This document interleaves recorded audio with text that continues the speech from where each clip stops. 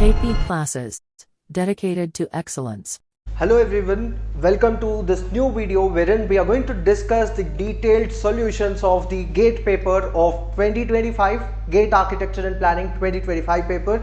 In this video we will be solving question by question the complete paper with an understanding of how to answer the questions, and also will be discussing the concepts related to the topic given in every question briefly. So let us begin with the first portion, that is so the first part in the common portions. As you are aware, in the GATE paper you have general aptitude part, common part, architecture part and planning part.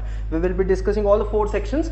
Right now we are in the part A, which is basically a common part for all the candidates. The question number 11 to 28, all these are 1 mark questions. I hope you are aware, in the examination question number 11 to 28 in the common part are 1 mark questions. In the common part you have a total of 39 questions, which will give you a weightage of 60 marks, in which question number 11 to 28 are 1 mark, like I told you. Now these 1 mark questions can be multiple choice questions, multiple select questions, and sometimes numerical questions, NAT type questions also have been asked in the past to the 1 mark questions. But in 2025 paper, all the questions of 1 mark are only of multiple choice and multiple select. Actually only 2 questions are of multiple select type, all the remaining are multiple choice questions. NAT type or numerical answer type questions were not asked in the 1 mark portion. However, numerical answer type questions were asked only in the 2 marks portion of the common part in 2025 paper. But if you look at the past papers 2024, 2023, you have the videos, explanation, solution videos for all these past papers on our same YouTube channel. Make sure you subscribe to the YouTube channel and check out the playlist. The link for the playlist is also given to you in the description of the video. You can check out the playlist and cover all the past papers with detailed explanations through our videos. This will help you in the preparation for the GATE. This is one of the essential steps in the preparation for GATE examination, learning through past papers. We'll talk about the importance of learning through past papers and practicing questions furthermore as we move ahead. First, let us start with the first question, that is question number 11, the first question of the common part of the paper, a 1 mark MCQ question. As per United Nations Development Report 1990, which of the following is not a key indicator of Human Development Index? I'm sure you all know that every year or a couple of years the UNDP, basically United Nations Development Program, they publish the Human Development Index for all the countries across the world. Just for your understanding, at the time of this video, the existing Human Development Index for India is 0.685, which comes under medium category. So basically there are 4 categories of Human Development Index, which include low, medium, high and very high. So India falls under the medium category with this Human Development Index of 0.685. The maximum value goes up to 1 under Human Development Index. So how is this calculated? It is based on some indicators, and there are 3 major indicators. So as per UNDP's report published in 1990, based on which this Human Development Index is calculated. For your understanding, I put this infographic which is taken from the UNDP's website itself. Human Development Index has 3 sub indices. It is based on 3 basic parameters, 3 indicators. So basically there are 3 dimensions to Human Development Index. In broad terms, it includes health, education and the standard of living. Long and healthy life, that's the first dimension. The indicator for that is life expectancy at birth, and this gives you the life expectancy index. There are 3 sub indices. So Human Development Index is a composite of 3 sub indices, which include life expectancy index, education index and GNI, that is gross national income, that which is on PPP basis, that is purchasing power parity basis. So these 3 aspects are taken as the dimensions for the HDI, Human Development Index. The indicators include, for life expectancy index, the indicator is life expectancy at birth, the number of years of life expectancy at birth for people in that country. Education index is based on 2 aspects. It is, in simple terms, it is expected years of schooling. Other than that, for people who are already 25 plus, mean years of schooling which they passed through, that is taken as the basis as an indicator for education index. And GNI, like I told you, gross national income, the indicator for that is GNI per capita gross national income. So there was a question based on this in 2025 paper, wherein they're asking which of the 4 options is not an indicator. Like we discussed, there are 3 sub indices and 4 indicators, because there are 2 indicators for education based on people of 25 plus and less than 25. So that's the intricacy over there. So if you look at the options, life expectancy of birth, obviously that is a key indicator. They're asking which is not a key indicator. Expected years of schooling, obviously that is an indicator for the education sub-index. Then you have per capita GNI on PPP basis, that is also an indicator. Mortality rate is not an indicator for Human Development Index, so the answer will be D. So if you observe for the question, we discussed some basics of what is the full form of UNDP, or who publishes Human Development Index. UNDP publishes that. What is the Human Development Index of India at this point of time? This is the Human Development Index as per 2023's data. So if other than that, we also discussed about the 4 criteria you have in Human Development, 4 thresholds you have in Human Development Index. We also discussed about the sub indices. What are the number of sub indices? What are they? What are the indices? This is the level or the extent to which you need to go for every question. So keep that in mind in your self study as well. And I would also suggest you, in the course of this video, it will be beneficial. Once I open a question, you can pause the video, think about it, and write down the answer in your book. And then you can see the explanation, continue watching the explanation, tally or so you'll get an understanding of where you stand basically for every question paper. If you do that, it will be beneficial for you in the process of learning or process of developing your knowledge using these past papers and these videos. So the next one, this next question, as per URDPFI guidelines of 2025, the suggested population served by a single unit of neighborhood park for plain areas is dash. So if you observe the URDPFI guidelines, there are 2 types of standards. For plain areas, the standards are separate. For hilly areas, the standards are generally separate. And this is a question directly taken from the standards of URDPFI guidelines, which is from the area of social infrastructure, which is in the 8th chapter of URDPFI guidelines. And in that, there is a section of open spaces basically, within which these categories, all these parks are referred to as organized green, because this is not just a random, it is an organized green area which comes under the open space category, which comes under the social infrastructure. So you can check out the URDPFI guidelines, 8th chapter, social infrastructure, open spaces, and the category of organized green. This is a snippet of the table taken for organized green. For housing area parks, the population served is 5,000. So it is in an ascending order in terms of population served and also in terms of area requirement. Now, it is not very easy to by heart the numbers written down in every table.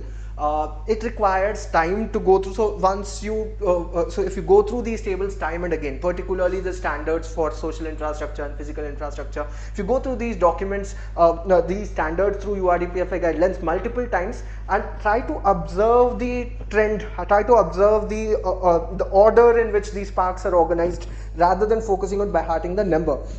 As far as this question is considered, they're talking about the population served by 1 unit of neighborhood park, the answer for which is 15,000, as you can clearly see. For community park, the population served is 1 lakh. For district park, the population served is directly 5 lakhs, 5 times. Then sub-city park, it is 10 lakhs. The area requirement is 100 hectares for sub-city park. For district park, basically it is 25 hectares with the population served as 5. For every 5 lakhs, at least 1 district park is recommended as per URDPFI guidelines. So the answer for this question is obviously option B, which is 15,000. That's the population served by 1 unit of a neighborhood park. It is very important, and I cannot emphasize more on this. There is a lot of importance to standard documents like NBC and URDPFI guidelines. Now, this is where you can, so in order to know what all documents you should refer to, what are the important standards for you to refer, like CPWD standards for barrier-free environment or National Building Code standards. There are a few IS codes which you need to go through. There are URDPFI guidelines for planning-based standards. For all these documents in one place, you can access, there's a separate free course available on our mobile app.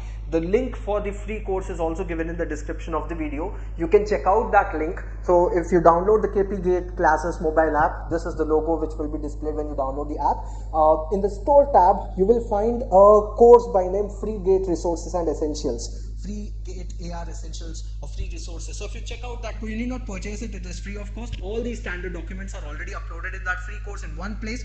So it is your go to say access point in order to go know what are the documents you should refer for the examination, for GATE examination in particular. I'm sure you will check out that course to understand what all documents are important for your study and preparation for the GATE examination.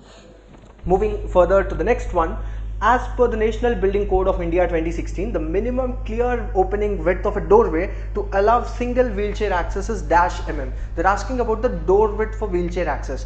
Now, door width for wheelchair access, the standards are given in NBC. The similar standards are also found in the CPWD guidebook or handbook for barrier-free design. So the standards are same in both the document. So in terms of slope of the ramp, in terms of turning radius of a wheelchair, in terms of width of a wheelchair, the standards are same in both these documents. However, it is beneficial if you can go through both the documents once briefly. So if you check out the NBC standards, which is given in the third part, that is Development Control Regulations, part 3 of the first volume of NBC. If you check, it clearly states that for wheelchair, for one wheelchair, the space required for one stationary wheelchair along with the user in it. So we are talking about a stationary wheelchair plus the user, the occupant in it. So the dimension, the space required for one stationary wheelchair along with user as per the National Building Code. I'm talking about this because all the guidelines with respect to the movement of wheelchair are governed by the dimension of space required for a single wheelchair. So the dimension required in terms of length, so if the person is facing in this direction, it is 1200 mm in that direction, and the width along the person, so if a wheelchair person is facing this way, the width required for the wheelchair, that is 900 mm. In length it is 1200 mm. So this is the plan in terms of space required for wheelchair along with the occupant, a stationary wheelchair along with the occupant. This 900 mm space required for wheelchair. So we're not talking just about the dimension of the wheelchair, we're talking about the stationary wheelchair along with the occupant and the space required for the movement of it. So it is considered to be 900 across 1200 mm. So the minimum width required for opening also is the same. So the width required for a clear width required for a door through which a wheelchair has to pass, that is 900 mm. Other than the space required for a wheelchair and the minimum clear width required for movement of a wheelchair, furthermore you should also refer to the guidelines of the turning radius of wheelchair, slope of ramp for wheelchair. You'll find these standards in NBC part 3, the Development Control Regulations portion, and also the the CPWD guidelines for barrier free design. The turning radius, actually there are 3 points mentioned in NBC for the turning radius of wheelchair. I'll just talk about the turning radius just for your reference. You can add to your notes. So when you're solving past gate papers or through the video or your self practice, whatever it is, and when you're studying using them, maintain or notes of what you are solving, what you're studying, and you can revise this later on. It will be very beneficial for you in the last few days before the exam when you're revising things. So remember that. Turning radius of a wheelchair, so there's a diagram also given in NBC. You can also check out that particular, so the turning circle, it is called the radius of the turning circle of a wheelchair. The minimum required turning radius as per the URDPFI guidelines is 1500 mm. That's the minimum requirement. However, it states that the preferred, there's a minimum turning radius, there's a preferred turning radius which is given as 1800 mm, and also there is an ideal turning radius which is recommended, that is 2000 mm. So these are the 3 standards there. So generally if you get a question from this part, it is mostly based on the minimum turning radius. So you can remember that as 1500 mm directly. Other than that, you can also remember the preferred one is 1800 and the ideal value is 2000 mm. So you can remember the minimum and the preferred value generally for the guidelines of turning radius of wheelchair as per URDPFI, as per the National Building Code. Now if you're preparing for competitive exams like GATE, not only studying, not only solving past paper, it's also very important that you develop a habit of solving as many questions as possible for your self-practice, for your assessment, for the habit of answering questions, and to grow your knowledge, the horizon of your knowledge. It's very important to keep on practicing questions, and that's where we at KP GATE classes have launched a daily quiz facility. So you have, if you want to enroll or if you want to have the access for the daily quiz, the link for that also is given in the description of this video. So you can check out that link, and daily new quiz will be allotted. It is free of cost for everyone. So once you click on the daily test, there will be a series of 5 questions. You can also see if you are able to solve. Once you're done with those 5 questions, you can check out the detailed explanations, see what all questions you have done correctly, what all mistakes you have done, and what are the mistakes, and also the detailed explanation. That's the good thing about quiz. It's not just question and answer. You have detailed explanation for every question after completing the quiz. So make sure you utilize this resource of free quiz the link of which is available in the description. You can also reach out to our counselors. The contact number of ours is provided in the scrolling line in the video, and also the contact number is provided to you in the description of the video. You can always reach out to us for any further guidance in your preparation for the GATE examination. Let us look into the next question, question number 14. In landscaping, now this is a 1 mark question from the landscape portion, a theoretical question, a multiple choice question it is. In landscaping, Miyawaki technique is used for dash. So there are 4 options and they're asking which is the correct description for Miyawaki technique. As the name, from the name I hope you're able to already guess that a person by name Miyawaki, who is from Japan, has developed this technique of landscaping, wherein he proposed creating in this particular technique, Akira Miyawaki, he basically proposed an urban dense forest which is dominated by native plants. Native plants isn't those types or those species of plants which are native to that particular region. Native species of plants, generally 2 to 4 varieties of native species have to be covered in every square meter. That's his ideology, or that's his proposed concept, creating dense forest with native plants. And he proposed utilizing at least 2 to 4 native plants, types of native plants, in each square meter of the urban dense forest. So you assume how dense the forest can be. Every square meter he proposed at least 2 to 4 native species of plants have to be planted in a dense urban, in terms of a dense forest with native plants. So that's a technique particularly proposed to improve the quality of life and also quality of environment surrounding the cities and urban settlements. So that's the answer for this question. The other options, if you see, creating water bodies, pruning shrubs, just pruning as in not even plant, it's just maintenance of plants they're talking about, obviously not that. Identifying sites for urban vertical gardens, not a relevant option again. Creating dense forests with native species is the right answer for this question, 1 mark question from this year's GATE exam. The next one, this is based on the planning theories of urban planning, a very simple straightforward question on concentric zone model given by Ernest Burgess.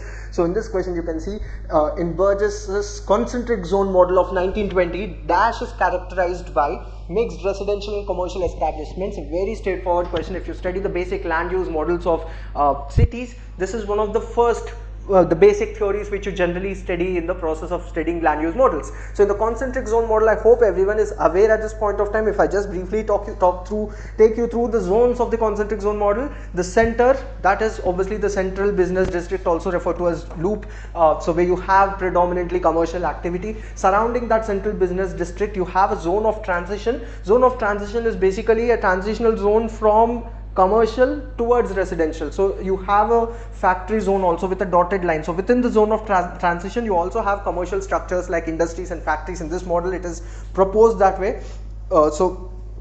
It is generally proposed that cities grow in this manner: central business district with commercial activity in the center, then factory zone with industries, and that transitions into residential slowly through the zone of transition. Then comes the zone for the working men. So people who work in these factories and industries, they generally reside over here for ease of connectivity with the central business district and also the commercial establishments including factory. Moving further, you have a higher quality residential zone, and towards the peripheral zone you have, in this residential zone you have those individuals who can afford to travel by spending money. So that's the logic based on which this model was developed. So residential zone towards the peripheral portion. Then finally you have the commuter zone at the back. So the commuter zone as in people who can afford to reach to the central business district for daily work. So that is the basis of this particular model in brief. So they are talking in this question about the mixed residential and commercial. So like I told you, that zone which has mixed character of both residential and commercial is the zone of transition, the second zone. That's the zone of transition. So if you see zone of better housing, that is in the peripheral portion. Zone of independent working class, that is just after the zone of transition. Once you have the zone of transition, you have those people, working men, who depend on the commercial establishment. That's the next zone. Zone of transition is what we are talking about, the mixed residential and commercial establishment. That will be the right answer. Zone of high class homes and on the outskirts of other outer suburbs, that would be the peripheral part like we discussed already. So the correct answer for this question would be the third option. Moving further, The next question, this is based on the topic of water supply, understanding the quality parameters of water. Identify the correct relationship with respect to water quality from the following options. Before we solve this question, let me also tell you, from the topic of water supply or water quality, it is very important for you to go through the URT PFI guidelines. Again, under the physical infrastructure portion, you have this particular part of water quality standards and parameters related to it. Make sure you go through that relevant portion of URT PFI guidelines for the topic of water supply. So they have given 4 options. They're asking which is the correct relationship. Total solids is suspended solids plus dissolved solids plus colloidal solids. Now this is one of the confusing questions in the exam, and actually it is one of those questions where the answer key was changed. The preliminary answer key, the answer was given as option A. Later on it was changed. So let us look into the other options. Total gases is BOD, that is biological oxygen demand plus chemical oxygen demand plus dissolved oxygen. Obviously this cannot be for sure an answer, because biological oxygen demand and chemical oxygen demand that are basically quantifying methods to know the level of pollution. That has nothing to do with the total gases as such. So that's not a relevant relation. Total solids is suspended solids plus dissolved solids. Again, total gases is biological oxygen demand and chemical oxygen demand. Again, this cannot be the answer, because BOD and COD are not a measure of gas. BOD and COD, biochemical, biological oxygen demand, chemical oxygen demand, are approaches used to assess the level of pollution in a given water sample. So these are not the options. Now we are left out with 2 things. Total solids is suspended solids plus dissolved plus colloidal, or total solids is suspended solids plus dissolved solids. So basically total solids in a water sample.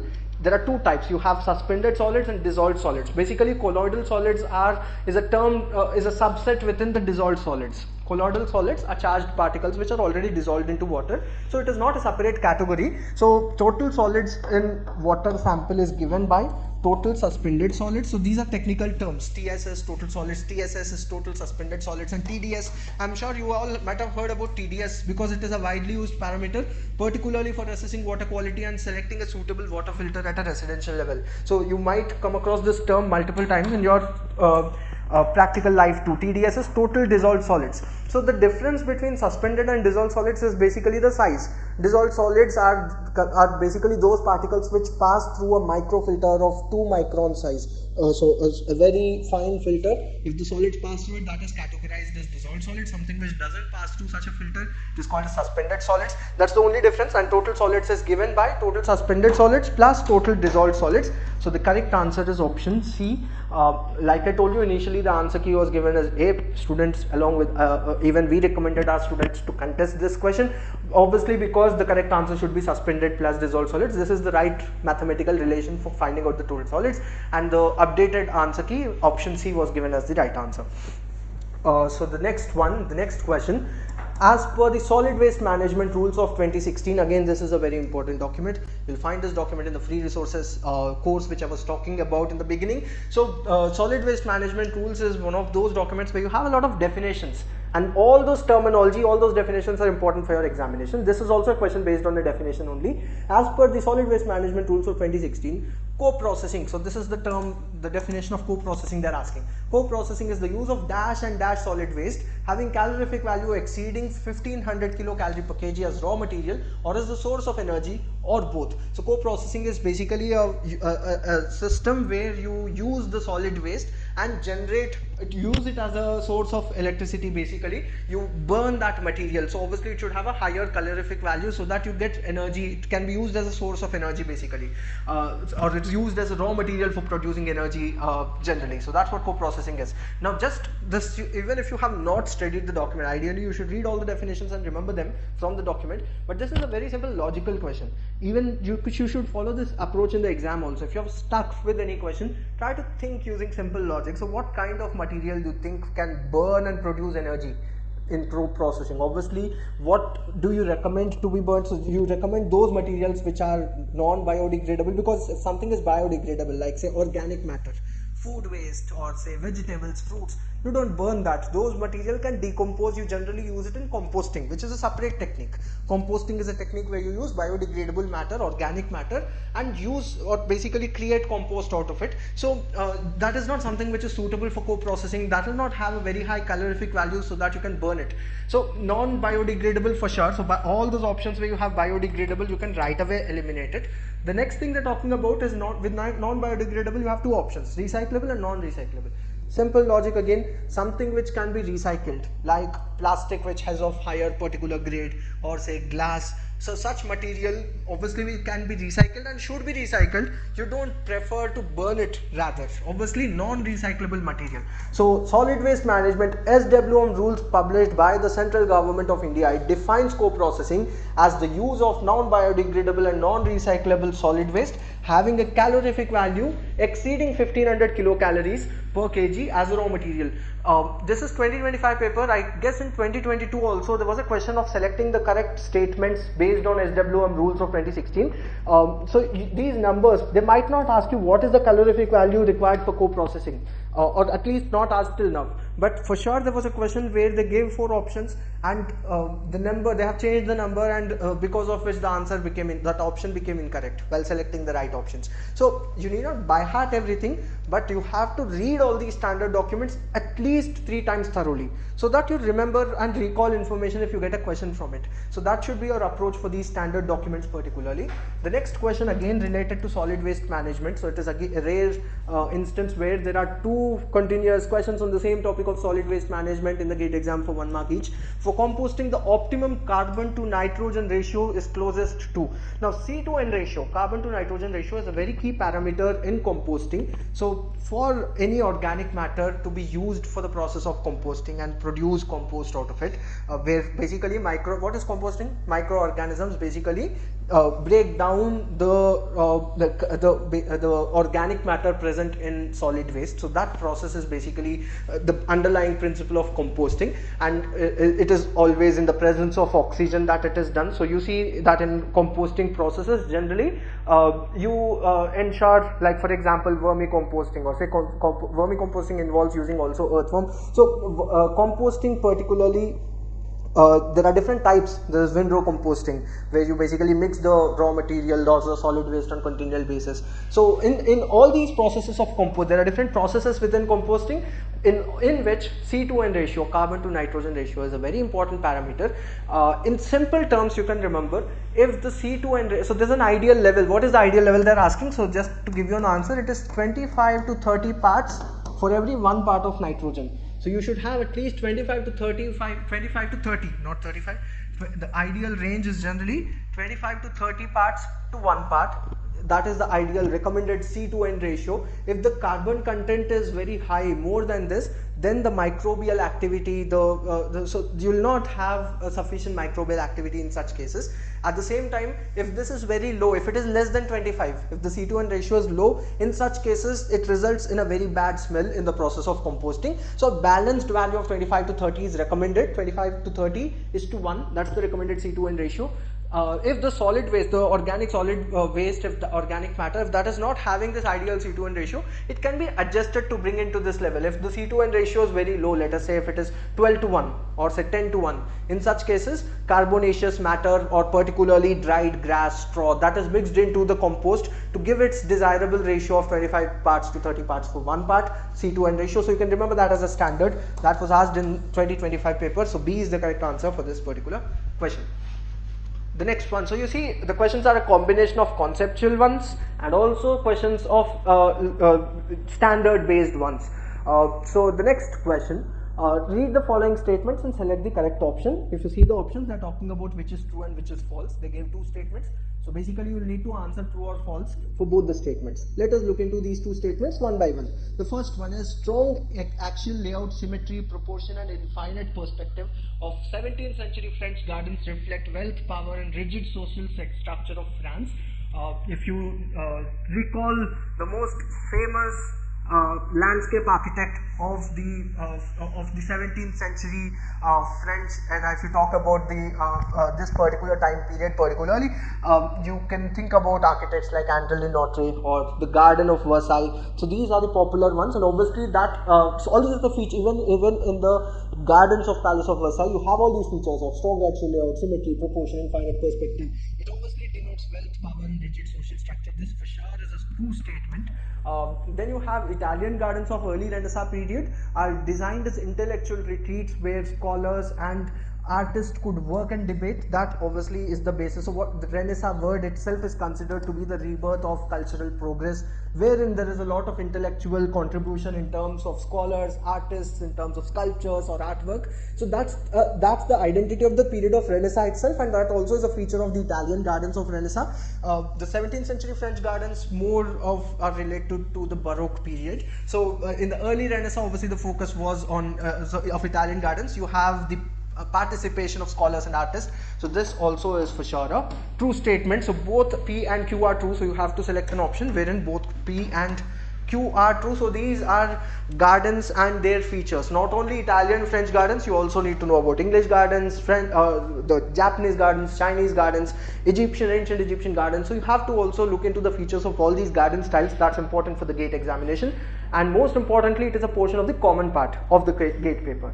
I always tell everyone, GATE paper, 60% of the overall weightage, 60 out of 100 marks is the weightage for the common part. So you have to have a special emphasis on every topic which is important to the common, because many students tend to waste their time of thinking, okay, which topic should I leave, which topic comes under the planning part, or which topic comes under architecture part, let me leave it. You should not go into those intricacies and waste time. Rather, you should focus on learning the concepts, because remember, even in the present pattern, majority of the paper is common for everyone. The general aptitude 15 marks and the 60 marks of the common part, that is total of 75 marks, is still common for everyone, architects and planners. So don't waste your time in going into the just the 25 marks, those 16 questions.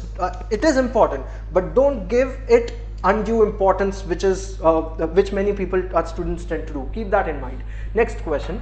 The concept of dash is primarily used to describe an urban area with plenty of green spaces and water bodies to retain and or to detain rainwater. So this is a concept of basically an urban area. There's a concept of urban area which is designed with a plenty of green spaces and water bodies, and this particular zone or city urban space with green spaces and water bodies is designed to retain, firstly to absorb, and to store. So retain as in basically absorbing and storing, and detain as in using. People can use whenever required from it. So it is like absorbing, storing and supplying. So these are the features which this particular city has. This concept is referred to as sponge city concept, because sponge, just like a sponge, it can absorb, store or retain and then release the water when required. So that's the feature of the sponge city concept, which is an urban area where you have plenty of green spaces and water body with these features of retaining and detaining the rainwater for the requirement of the urban areas or settlements surrounding that sponge city. The next question.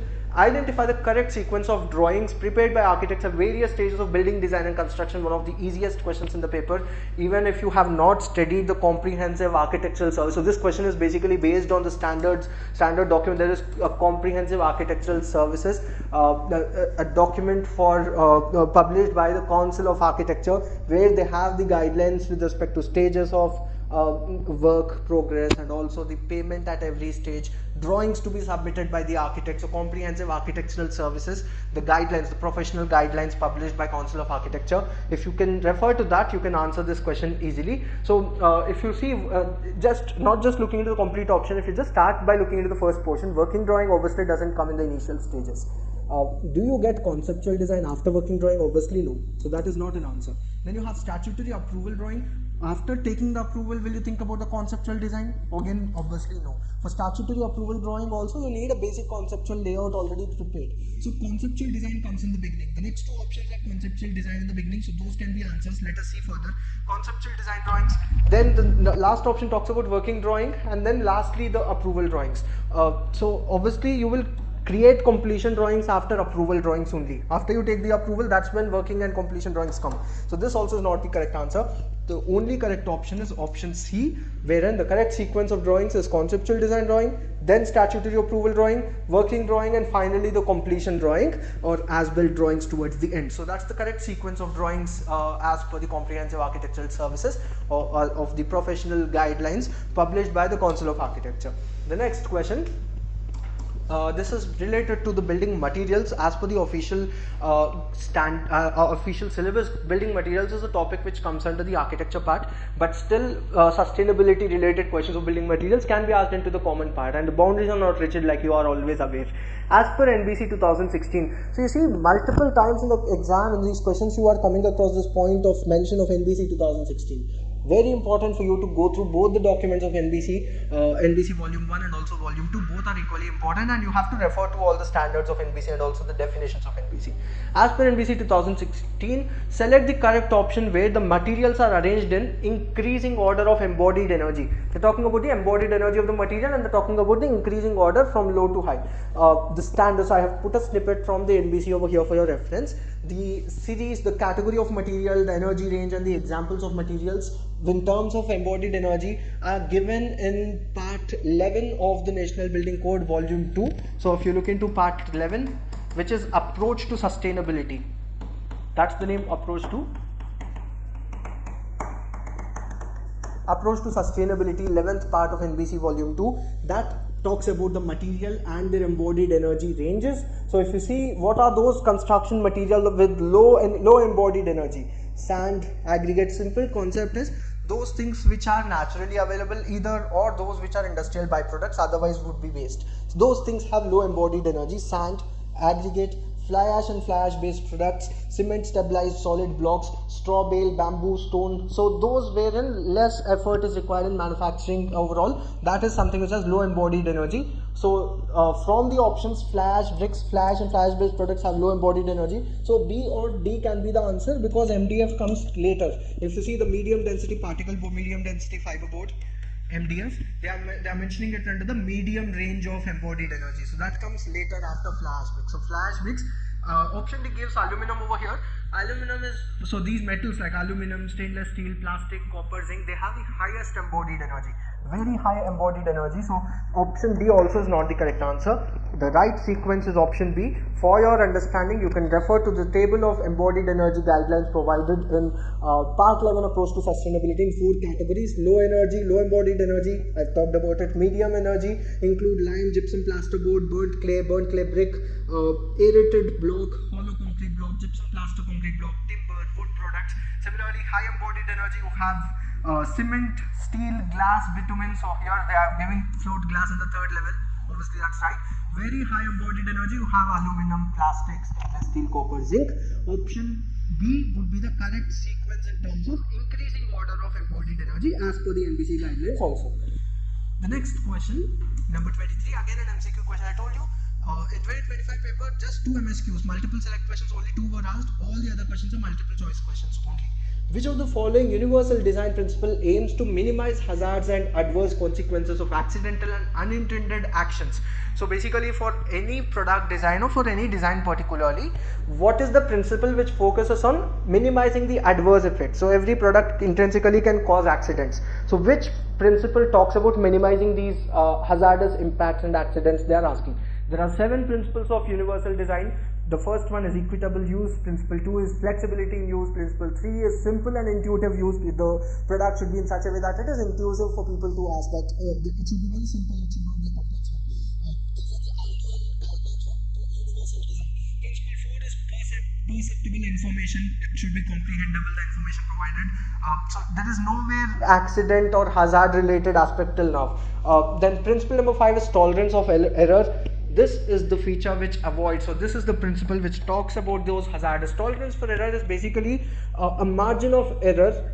So if there's a product to be intended to be used in a particular manner, there has to be a margin of error. If someone is using it slightly in a different manner, it should not create an adverse impact. So that's the principles of the 5th principle, talks about the minimizing of hazards and adverse consequences of accidental and unintended actions within the margin of error. So that is the answer for this question. Low physical effort, easy to use, basically size and space for approach and use. So that's the 7th principle of design. So the correct answer for this question would be tolerance of error, which is option B, which is principle number 5 as per the 7 guidelines or principles for universal design. The next one, a very easy question again. History of architecture is in the architecture part, but basics of any architectural features of buildings, contemporary architecture or historic structures, basics can always be asked in the common part. This is a common part question. Even though structures and architecture, this is covered in the architecture part under the history of architecture and contemporary architecture portion. Which of the following buildings features an onion dome? A very simple question again. Those people who have not particularly dedicatedly studied history of architecture can also answer that the Mughal structure of Taj Mahal in Agra is a perfect example for a central onion dome with also 4 smaller chhatris which are also of onion dome model. So the correct answer for this question would be right away option C. Matri Mandir or Rashtrapati Bhavan, Victoria Memorial in Kolkata, they do not depict or use an onion dome as such. That's the answer for the question number 24. Moving to the 25th question. As per the United Nations Sustainable Development Goals, urban health is dealt in Sustainable Development Goal number 3 and SDG 6. What that are dash and dash respectively. In simple terms, they're asking us the name of the 3rd and 6th Sustainable Development Goal. I'm sure you know, so these questions are from at least one question you can expect every year from Sustainable Development Goals. You have to remember in sequence the Sustainable Development Goals. Questions of different types can be. There was a question once in the past gate where they asked which 2 Sustainable Development Goals, the number, which 2 Sustainable Development Goals, which number talks about parameters related to water. Such questions are also asked. So you have to remember the complete list of 17 Sustainable Development Goals. You can develop your own technique to remember it. You can create an acronym or so. This is something which you have to work on. I could give you an acronym as such, but it is always advisable that you develop your own technique to remember the list by creating some type of organizer or a acronym as in short form. So I remember something like this: P H H E W. So WEE. So I have created an acronym myself, something like FEW, V, I, C, C, C. So after this, you have I, C, C, C. Then you have life on life in water, life in land, people, and collaboration or partnership basically. So we are only talking about the 3rd and 6th one. So you can develop your own acronym, whatever you can remember for your ease. So also one more easy technique for you to remember is the 17 Sustainable Development Goals are arranged in a sequence which starts from the most basic ones, basic necessities, to slightly higher ones which are not the most basic ones. Obviously the most basic one is to eradicate poverty. Poverty is the first one. The second, so after once you talk about poverty, then comes food, obviously a basic necessity. So fighting hunger, fight poverty, fight hunger. Then you have the health that comes next, good health. The 4th very important one, which the line in which we are here, education, learning things, people should be educated. So education comes next. I've written as W just for my understanding, woman, or you can, so that is woman. So basically gender equality, that comes at number 5. Then you have water, access to good quality water, and then energy, economy, and so on. So basically, and the economy depends on industry. Then fighting inequalities, that comes next. Then you have cities, clean cities. So that's the complete. So you can develop something in this manner. So you can develop an acronym through which you can remember the 17 Sustainable Development Goals. We are talking about the 3rd and 6th in this particular question. So the 3rd one is talking about health and also water. So good health, obviously you have that in the options. Good health and well-being, clean water and sanitation. So option A itself is the correct answer for this particular question. So you can develop some method or means to remember the complete list of Sustainable Development Goals and accordingly answer such questions of SDGs. Good health and well-being, clean water and sanitation, that's number 3 and 6, and that's what they're asking us in this particular question. The next one, the 4th and 5th dimension of BIM are dash and dash respectively. Again a very simple question. It starts with, so in BIM basically 3D talks about the geometry of the building, 4D talks about the scheduling, the scheduling and time basically, 5D talks about the costing and estimation. Then comes 6D, which focuses on life cycle analysis and sustainability.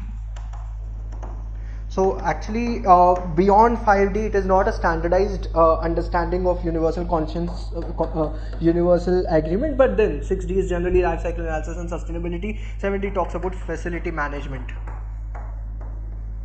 That's a generally used terminology for the 7D and beyond in BIM. So we are talking about 4D and 5D in this question, which should be scheduling and costing, construction schedule and construction costing. So B should be the correct answer for this question number 26 of GATE 2025 question paper. Next one. Which of the following is or are likely to be caused by an earthquake? Now this is a multiple select question in the question paper. Whichever question is a multiple select question, it will be clearly mentioned, and also for multiple select questions you will have radio buttons with squares to select multiple options. Multiple answers can be correct. So there are two multiple select questions in this year's paper. Which of the following is are likely to be caused by an earthquake? Earthquake can cause tsunami for sure, which is in the options, and also earthquake can cause soil to act almost like fluid. That is called as soil liquefaction, which is a consequence of earthquake. So A and C are the correct answers for the consequence of earthquake. Heat wave is not related to earthquake. Tornado also is not something related to earthquake particularly. So liquefaction and tsunami are the right answers, which can be a consequence of an earthquake in terms of disaster. The next question, again related to planning, it is which of the following cities predominantly has or have gridiron street pattern? Again, it is a question of multiple select type where multiple options can be correct. So I'm sure you all are aware that the layout created for Chandigarh Valley Corbuser, it is based on a gridiron layout, so that for sure will be the answer.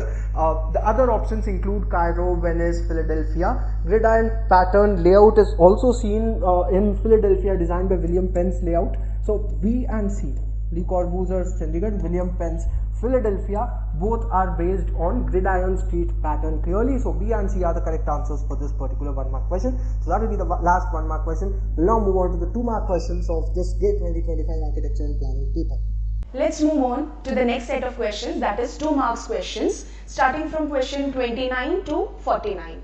The first one in this, question 29, match the following items of work in group 1 with the corresponding units of measurement in group 2.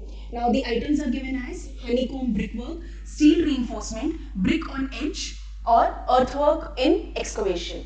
Now starting with the first one, if it was just brickwork, okay, and there are two scenarios in this again. In brickwork, if the thickness of the wall is equivalent to 230 or equivalent to 1 brick, okay, this 230 is not stagnant, it can change, but if the thickness of the wall is equivalent to the thickness of 1 brick, case number 1. Case number 2, if it is equivalent to half a brick, in most cases which is taken as 115, or in case of partition walls. Now in case number 1, with 230 mm or 1 brick equivalent thickness, the item's unit is usually measured in meter cube, and in case of half a brick thickness or in case of partition walls, it is taken as meter square.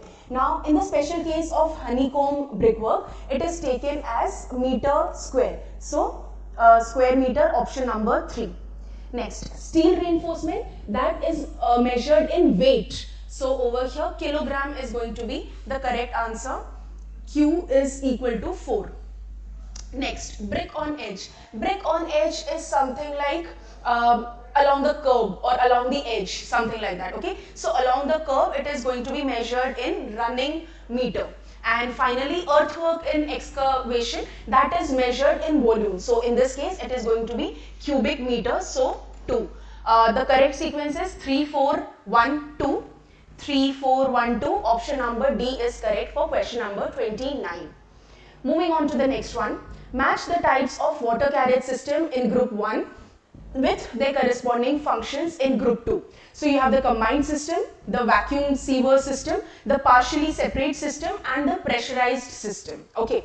Now in this kind of question, what you have to do is, if you do not know all of these, go by elimination method, okay. So let's say you are aware of combined system and you are aware of partially separate system, for example.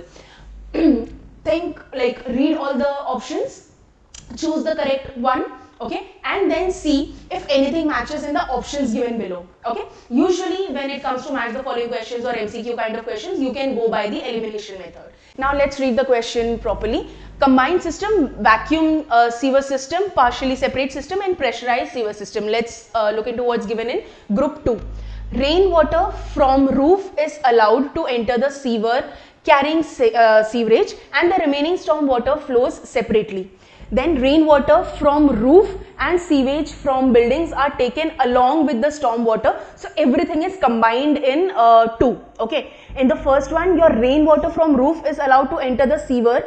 So rainwater from roof and sewage together, and remaining storm water is separate in first. Second one, mein everything is combined. Third, a pump is used to pump waste from the residences to the low pressure sewer line. Then you have sewer is under negative pressure and it pulls sewage and air from different sources. Okay, so the mechanism of this is something like that of a vacuum. Okay, having said that, let's move on. Sewage from buildings is taken in one set of sewers and storm water in another network. Okay, now since we said 4 looks something like vacuum, because negative pressure is pulling it out. That's how it usually works. So we can directly say Q is equals to 4. Okay.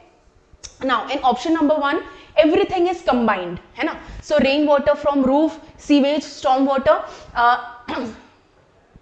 Sorry, in 2. Okay. In 1, rainwater and sewage is kept separate and storm water is kept separate. So rainwater and sewage is together, this is separate, so this is partially separate. All the 3 are not in separate categories. So 1 would be partially separate system. Okay. Then the second one, rainwater from roof, sewage from the buildings are taken along with the storm water. This is something like everything is combined together. Hai na? All the 3 are combined into 1.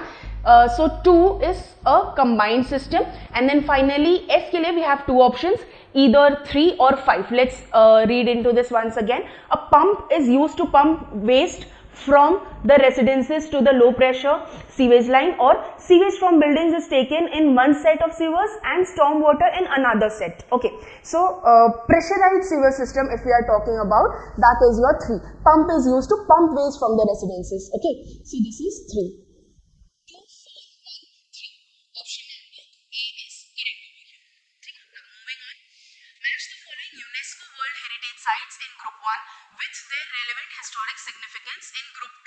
Now, just by looking at group 1, let's try to see if we can understand what it is. Okay, World City of Jaipur. World City of Jaipur, we know, was built by Maharaja Jai Singh, and we know that it was built on the Vedic planning principle of Prastara. This is one thing or 2 things that we know. Second, Fatehpur Sikri. This was built by Akbar, and the entire city was built from scratch. Okay, they remained, or Fatehpur Sikri was the headquarter for some time, after which they shifted back, because in Fatehpur Sikri there was water issues. Okay, water problem. So that is what we know. It was built by Akbar from scratch, and it was the headquarter for some time only, after which they shifted back.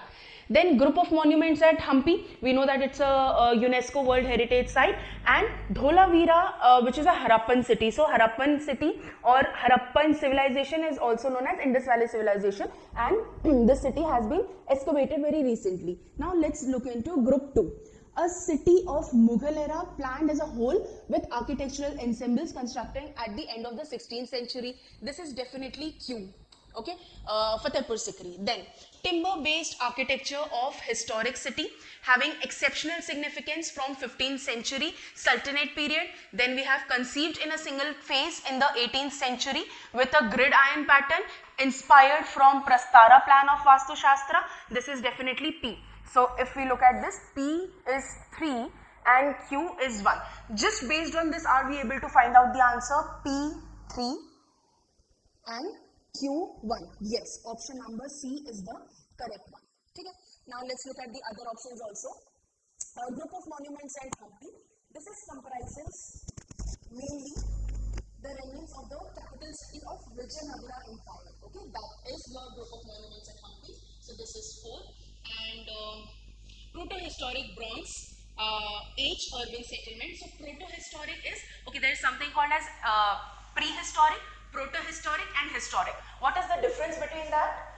Prehistoric is the time period when we do not have any written scripts. Okay, so we do not know what was there exactly because there is nothing written as such. But how do we know what was happening in the prehistoric time? We know it through seals, we know it through any coins it was there, if it was there, seals if it was there, any hunting tools it was there. So from all of this we understand about the prehistoric period. Proto-historic period is where the scripts were available, but the historians are not able to crack it, what these letters or what these scripts actually meant. That the historians don't know. So yes, the scripts are available, but we are not yet able to decode it. That is the time of the proto-historic. And then there is historic, where all the scripts are available and we have already decoded that. Okay, so proto-historic, Bronze Age, urban settlement, that is your 5. So yes, as we had guessed earlier on, C is the correct answer. Okay. Next, match the following principles of design in group 1 to their corresponding descriptions in group 2. You have datum, symmetry, hierarchy and rhythm. So it's a very easy question. You just have to read it carefully and make it a point that you read each and every word carefully. Just don't try to make sense of the entire sentence in one go. Okay. First of all, datum. What's a datum? It's basically a reference line or a reference point from where everything else is noted. So for example, in case of a survey, we mark something as datum, that is my point of reference, and from here I am going to mark everything else. So the use of recurring patterns to organize a series, no, it's not a recurring pattern. Balanced distribution of equivalent forms, no, there is no balance that we are talking about over here in case of datum. A line established by 2 points in space about which forms and spaces can be arranged in symmetrical or balanced manner. Again, we are not talking about any symmetry or balance. Then a line, plane or volume that by its continuity and regularity helps to organize a pattern or forms of spaces. Yes. So datum is 4. Because that particular line or point or volume is uniform, okay, it has a continuity in it and that can be fixed. Okay, with this fixed datum we can mark everything else or understand everything else. Okay, so that is 4. Next, symmetry. Symmetry is what? Basically there is a line along which on the left side and the right side there is going to be a balance. There is going to be exactly the same things on either side of one line. That is basically the line of symmetry. So use of recurring patterns, no. Balanced distribution of equivalent forms and spaces about a common line or point, or a line established by 2 points in space about which forms and spaces can be arranged in symmetrical order or balanced manner. Okay, so these two are very confusing. Okay, both of them are talking about balance, both of them are talking about a common line or you can say a common point. What you have to do is read everything very carefully and check what exactly it is. So in this case, symmetry is not a line. Line of symmetry is a line. Correct? Symmetry is the principle basically. So a balanced distribution. This is basically a principle. A line is not a principle. Okay. So the balanced distribution of equivalent forms in spaces about a common line or a point. Yes, that exactly is what symmetry is. Okay. Then hierarchy. The recurring patterns should be your rhythm. Okay, so S1, and we are left with 3 and 5. Let's try to see what hierarchy is. Again, read each and every word very carefully. Okay. Okay. Hierarchy, is it a line established? Again, no. Here we are not talking about any lines. Next, 5th, the significance of a form or space based in its size, shape or placement relative to other forms of the organization. Exactly, that's what hierarchy is. So a significance of a form based on the size, shape or placement. That's how the hierarchy is. For example, if I'm talking about a triangle, a square, a pentagon, a hexagon, that is based on the shape. There is a hierarchy based on the shape, based on the vertices that we have or the edges that we have. Based on size, probably hierarchy would be something like this, where we are increasing the size of a particular element. So that exactly is your hierarchy. So 4, 2, 5, 1. 4, 2, 5, 1. C is the correct answer. Moving on to the next one. Very direct question, books and authors. And if you look at the question, in this case, you will find that most of the books have already been given to you in GATE examination. If you look at the options given over here, you will see that most of these books have already been asked in your GATE examination. So that is the reason why we always tell you, go through the PYQs, Why? Because This exact question was never repeated in GATE examination, but like death and life of great American cities, okay, has been asked multiple times. Image of the city has been asked multiple times. Even your architecture, form, space, and order has been asked multiple times. So let's say this was asked in 1 year, this was asked in 1 year, this was asked in 1 year, and a combination of that is what they have asked in the year of 2025. Okay, so reiterating on the importance of solving PYQs. Let's come back to the question now. Cities for people. This was given by John Gill.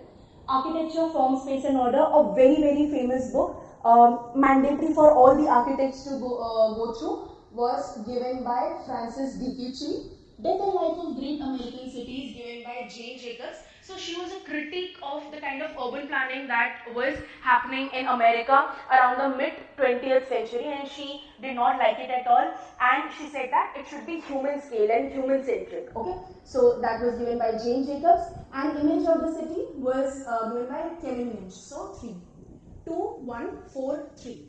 So option number B is the correct one. Okay. Since we are talking about image of the city, you can also read into the 5 principles or the 5 elements of imageability that Kevin Lynch has given. From there also, very frequently questions are asked.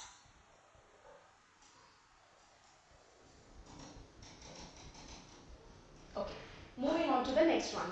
Which of the following is our, matlab it's a MSQ kind of question. Supply side interventions to improve housing affordability. First of all, we are talking about housing affordability. It has something to do with money.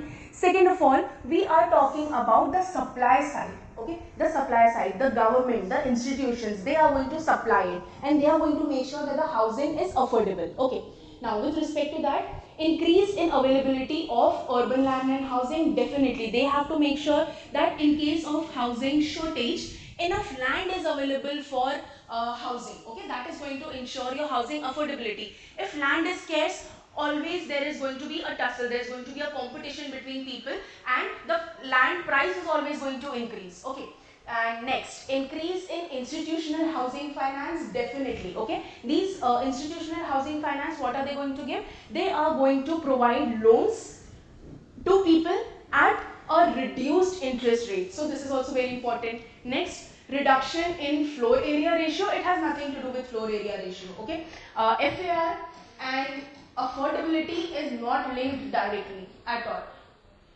Okay, so this can be taken as a wrong option. And increase in stamp duty, not at all. Okay, so option number A and B are the correct ones here. Next one.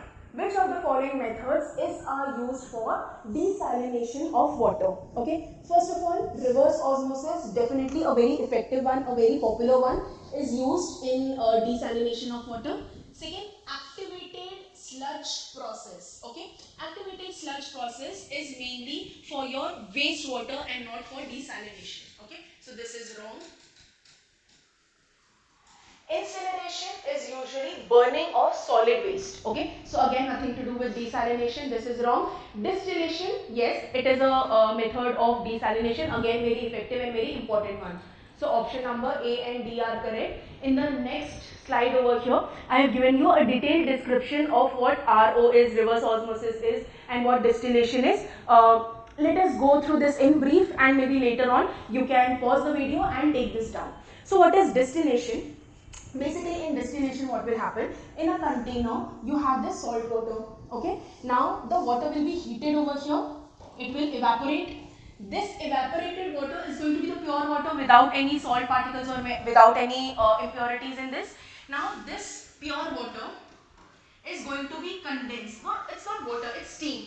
So, this pure steam, this is going to be condensed and brought back to the form of water.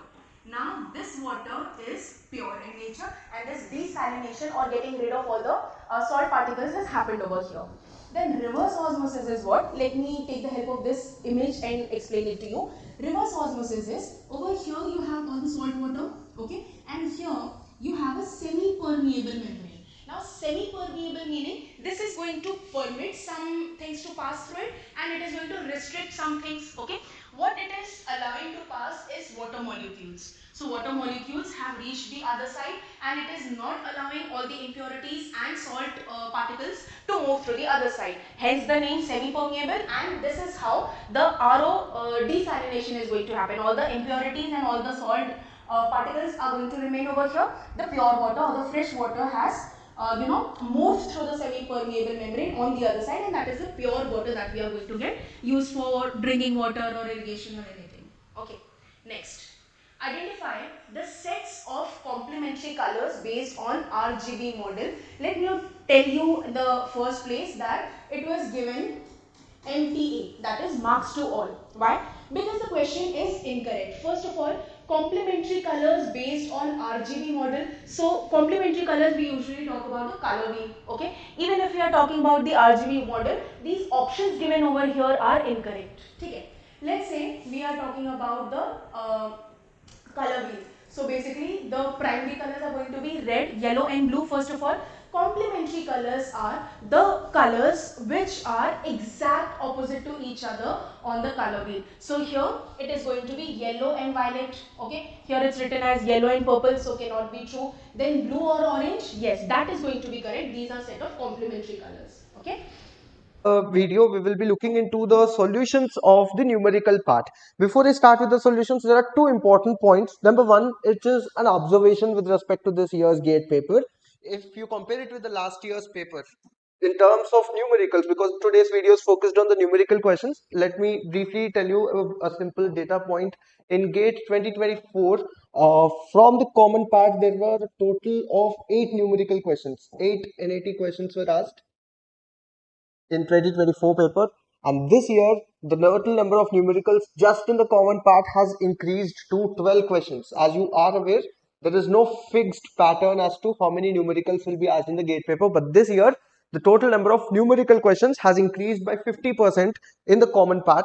If you look at the overall paper also, something which is deviation from past pattern in this year's paper is students who have attempted the planning part, there are only 3 numericals in the planning part this year, but in the architecture part I think there were 5 numerical questions instead of 3. So the distribution in terms of number of numericals was not same for all the parts, for both the parts of architecture and planning. That's a minor observation, but more important is you can see that the number of numericals has increased drastically this year compared to the last year's paper.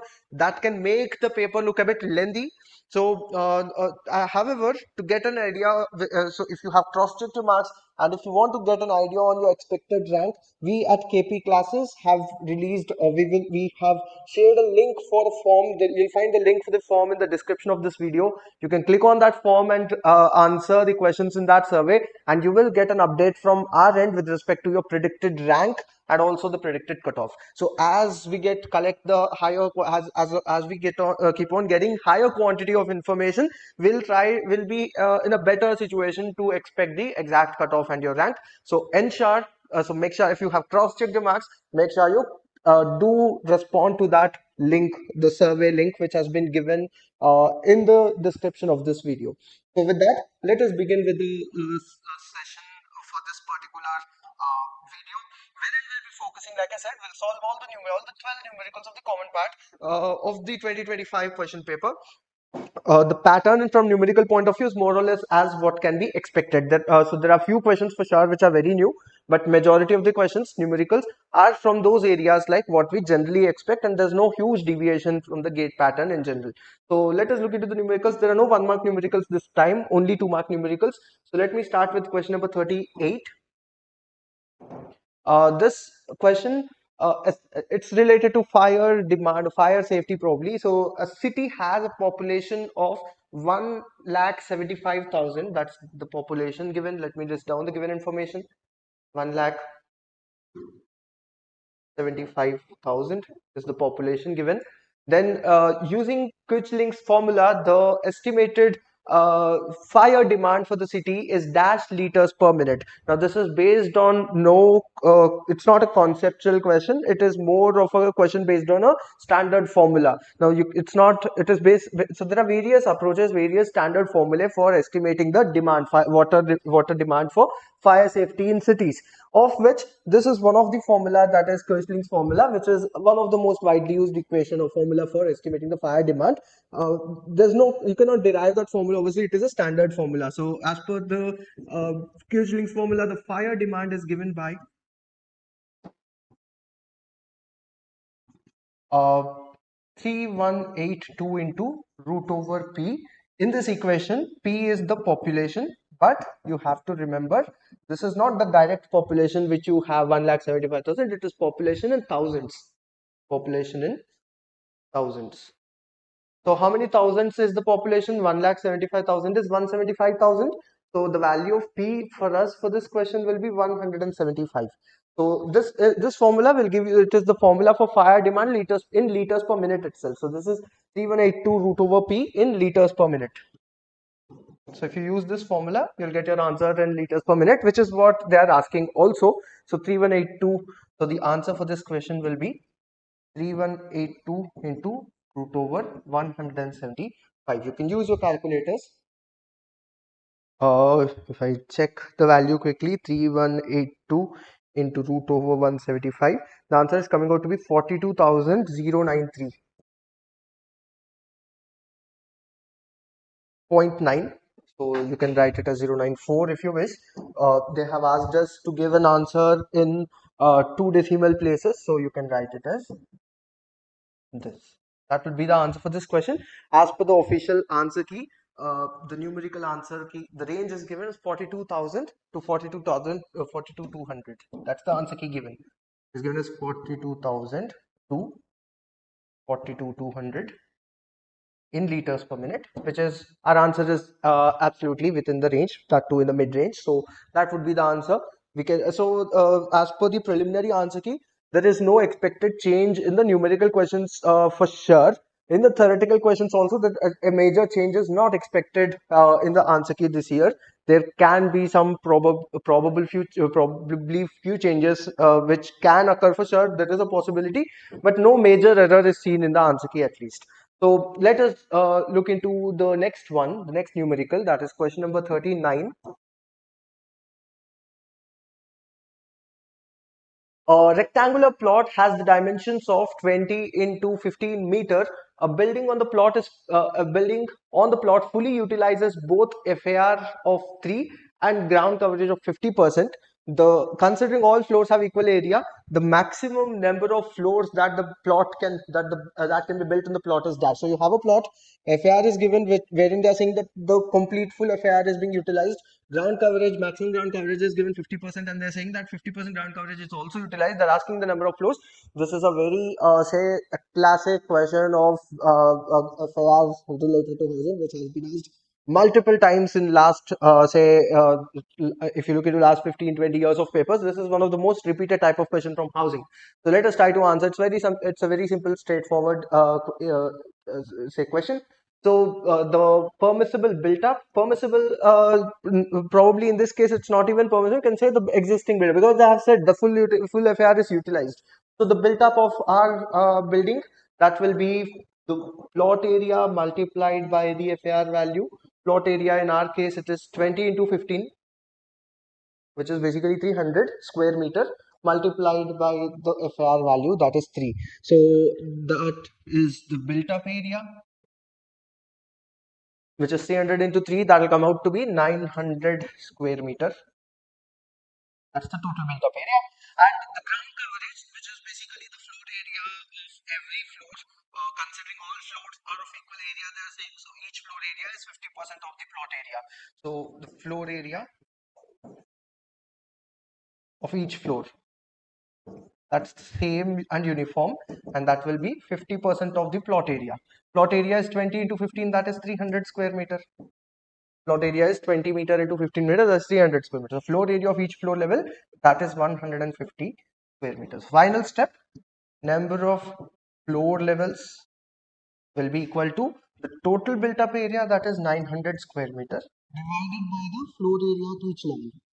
Each floor level is 150 square meter, you'll reach one level, one floor, one more 150 square meter, you'll reach the second level. So this basically will give you the number of floors. So you will be getting your answer as 6, and there is no range in this particular question. So 6 floors. It is a numerical question wherein you need to answer in integers. Exact 6 will be the correct answer for this question. Again, nothing very complex in this question. It is a very easy to score question. So this year, the number of questions, even though numericals are a bit higher in number and the paper overall is a bit lengthy compared to the last year, difficulty level, I don't personally see that there will be a huge difference in the cutoff probably.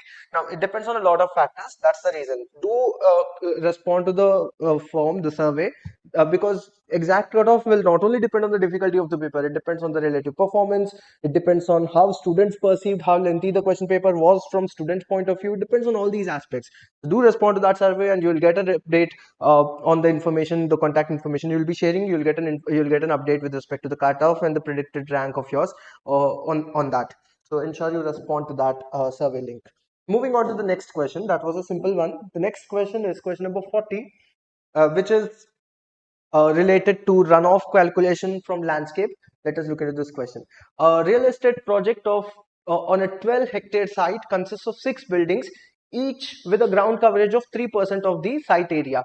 So there is a plot of 12 hectares, and in this 12 hectares they are saying there are 6 buildings, and each building covers each with the ground coverage of 3% of the site area. If every building is occupying 3% of the site area, 6 buildings together will occupy 18%. 6 into 3, that is 18% of the site area.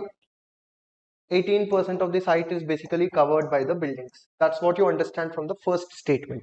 12 hectare is the plot area, and there are 6 buildings, each is occupying 3% of the site area, so total 18% of the overall site area is occupied by the buildings. That's the meaning of the first sentence. The second statement, the landscape area is 40% of the site, so there is 40% of the site that is covered by the landscape, it is given. And the rest is roads, and the rest of the area or roads. So what is the remaining, the balance for if one is 18%, the other is 40%?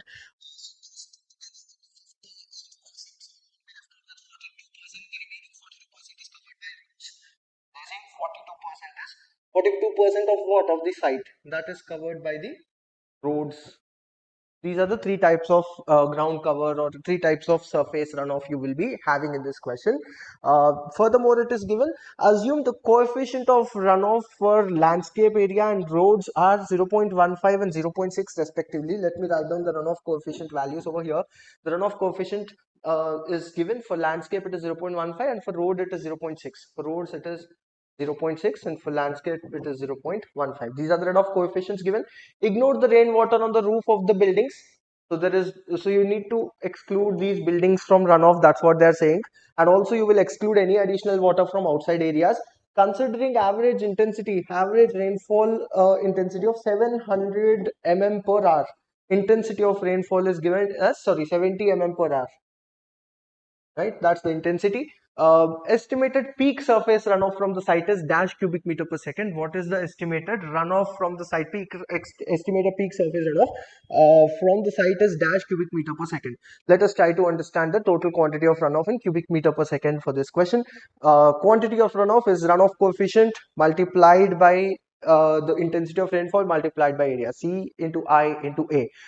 C is given individually for two types of surfaces. You'll need to take the overall C value, then C into I into A you'll be applying in the last step. That's one method. You can do it in 2 ways. You can individually find out what is the runoff from landscape plus what is the runoff from site of roads, the roads part of the site. That way also you'll get the same answer.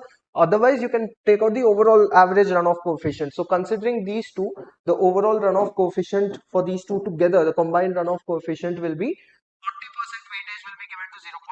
So it is 0.4 into 0.15. 0.4 is basically 40%. 40% area is landscape. So 0.4 into 0.15, that's the contribution of the landscape.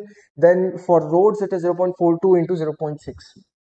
0.42 into 0.6. So you can multiply these and add, you will get the overall runoff coefficient of the landscape and roads together. So if I do that, 0.4 into 0.15 plus 0.42 multiplied by 0.6, it's coming out to be 0.312. P value is 0.312. The area, so this intensity, because you want an answer in cubic meter per second, you'll need to convert this into meter per second. This I, at least in meter per 07 in meter per hour. I'll convert that hour into seconds in the last step. So you have C, you have I, and area is 12 hectares. You have to take that area in square meter. 12 hectares in square meter will be 1,20,000 square meter, because 1 hectare is 10,000 square meter. 10,000 into 12, that is basically 1,20,000. That is A, and then you have I, that's basically 0.07 meter per hour, and C. T into I into A will give you the quantity of runoff. So the quantity of runoff will be T into I into A, that is 0.312 multiplied by the intensity 0.07 in meter per hour. If you want it in meter per second, you will divide it by 3600. It's simply this way. In the denominator, you have 1 hour. In the place of 1 hour, you will write 3600 seconds, because 1 hour is equal to 60 minutes into 60 seconds in each minute. So 3600 seconds. So C into I into area is 1,20,000. That will be the last step. You can simplify this. Let me use my calculator. C into I is 0.07, area is 1,20,000. I need to divide this by 3600, and that will give me the answer in cubic meter per second. It's coming out to be 0.728. Coming out to be 0.728. The answer after simplification, this is giving me 0.728. In the asked units, that is cubic meter per second. I want us to round off to 2 decimal places. So the final answer you can write it as 0.73. So let me make a space over here. So this was question number 40. We are getting the answer as 0.73. That's the final answer. As per the official answer key, if you see question number 40, the answer key range is given as 0.7 to 0.74. That's the range. 0.7 to 0.74. So the answer is within the range. 0.728 will be 0.73, and that will give you 2 marks. So that's about question number 40. Again, a question which is not from any new concept. The first question, I understand, it was from new concept. 39, 38 question number, that is based on something new which has never been asked in history of GATE till now. But the next two questions are something which are frequently asked on something not deviating from the standard pattern. Again, a very easy question, question number 41. I'm sure majority of the students have solved this correctly without any mistake, because it is something which is very simple and straightforward. And such questions, we've practiced a lot of such questions in the classes also already, those who have attended the lectures. Estimation subject, I have told this multiple times in the class. There will be rarely a GATE architecture question paper without a question, without a numerical question from estimation and project management. I tell that every time almost I repeat that. I have repeated that point multiple times to all the students in our classes. So the same thing has been, so there is a numerical from estimation, there is a numerical from project management, like expected every year. So and moreover, this year, like I said, there are a higher number of numericals too. Let us look into question number 41 with that. A simple question based on estimating the quantity of a semicircular arch. In a regular semicircular arch of 2 meter clear span, diagram also is given for us. 2 meter clear span. The thickness of the arch is 30 centimeters as shown in this diagram. The breadth of the wall, the thickness of the wall, or basically the depth of the arch, that is 40 centimeters. The total quantity of brickwork in the arch in cubic meters is being asked. So the approach will be following. You can solve it in multiple ways. We've learned at least 3 methods in the class already when if you have attended the lectures for estimation. Different methods. Every type of question might not have the same level of, say, ease in different approaches. So depending on the type of question, some methods might look easier, but this one you can solve it in any method, you'll get the same answer. Let me simply use it, try to solve it based on similar to centerline method. So for example, this is basically the arch. I'll find it's a prismatic solid, so I'll try to find out this area, then multiply it with the depth of 40 centimeters. So 40 centimeters, if I write it in meters, 0.4 meter is the depth. But before I multiply that 0.4 meter depth, I need to find out this area of the arch. And to find out this area, you'll need to first find out the length of this center line of the arch, then multiply it with the arch thickness. Arch thickness is 0.3. So to find out that length of the center line which I've marked, or it is also called as mean length of the arch, for that you'll need to find out this midline radius, or the radius till the mean length. Radius till the mean length will be inner radius plus half of arch thickness. So if I mark this as R in this diagram, what is R? The radius of the mean length line. the mean length line or the center line of the arch surface, that radius r will be equal to the inner radius plus half of arch thickness. Why half of arch thickness? You have to go, so inner radius plus you need to go to the midpoint, the center, that will be half of arch thickness, this much. So inner radius, as you can see, span is 2 meter. So the inner radius is going to be 1 meter. This is 1 meter and this is 0.15 because overall thickness is 30. Half of arch thickness will be 0.15. So the radius is coming out to be 1. That will be 1.15 meter. I've got the answer for radius. So I want a final answer in cubic meters. So I'm solving everything in meters. Radius for the mean length is coming out to be 1.15. Now, what will be the length of that center line? Once you get the radius, you can find out length of the center line or length of the, let me write it as mean length directly. The mean length of the arch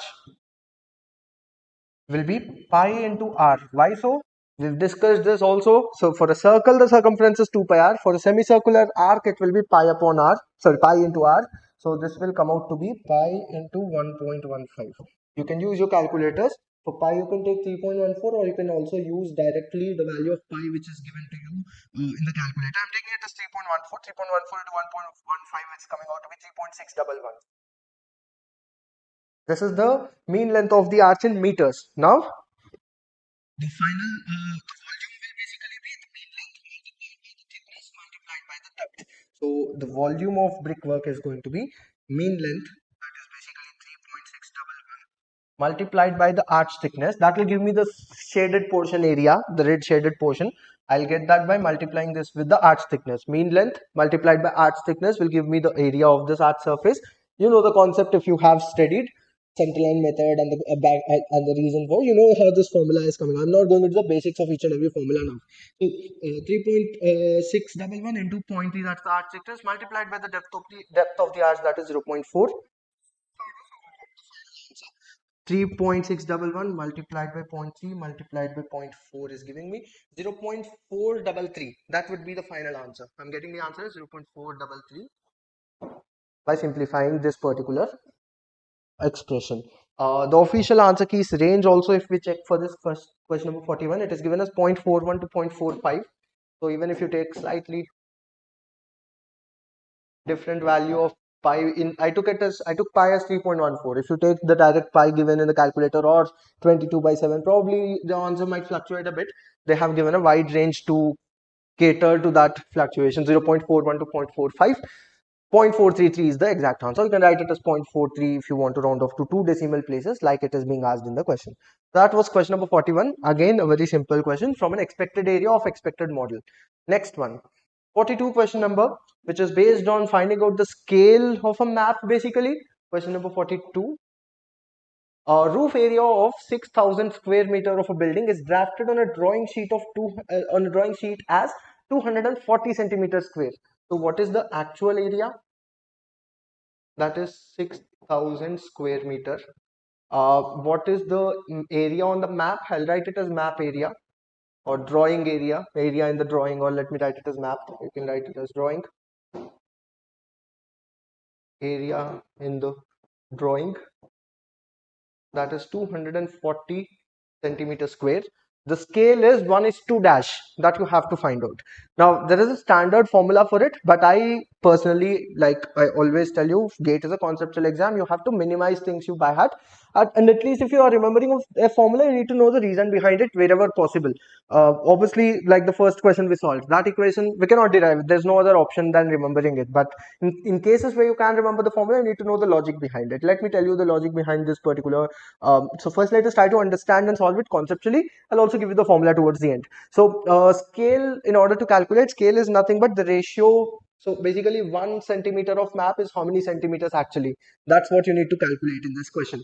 So for that, whenever you have questions based on area, you will need to first convert it, because scale is always in terms of length. So you need to first convert it into length. So for example, 6,000 square meters, if you assume this actual area of 6,000 meters square as a square plot, what will be the side of the square? Square root of 6,000, 77.46. This is what it will be, the side of the square. Now because it is decimals, it can be, you'll get the answer even if you assume square. So you can assume any plot, square also, and solve it. But for a better calculation, let me take some plot size wherein you will not have any decimals. So basically, if I assume this is a rectangular plot, 6,000, let us say something like, so this is also 240, right? So you can probably write this in multiples of 3 and 2, something of 3 is to 2 proportion. So if I take that, this will be, let us say, you can either take 6,000 as 30 or 300 into 20, right? You can write it this way, something of this sort. Can we write in the similar proportion? Can you write 240 also similarly? Oh, so probably 6 fours 24, right? So 6 is to 4. You can write it in that manner. You can write 240 centimeter square as 60 centimeter cross 40 centimeter or 4 centimeter, right? So that will be 240. And 6,000 I can write it as 300 meter cross 20 meter. So I'm trying to create a plot dimension based on the case. So the proportion is same in the drawing, and also the ratio is same. The ratio of this and this, if you see, that is coming out to be same. So you can write it either in this manner, or you can also take it as square, like I said. I'll do it in both ways for you. So if I assume this dimension of the plot, so let us say the plot dimension is 300 meter by 20 meter. And in the drawing, which is a scaled down version, this will be 60 centimeter and this will be 4 centimeter. Now you can take up any one of these dimensions to find out the scale. Let me take the smaller numbers for easier calculation. So in the drawing, 4 centimeters, in actual terms it translates to 20 meter. Now what is it in centimeters? 20 meter in centimeter will be 20 into 100, that is 2000 centimeter. 20 meter will be 2000 centimeter. If 4 centimeter is 2000 centimeter, 1 centimeter will be how much on in actual terms? That's what you need to find out. What is the meaning of ratio, the scale? 1 centimeter of map corresponds to how much, how many units, how many centimeters in actual terms. If 4 centimeters is 2000 centimeter, 1 centimeter is going to be 2000 divided by 4. That will come out to be 500 centimeter. So the scale is 1 is to 500. They have already written 1 is to, so your answer for this question will be 500. Answer in the nearest integer, so exact 500 will be the answer. This is one approach. Alternatively, if you cannot think up about factorization in similar proportion for the actual drawing and also for the map, alternatively, you can also assume a square and solve it. If you assume a square plot, if the area is 6,000 square meter, like I said, the side of it is translating to square root of 6,000. That will come out to be how much? 77.46.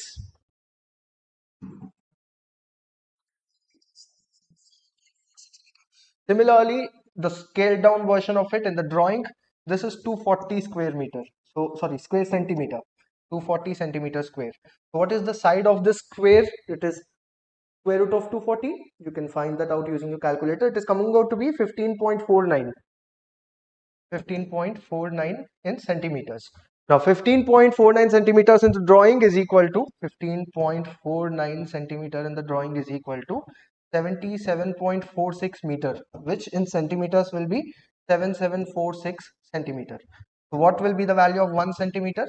It will be 7746 unitary method. If 15.49 is 7746, 1 centimeter will be how much? 7746 divided by 15.49. Simplify this and you'll get the answer. 7746 divided by 15.49. 500.06 you're getting, rounded off 500.06, rounded off to the closest integer, it will be 1 is to 500 again. You're getting the exact same answer. So if you cannot think about factorization of the actual and the drawing, actual map, actual plot and the drawing in a similar proportion, if you cannot think of such factorization, you can directly assume square and solve it. You will get the answer even that way. Finally, the formula, there's a standard formula also for this. For area, if you are having area given, the scale in terms of area will be given this way. The scale of a map in terms of area is 1 is to square root of the actual area divided by area in the drawing, right? So if I apply this formula, so this is what I need to calculate. So square root of the actual area is 6,000 square meter but it is square meter. You need to convert into same units. This also should be in centimeter square, this also should be in centimeter square, or this also should be in square meter, this also should be in square meter. Same units has to be maintained. If I want to convert this square meter into centimeter, it will be into 100 into 100, because it is square meter. Every meter you need to convert into centimeter, so into 100 into 100 divided by 240. That will be the formula. You can also simplify it using this as well. So it's 6000 into 100 into 100, divide that by 240, you'll get 2,50,000. So this is coming out to be square root of 2,50,000, which for sure is 500 again. So 1 is to 500 again is the answer, even if you use this formula. Where are we getting this formula from? It is simply this thing itself. It is square root of 6000 converted into centimeters divided by square root of, how did I get this 15.49? This is nothing but square root of 240. So this is basically the conceptual part of it. Based on this itself, the formula is derived for scale in terms of area. This is something which you study probably when you learn about remote sensing, GIS, and the related concepts in PTM. This is the most basic thing you study under it. And even though PTM is a part of the planning part, basics questions, as we always say, basic questions from any subject can be asked into the common part, like you know. So that was asked in the common part, scale based question. I've solved it in 3 methods: factorization, simply assuming square, and also the formula approach. Try to minimize the questions where you by heart the formula. Anyways, let me not go into further detail. Next question is 43. Again, a question from housing part, wherein something that has to do with finance of housing. Let us look into this question. Housing property of 50 lakh rupees is on sale either through full down payment scheme with 8% rebate or deferred payment plan as shown in the table. A customer, after converting all the future payments in DPP using 10% annual discount rate, found the DPP scheme to be financially gainful. The customer would be able to save dash INR rupees in lakhs, dash lakh rupees dashing if DPP is chosen over FDP. So there are two types of schemes. So I always tell this in gate numericals, if there is question wherein there are two cases, so if there is a comparison, it means you will need to solve it in two approaches, case 1, case 2. So what is the first case here? Full down payment. In full down payment scheme, so basically someone goes to buy a house of 50 lakh, and basically the person who is selling, that person is telling, if you pay full down payment, if you give the total money right now without taking any loan or any other scheme, if you directly pay the amount, that person is ready to give an 8% offer, 8% rebate. So what will be the cost in the first case? The cost in full down payment method, FDP scheme. Cost in FDP scheme will be, you want an answer in lakh rupees, so I'm not going to, I'll solve everything in lakh rupees only. It is 50 lakh actually, but 8% is discount. If you remove 8%, you will be left out with 92%. I hope you are able to answer. So if the person is giving an 8% discount, it means 92% of the cost only you are going to pay in full down payment scheme. So the cost in full down payment scheme is going to be 50 into 0.92. You can use your calculators for that. 50 into 92% of it is 46 lakh rupees. Is rupees 46 lakh. That's the cost in FDP. You need to find out what is the cost in DPP scheme also. That is basically deferred payment plan. In that deferred payment plan, you are having multiple installments in future. You need to discount that into present value terms using a 10% discount. This is something we study in valuation in detail. Time value of money, relation between future value and present value. All these are future values. You need to discount them into present value terms and find out the net present value. That net present value, you need to see how much is it less or more than this. Actually, they are saying DPP is better. So if you find out the net present value of all these cash flows, that will come out to be something less than this. So they're asking how much is that difference. So in cost in deferred payment plan, DPP scheme, will be equal to, you need to add the, so that basically is the net present value of future cash flows. And I'm sure you know how to find out the net present value. The simple formula is present value is equal to future value upon 1 plus r raised to the power of number of years. In our case, the rate of interest is 10%, that is 0.1. So r value is going to be 0.1. That's given. 10% is 0.1. 10% is 10 upon 100, which is 0.1. Right? So that is r value.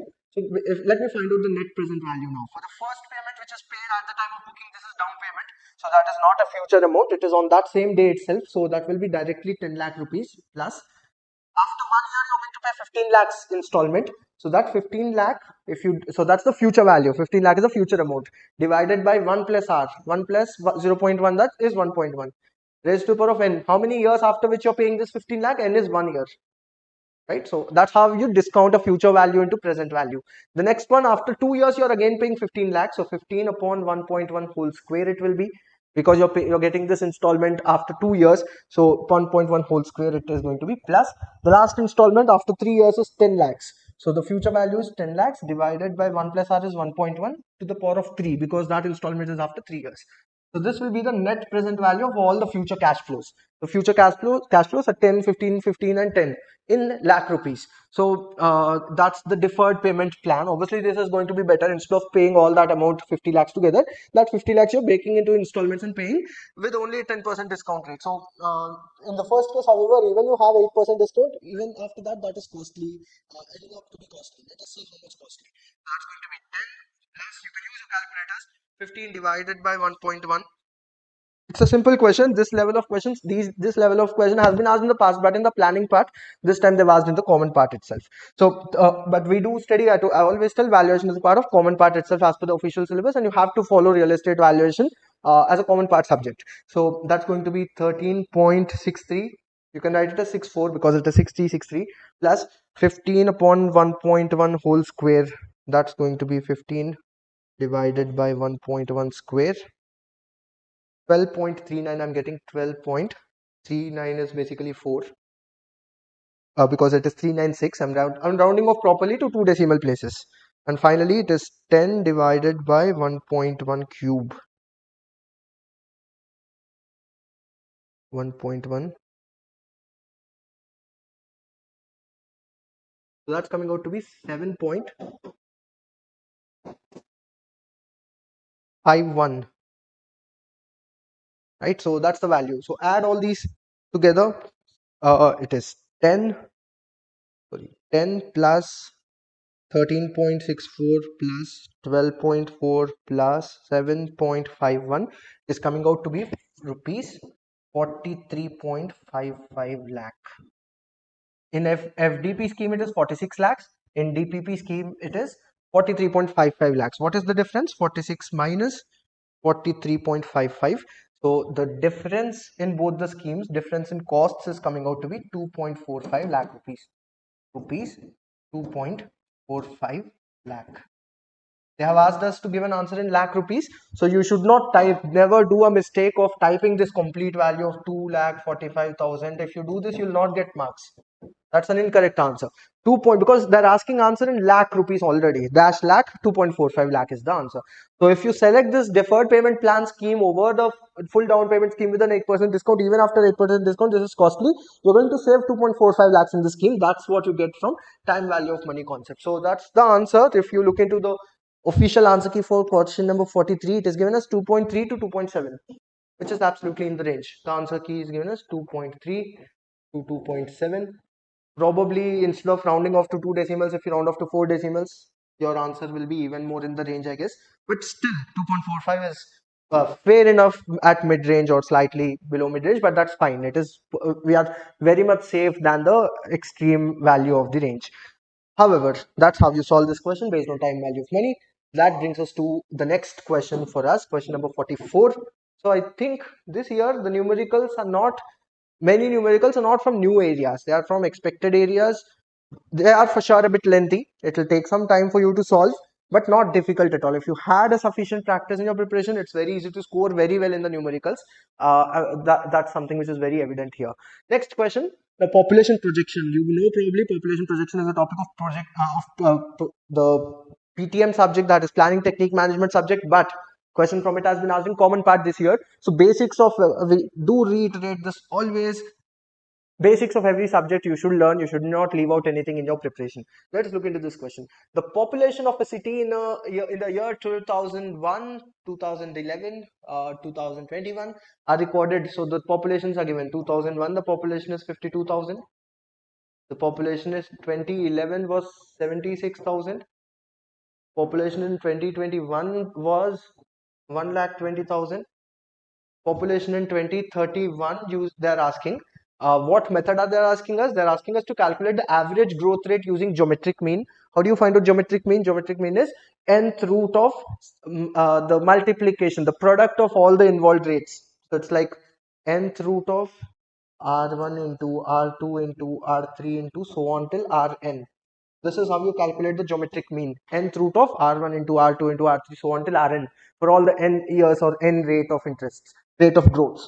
That's geometric mean. So using this geometric mean, we need to first calculate the average growth rate. Then they're saying the estimated population of the city in 2031 will be dash. So considering this r value, so first you need to find out r value, the rate of growth using geometric mean. Once you get that, using that you need to find out this next decadal growth population. So from 1,20,000, how much will it become considering that rate of interest, right? So first let us try to calculate and see what is the growth of rate growth, right? So first let us see what is the growth rate from 2001 to 2011. That is R1. That is going to be the difference, the change in the population divided by the original population. Always growth of rate is the total growth divided by the original population. Total growth, so rate of growth is nothing but the increase in population, delta in population, divided by the original population. That's how you find out the rate of growth. So what is the change in the population? That will be 76,000 minus 52,000 divided by 52,000. Original population is 52,000 in the beginning, right?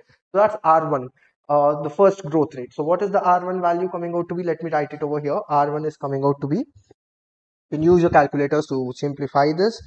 76,000 minus 52,000 is 24,000 divided by 52,000 is coming out to be 0.4. I'm rounding off to 4 decimal places to be at a safer limit.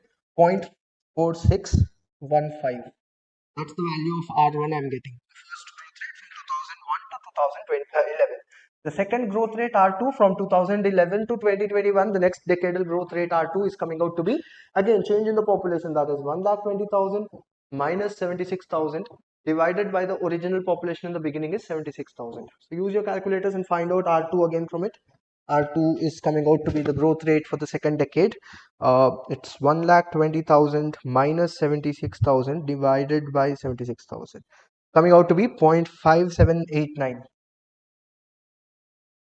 We have the value of R1 and R2 both. From this you need to take the average growth rate using geometric mean. So the average growth rate R is coming out to be from these two. Take a geometric mean of these two. There are only two cases, so it is square root of R1 into R2. That is 0.4615 into 0.5789.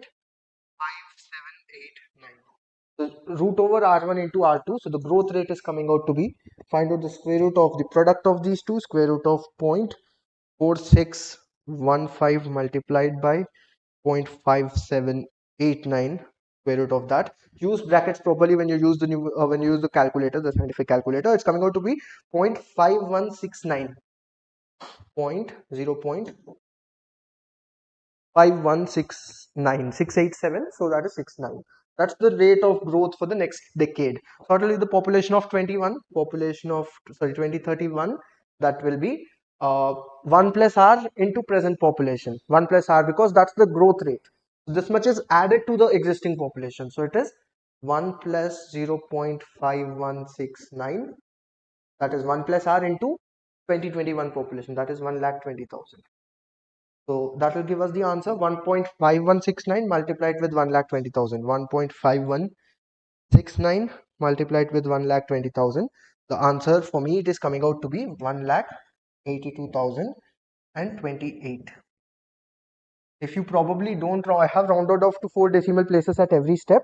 If you probably don't round off and solve without rounding off, if you round off to 10 decimal places or say 5 decimal places after the point, probably you'll get an even more accurate answer. But then the official answer keys range, if you see for this question number 44, it is given as 1,79,000 to 1,84,000.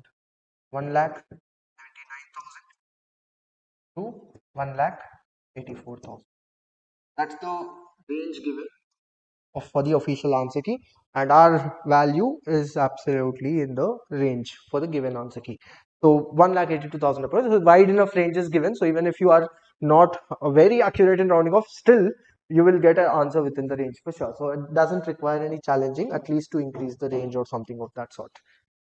The next one, question number 45, again from fire safety. This year there are two numericals from fire safety itself, from fire safety chapter.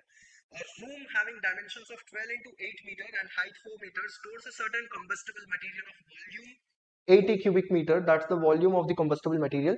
The density of the combustible material and the calorific value of the combustible material are given as 3 kg per cubic meter, and the calorific value is given as 4000 kilocalorie per kg. The fire load of the room is dash kilocalorie per square meter. So basically they're talking about the fire load density, fire load per unit area in kilocalorie per square meter. So you need to first find out the fire load divided by the total floor area. Floor area is 12 into 8. Don't do a mistake of taking the total surface area. Fire load is always calculated as the total fire load, the total calorific value of all the combustible materials in the room expressed per unit area. This is a standard definition given in part 4 of NBC volume 1, the fire safety chapter. And also we have discussed this in detail and solved numericals related to it also in the classes if you have attended the lecture for fire safety. I'm sure you remember that. So the total fire load, so basically the total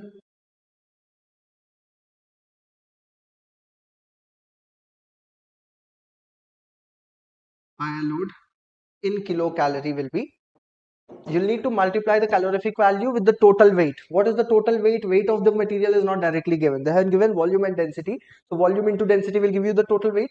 The total weight of the material is 80 into 3. That will give us the total weight in kilograms. Multiply this with the calorific value of 4000 kilocalorie per kg. You'll get the total fire load in kilocalorie. How much is that coming out to be? 80 into 3 into 4000.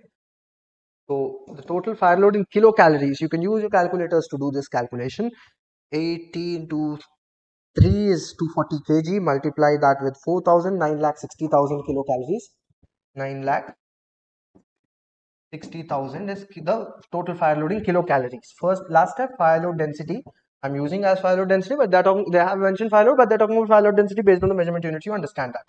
So fire load density is coming out to be the total fire load, that is 9,60,000 in kilocalorie divided by the floor area. Floor area is 12 into 8. So that will give us the answer in kilocalorie per square meter. So even though as per NBC definition, this is given as fire load density, the fire load per unit area, but in general terms, even fire load density is interchangeably used with fire load, as you probably know. 12 into 8 in the denominator, that's coming out to be 10,000. So the official answer key is 10,000 dot exact same value without any range. You have to have the answer as exact 10,000. That's what we are getting. 10,000 is an integer answer without an answer in integer. They are saying, rounded off to the nearest integer. They are saying then 10,000 is the nearest integer which we have at the answer. Next question. So we have 3 more numericals, I guess. So we'll be solving all the numericals in this session itself. So for remaining theory questions, we will also be having further sessions uploaded. So do stay subscribed to our YouTube channel. And meanwhile, check your score and do respond to that on the link which has been given to you in the description of this video, so that you get an update on the expected cutoff and the predicted rank for you. 46th question. A construction project consists of 4 activities. The duration, relationship, and cost parameters are given in the table. The indirect cost of the project is 5,000 per week. The project has to be completed in 12 weeks. The total project cost will be dash. They have given the list of activities, the predecessors, the duration, normal duration, crash duration, normal cost, crash cost. We've solved numericals on crashing also in the lecture. Same concept even, and this is even more simpler than what we solved because you have only 4 activities. In the classes, we take up larger networks to have a better practice. Let's start this question. So they're asking us the total project cost. The total project cost in this case, it is going to be the total, it's going to be the total direct costs. Total direct costs are these, the normal costs, plus the cost of crashing. There will be an additional cost of crashing, plus the indirect cost. Indirect cost is given as 5,000 rupees per week. So for 12 weeks, it will be 12 into 5,000, that is 60,000. So this part is clear. Indirect cost is 60,000 that you will add. You need to find out the total direct costs. Total direct cost for the project, for the complete project, for any project to complete, you need to complete all the activities. So what is the total normal cost of all the activities of the project? That is called as total direct cost. So it will be 20,000 plus 30,000, that is 50,000, plus 40,000, that's coming out to be 90,000, plus 10 more thousand, that's going to be 1 lakh. So the total direct cost is 1 lakh. So 60,000 is indirect cost. All you need to do is calculate the cost of crashing. So for that, You need to draw the network, find the critical path, see what is the normal time of the project, how much extra crashing is required, and what is the cost associated with crashing. That's all what we need to do. So let me do that. We'll come back to this slide. First, let me draw the network for PQRS. P and Q have no immediate predecessor. I'm drawing activity on arrow network diagram. So this is activity P with the normal duration as 8. This is node number 2. Q with the duration of normal duration. Take normal durations always while drawing the network. So normal duration of 5 to node number 3. Then the activity R has a predecessor as P. Activity R with a duration, normal duration of 6. This is node number 4. That's the ending node because you don't find R in the immediate predecessor column. S, the immediate predecessor is Q. S also goes to the ending node. S with the duration of 4. Right. So this is the activity on arrow network diagram for that given project. There are only two paths. So what is the critical path? There is one path that is PR. The length of PR is basically 12 plus 2, that is 14 weeks. All these are in weeks. The other path you have is QS. The path QS has a total length of 9 weeks. Obviously, this is the critical path. If I highlight the critical path for you, it is PR. That's the critical path we have. And for this critical path, which has a duration of 14 weeks, you need to bring down that value to 12 weeks. So 2 days of crashing is required. Which will you crash, P or R? These are the two critical activities. So among P and R, you need to find out the cost time slope.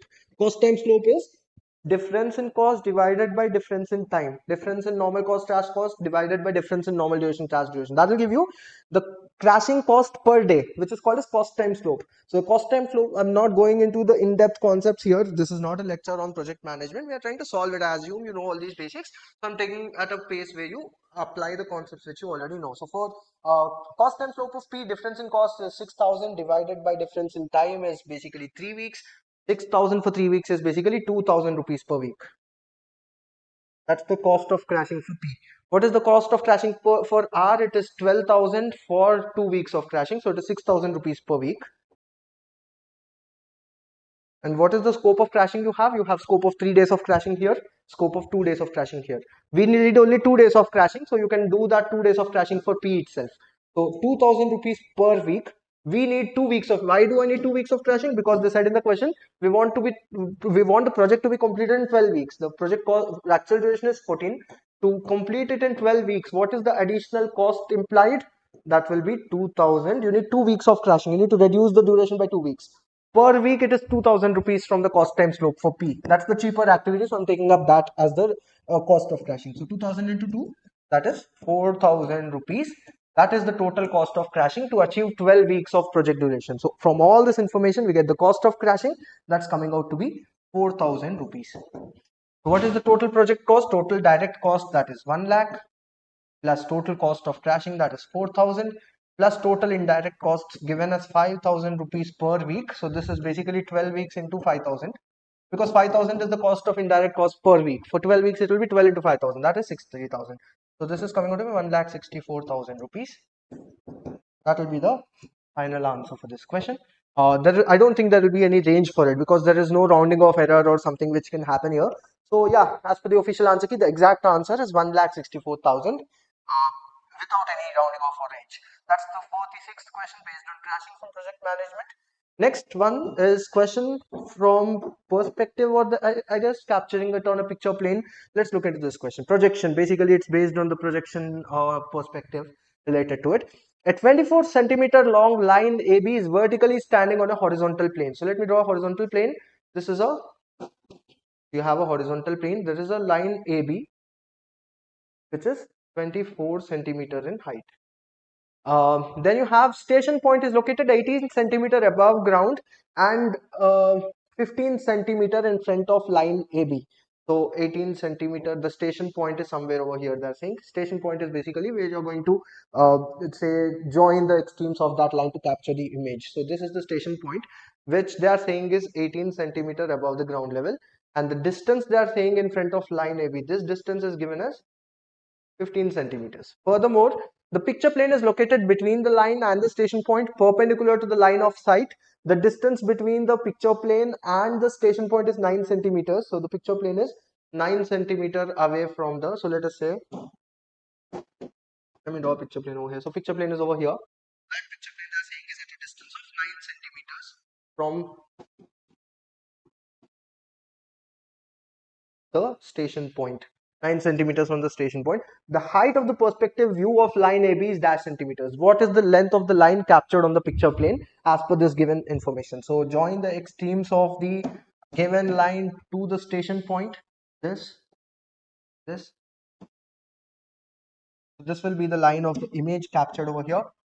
This is the perspective of the line AB. This height they are asking us. Simple triangles, basically similar triangles approach. That's what you are going to do. The smaller triangle is similar to the larger triangle. Ratio of the sides is going to be same. Ratio of sides and the height is going to be same. Otherwise, if you want, you can draw the perpendicular here and take right angle triangle. You can apply similar triangles concept to this smaller right angle triangle and this larger right angle triangle, right? So if you do that also, or you can also apply it for the overall triangle itself. So let me not apply the concept of similar triangles. So for the larger triangle, what is the base of the larger triangle? 24 centimeters divided by height of the larger triangle is 15 centimeters. This is the ratio of base and height basically. This base, I'm taking this as the base and the height. Ratio of base and height for the larger triangle should be equal to the ratio of base and height of the smaller triangle also. So that will be equal to, what is the base of the smaller triangle? That is the projection length you need to find out, x, divided by what is the height of the smaller triangle? That is 9 centimeters. As simple as that. Simplify this and you'll get the value of x.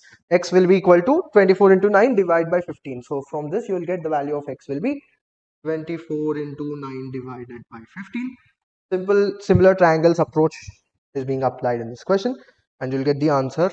24 into 9 divided by 15 is 14.4. So that's the exact answer.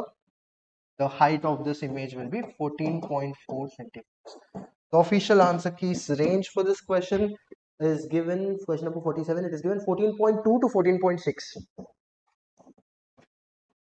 which is exactly in the mid of this given range. So we are fine with this question. Number 47 for 2 marks in the GATE 2025 question paper. That we are towards the last numerical of this. Is it the last one or we have one more? I think we do have one more numerical after this. Okay, we'll solve these two. So there are two more numericals in the common part. 48 question. The view from ground to sky of a location is projected on a map as shown in the figure. The hatched and the solid black portion of the diagram represent the sky and the obstructions respectively. The radius of the whole circle shown in the figure is 3 units and the other dimensions are provided in the figure. The sky view factor of the location is dash. This concept we study in urban design. Numericals also of it are also included in our say you do have this content already discussed in our lectures, also it is included in our study material as well. So it's not, it might be new for GATE exam, but it is not something which is new for students who have prepared, because it is clearly given in the study material. As you probably know, the KP GATE classes study material, which is a comprehensive compilation, it includes this concept too. So the sky view factor at a given point, it is the ratio of the area of sky visible divided by the overall area. That overall, so you need to see for the complete circle, this shaded portion is how much fraction of it. That is called a sky view factor. So for that, the total area of the circle is very simple. Total area of the circle is pi r square. R is 3. So the total area is pi into 3 square. That is 9 pi. Right? I'll write it in terms of pi itself. You need not take the value of pi further. That's the total area. Now, what is the shaded area? The sky view area. That's basically the shaded area. Now for this, it is, if you can visualize this, let me try to annotate here itself. If you can visualize, you need to simplify such questions. How can we simplify this? This larger quarter circle, that area I can find out, pi r square by 4. Total is pi r square, where r is 3. So that divided by 4, that's the quarter circle. Similarly, you have one more smaller quarter circle here. That is a quarter circle with radius 2. So you have a quarter circle with radius 3 plus quarter circle with radius 2. What are you left out after this? You're left out with two small quarter circles, which together will be a semicircle of radius 1. This plus this will be a semicircle, half of a circle, right? Each of it is a quarter circle, so two together will form a semicircle. So what is this area? Simplifying that given shape, the sky view area will basically be quarter circle of radius 3 plus quarter circle of radius 1 unit plus semicircle, because there are two quarter circles, so it is semicircle of radius 1. So this is actually 2. Quarter circle of radius 3 plus quarter circle area of radius 2 plus semicircle of radius 1. So this quarter circle of radius 3 plus quarter circle of radius 2 plus a semicircle of radius 1. So that's the sky view area. So what is the quarter circle area of radius 3? That will be pi r square by 4, where r is 3. Next quarter circle of radius 2, again it is pi r square by 4 because it is a quarter circle. Pi r square is area of a circle. Finally, semicircle of radius 1, that will be pi r square by 2. R is 1 here. So simplify this. 3 square is 9. So this is 9 by 4 pi plus this is going to be pi plus this is going to be pi by 2. Simply add these 9 by 4. You can use it in decimal fraction if you can do. 9 upon 4 is 2.25 plus 1 pi plus 0.5, half pi. That is 3.75 pi. The sky view area is coming out to be 3.75 pi. That's the sky view area. This is the total area. Sky view factor is the ratio of this and this, right? Sky view factor is going to be the sky view area, that is 3.75 pi divided by the total area, that is 9 pi. Pi and pi gets cancelled. So the sky view factor will come out to be 3.75 divided by 9, 0.4167. 0.4167 is the answer. Rounded off to 2 decimal places, the answer will be 0.42. As for the official answer key, the range for this question 48 is 0.4 to it is given as 0.4 to 0.43. And our answer is exactly, actually if it is 0.4167, it is absolutely in the mid range of it, right?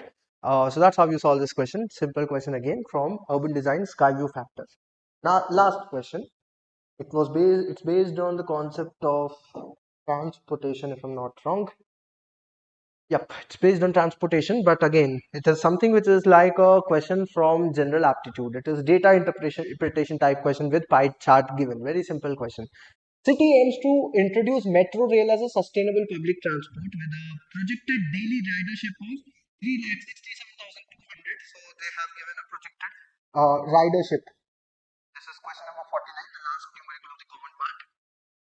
Ridership of the metro is given. That is, however, it is projected, but that's fine. The ridership of the metro is 3,67,200, which is expected to shift 18% of the daily trips from other modes. So this value of 3,67,200, that is basically 18% shift from other modes. So basically, this is the distribution in present time. From this distribution, a new sector is being formed, which is 18%. Now, how is that? So for something new to form as 18%, it has to take from other sectors, from other modes of transport. So that is given further. The existing modal share in percentage is shown in the figure.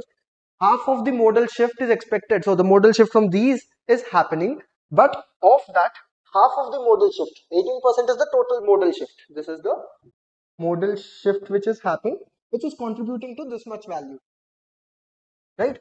Of this modal shift of 18%, I think half of the modal shift is expected to replace trips by motorized two-wheeler and motorized four-wheeler in the ratio of 2:1.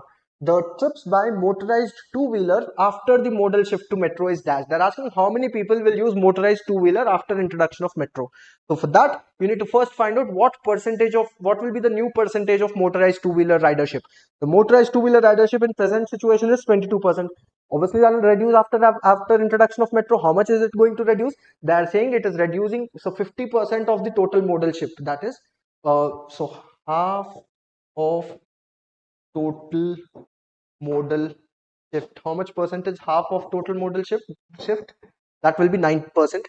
This 9% of half of mode, they're saying clearly half of the above modal shift is expected. That is 9% of the total, say, ridership. That is basically happening from motorized two-wheeler, motorized four-wheeler in the ratio of 2:1. So this 9%, you need to divide it into two parts in the ratio 2:1. Two parts and one part. So that will basically be 6% and 3%. How can you divide 9% into two parts and one part? 6:3, right? That's the ratio. So it's basically like this: 2/3 into 9. That will basically be 6%. 2 parts out of total 3 parts, that will be 6%. So this is the modal shift from two-wheeler. They're saying 2 parts is from two-wheeler, 1 part of ratio, 1 part is from four-wheeler, the modal shift. So the modal shift from two-wheeler is coming out to be 2 parts of the half of modal shift. Half of modal shift is 9%. 2 parts of it is 2 parts out of 3 is 6%. This 6% is the modal shift from motorized two-wheeler to metro. So people from these categories are going to use metro. How many people from motorized two-wheeler are going to use metro? 6% they are going to reduce from here. Remaining 3% they are going to reduce from motorized four-wheeler. Remaining 9% that is distributed in all the remaining sectors, which we don't know. That percentage distribution is not given. They have only given us details of these two. But we are ultimately interested only in two-wheeler models, two-wheeler trips. How many people are going to use two-wheeler? Let us try to understand that. So if 6% is the modal shift away from two-wheeler to metro, what will be the percentage in the final after introduction of metro? The modal share, the modal share of motorized two-wheeler trips after introduction of metro, after adding metro, that is going to be 22% minus 6%. There's a fall of 6% ridership who are shifting to metro. So 22 minus 6, that percentage is coming out to be 16%. So 16% of the overall trips will be the answer. But that we need to know what is the overall trips. To find out the overall trips, we have this information. 18% is 6 point. So basically, if total trips is T, total trips is, let us say, T. What is 18% of T given? 18% of T is given as 3,67,200. That's the value of 18% of T. This implies the total trips T will be equal to 3,67,200 divided by 18%. 18% is 0.81, 0.18. 18% is 18 upon 100, that is 0.18.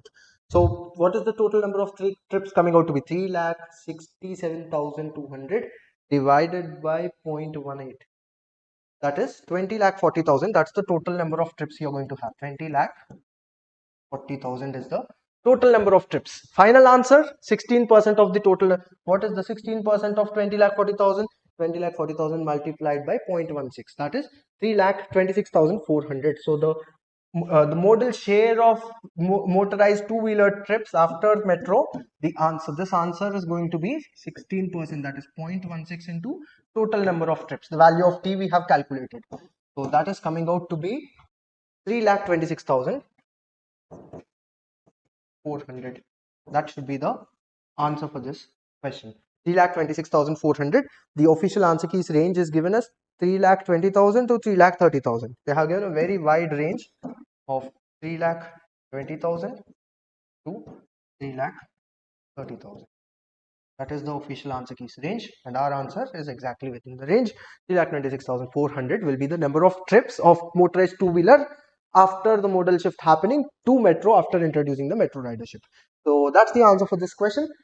Very simple one, but then it is not rather, you cannot say rather, it's not a question directly from transportation, rather it's a question of data interpretation based on pie charts and ratio percentage. If you're confident on those basics, you can easily answer this question in 2 or 3 minutes of time. Let us now look into part B1, that is the architecture part of this year's paper, GATE 2025.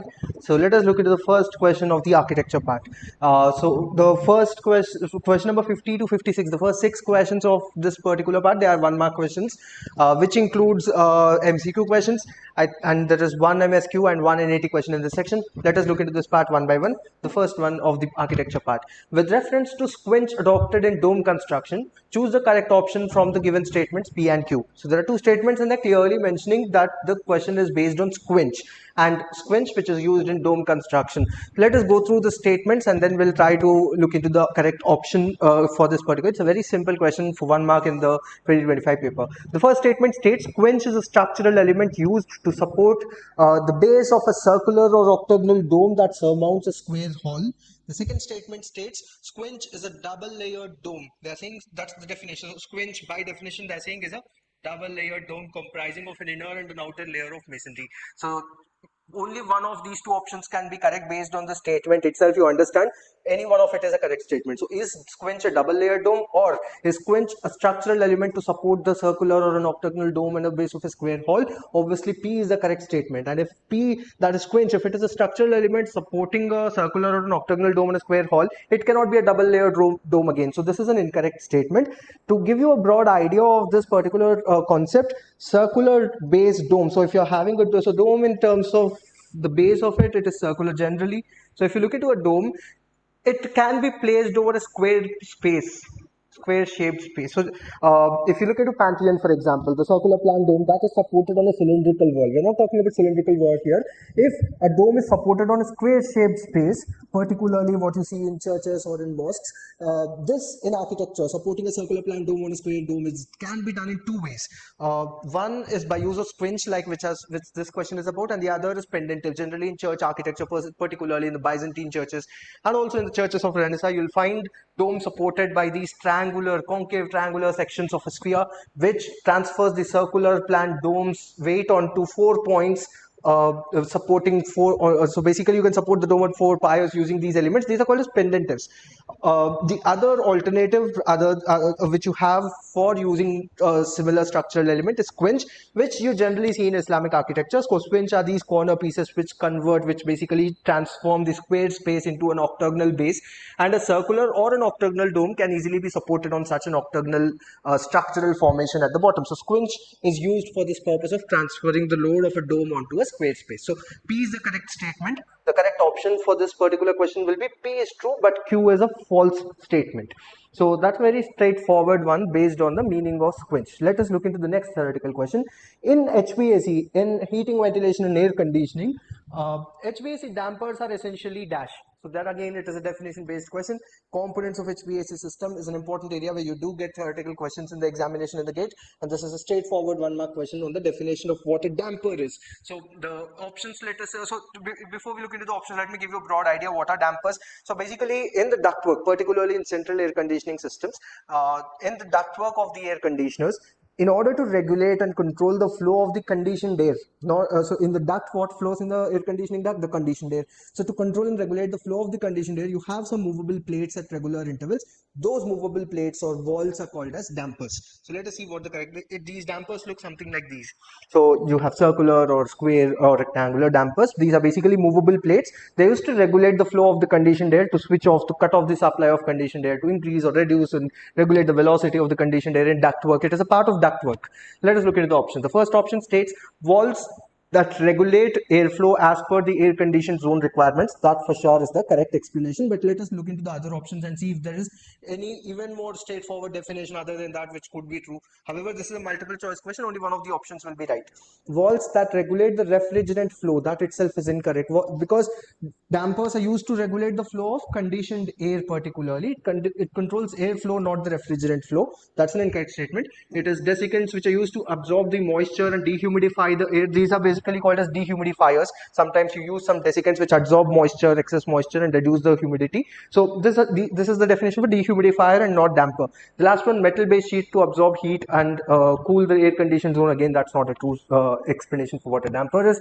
So right away the correct answer is option A. These are dampers are essentially walls that regulate the airflow as per the air conditioned zone requirements. The next question, so that's the picture of the dampers. Let us look at the next question. Again, a 1 mark MCQ question. Dash increases the spreading quality of paints and help achieve the desired consistency. They're asking which component of paint gives it the spreading nature and also the consistency. So I hope you are aware, paint has mainly volatile and non-volatile parts. Non-volatile parts include pigment, non-volatile binders. So that basically relates to the solid content of the paint. As far as the liquid portion is considered, the volatile portion is considered, you generally have volatile additives sometimes, but other than that, you mainly have the solvent or vehicle. Both are actually same. So both are given in the option. Solvent and vehicle, both can be the answer for this particular question. Because of this error in the question, this was given marks to all as per the official answer key. So this is a marks to all question. In cases where you have a marks to all question in gate examination, marks are given to everyone irrespective of if you have attempted it or not attempted it. So it is a marks to all question.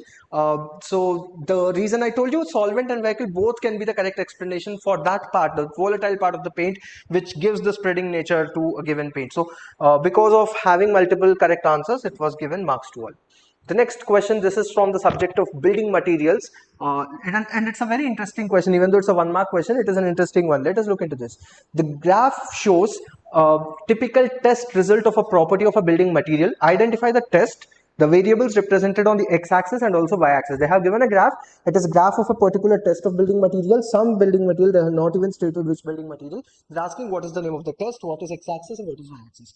The best way to answer this question is obviously going by looking into option by option. So check option A, see if it is meeting the criteria or not. So let us look into these questions. However, all these tests which they have mentioned, they are related to concrete and the components of concrete itself. The first one, workability test of concrete. On the x-axis, they are saying is water cement ratio. On the y-axis, they are saying is the value of the slump. What is the relation between water cement ratio and the slump value in test for workability? Generally, as you increase the water cement ratio, the slump value will increase. So probably you should have a linear graph. It could be true till here, but you'll not have a fall in the workability after a particular peak generally. So you cannot explain this complete graph as a representation of the test for workability, because the amount of slump basically that keeps on increasing and it stops. You cannot have a true slump after a particular point of increase in the water cement ratio. So this cannot be the correct answer. The next one, they're saying cube test for concrete. Cube test, I hope you all know. Cube test is basically the test where you use a cube specimen and place it in a universal testing machine, a UTM, and find out the characteristic compressive strength of concrete. So basically cube test relates to the compressive strength of concrete. On the x-axis, they're saying is water cement ratio. On the y-axis, you have the compressive strength. So as you increase the water cement ratio, will the strength increase? So on the x-axis, they are saying is water cement ratio. On the y-axis, will the strength increase with increase in water cement ratio? Absolutely no, because these two are inversely related. If you increase the water cement ratio, as you increase the water cement ratio, the compressive strength of the concrete actually comes down. The 28-day strength of the cube test comes down, because when you use more water, it leaves out voids after the concrete is basically hardened. So that gives less strength. So this cannot be explained in the given graph. The next option, third option, so we have eliminated the first two. Third one, ultrasonic pulse velocity, UPV test. Basically ultrasonic pulse velocity test is a type of non-destructive test used to find out the strength of concrete without breaking a specimen. So ultrasonic pulse velocity test, and the x-axis they are saying is pulse velocity, and on the y-axis they are saying is the compressive strength. So if the pulse velocity is higher, it means it is more compact and hardened. So obviously it means it has higher strength. So what is the relation between pulse velocity and compressive strength in UPV test? If the pulse velocity is higher, it means the concrete is having higher density, because sound waves generally have a higher velocity when the density is more. So higher velocity, as you increase the velocity of the pulse, so basically if the pulse velocity is increasing, the strength will also keep on increasing. That is true, but it doesn't fall after a particular point of time. So this portion of the graph still might hold true, but not the overall graph. So that also is not a correct representation. So obviously answer should be the fourth option, but let us try to understand why the fourth option is the correct answer. Bulking test for sand, on the x-axis they are saying is the moisture percentage, on the y-axis they are saying is the percentage increase in volume. So in bulking test, if the moisture percentage, if you keep on increasing the moisture content, the increase in the volume also keeps on increasing. Bulking test, as the moisture percentage increases, the bulking keeps on increasing for a given sand sample. So what is bulking? Increase in the volume of a given sample of an aggregate, particularly fine aggregate, when there is moisture content. So as the moisture content increases, the volume will keep on increasing till the point of saturation. So this peak point, this is called as the saturation point. After the saturation point, if you increase the moisture content, the volume starts to reduce down, because the particles start to compress and they start coming close to each other. To just give you an explanation in terms of relatability, in terms of a practical manner, let us say if you take dry sand till a particular level in a test tube, add some moisture into it, the volume of it will rise, it will slightly increase in its volume, bulge. If you add few more percentage of, or if you increase the moisture content, the bulking will increase further. So the moisture, as you add moisture, the sand particles will start to bulk. Why so? Because these moisture particles will basically form a layer on the particles of the fine aggregate which makes them push apart, and that increases the overall volume of the sample. But this increase in volume with add of moisture happens till only the point of saturation, because after saturation, if you add more moisture, the particles will start settling down and will start to compact in the given test tube or whatever container you take. So that is aptly represented in the given diagram. So the correct answer for this question would be option D. It is slightly advanced, you can say. In order to answer this question, you need to have an understanding of all the concepts related to concrete, including water cement ratio, cube test, non-destructive testing, workability, and also bulking. So it's a very good question, and also gives you a quick revision of all the tests for work, all the tests of concrete. The next one is a very simple, straightforward question from History of Architecture. A typical classical Greek temple with Doric order columns is illustrated in the figure. Identify the correct terms corresponding to P, Q, and R. So we have to identify what is P, Q, and R. So the overall triangular part of the temple, that is called as pediment. The ornamented portion of the sculptural art which is done within the pediment for ornamental purposes, that is the tympanum, that is marked as P. So P should be tympanum for sure. It is the ornamented, sculptural ornamented part within the triangular portion. The overall triangular part is called as pediment. However, just the ornamented portion, that is tympanum within it. Then they're talking about the horizontal. If you see clearly, they have not marked just one, but all these horizontal portions. So within this horizontal part, which includes basically architrave, frieze, and cornice, all these together is called as the entablature of the temple. So they have marked the entablature here. What is entablature? It includes the horizontal beam on top of the columns, which is called as architrave. It includes the ornamental band on top of the architrave, which is called as frieze, and also the cornice, basically the molding at the bottom of the pediment. So all those three horizontal layers together is called as entablature, and Q is entablature. And lastly, they have marked the topmost step of the plinth. The plinth of the temple is called as crepidoma, if you know that.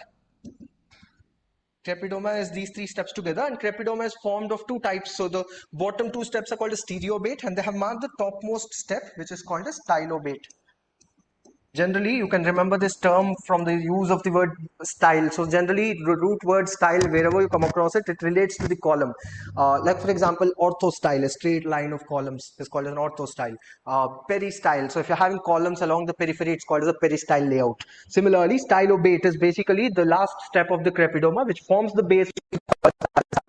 So the correct answer should be tympanum entablature stylobate, which is given in option B. So B would be the correct answer for this statement, a very simple one based on the terminology of classical architecture, particularly the Greek temples. The next one, this is a multiple select question for 1 mark. So there is one MSQ question, one NAT question in the 1 mark questions also in the architecture part. So 55th question, this is a MSQ multiple select question where more than one answer can be correct. Which of the following is or are examples of concrete cased piles? So remember, in the exam also it will be clearly mentioned for you which question is an MCQ one or which is an MSQ one. So you can easily identify that by the given information in the question, also official exam too. So they're asking which is the example of concrete cased piles. So basically in pile foundation, basically the deep foundation where the soil is not very strong, we use pile foundation generally, like in case of black cotton soil in general. So when you use pile foundation can be broadly classified into two types. You have cased and uncased concrete piles. You have cased concrete piles and uncased concrete. What is the basic difference? In cased concrete piles, the pile foundation also has a casing, generally steel casing is provided for the. So in cased piles you have a casing. In uncased piles, basically you have a steel tube which is inserted into the ground, but as you fill it with the concrete, this tube is pulled out. So once the casting of the concrete is done, there is no more case which is left out. You have just the concrete pile. So that is called as uncased concrete piles. So concrete piles are of these two types: cased piles where the case is permanently located in the foundation, becomes a part of the foundation, is always present in the soil. Uncased concrete piles are where the casing is removed during the process of casting generally. As far as the examples are considered for uncased piles, vibro piles and simplex vibro pile, simplex pile, these are examples for uncased concrete piles, whereas Raymond piles, Wage piles, these are examples for cased concrete. They are asking which of these are cased concrete piles. So the correct answer should be A, and also be both, because simplex pile, vibro pile, these are basically the ones where the pile casing is removed in the process of casting. So that's the correct answer for this particular question. So it is based on the classification of the types of pile foundation and understanding examples of cased and uncased concrete piles. The last 1 mark question, it is a numerical question of this particular 2025 paper. Let us look into this question. For a given location, the sun's position is 40 degree altitude angle, 130-degree north azimuth angle. The zenith angle of the sun at that given location is dash. I hope you are aware that, for example, on a Cartesian or an XY plane, if you want to locate any point, you need two values, the the value which it corresponds to the x-axis and the y-axis. You need to have the x and y coordinates to find out the position of a point on a two-dimensional plane. Similarly, the position of the sun in the sky dome. So sun basically moves on the sky with respect to earth. We perceive as if sun is moving in the sky dome. So the position of sun in the sky dome is identified by two angles. What are those two angles? The solar altitude angle and the solar azimuth angle. They have given us both those angles. They have given the solar altitude angle as 40 degrees. The solar azimuth angle with respect to north, 130-degree north is, the reference is taken as north. So with respect to north, it is 130 degree. What is the meaning of this particular point? Let us try to understand the meaning of altitude and azimuth angle quickly. So let us say if this is the horizon plane and this is north, east, west, south. If the sun's position is somewhere over here, let us say that's the position of the sun. So if I drop a perpendicular onto the horizon plane over here, this will be the projection of the sun onto the horizon. You can also cast, so basically this is the point of observation. The vertical line drawn at the point of the observation is considered, this vertical line drawn at the point of observation, the topmost point of the sky dome is called as the zenith. The opposite to zenith, the reflection of it within at the bottom hemisphere, that would be called as the nadir. So basically you can also find out the projection of the sun from the zenith if you cast it onto this external circle. So this will be the projection of the sun on the horizon. The angle made with respect to this. So the position of sun is determined by two angles. One is the azimuth angle, that is how far is it with respect to north. This is the north. With respect to that, what is the position of the sun? What is the angle it makes in terms of the horizontal plane? That horizontal angle is called as, the horizontal angle is called as the azimuth angle, which is given in the question as 130 degrees. And the vertical angle measured at the point of observation is the altitude angle. What is the angle which the sun makes with respect to the observer? So like this, let us say this becomes the point of observation. If I draw a line from the sun towards the point of observation, this vertical angle measured at the point of observation, that is given in the question as 40 degrees, the altitude angle. Altitude angle tells you how high the sun is in terms of vertical angle. How much, what is the position of the sun in respect to horizon plane measured on the horizontal, on the horizontal plane? That is the azimuth angle, which is given as 130. I hope you know these basics now.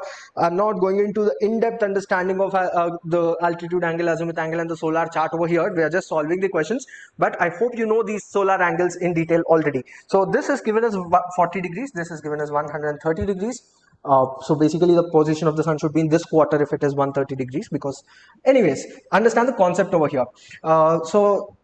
Moreover, this angle of 130, that is the azimuth angle, is not required in this question. Why? Because they're asking us the zenith angle. And what is zenith angle? Zenith angle is defined as the angle made by this particular line passing through the point of the sun to the point of the observation. Angle made by this with respect to the zenith direction, that is the vertical direction. This is called as zenith angle, and this is what they're asking. A very straightforward question. So you have a horizon plane, you have the line of the zenith, then this is the position of the sun. This vertical angle, altitude angle, is given in the question as 40 degrees. They're asking us what is the zenith angle. As simple as that. The angle made, so if this is the position of the sun, the angle from the direction of the sun with respect to the north direction, that is called as the zenith angle. This is the zenith direction, angle between the line of the position of the sun and the zenith, that will obviously, so the total should be 90 degrees because this is the horizontal plane, this is horizon. The angle between the horizon plane and the line of the zenith, that has to be 90 degrees. From that, this is already given the altitude angle 40 degrees. So the balance is going to be 50 degrees. So the answer for this particular question will be 90 minus 40. So always 90 degrees minus the zenith angle, or 90 degrees minus the altitude angle will give you the zenith angle. 90 degrees minus zenith angle will give you the altitude angle. That's the relation. So always altitude angle plus zenith angle should give you a total of 90 degrees. So the answer for this question will be 50 degrees. So because it is a very simple, if you know the meaning of altitude angle, zenith angle and azimuth angle, if you know the terms related to the sun angles, you can easily answer this question probably in 10 seconds of time. So the answer for this, so that's the reason it was asked just for 1 mark in the examiners. Let us now look into the next question, coming to the 2 marks questions, starting from 57 till the end of this part, that is 65. The remaining of these questions are 2 marks questions, which includes MCQ, MSQ and also NAT questions. Let us look into this. The first one, match the items in group 1 with the corresponding items in group 2. This is related to the building component, building construction, basically the terms related to hardware components. They have given some hardware components. You have to identify what type of hardware component it is. The first one, garnet. Actually, this is a spelling mistake. It has to be garnet. Garnet is a type of hinge. I'm sure you might have seen this generally in doors where you don't have the frame. That's where you use these long hinges with the horizontal, extended horizontal bar.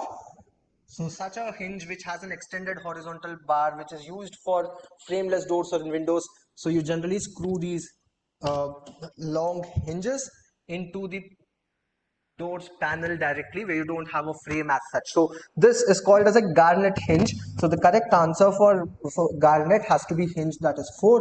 L drop, I'm sure you all know what a L drop is. It is a type of a bolt which is used, you might have seen this, generally use it for open and lock. So it's a type of bolt basically used as a horizontal insert into the from the door. So it is used as a bolt in door. So this has to be 3.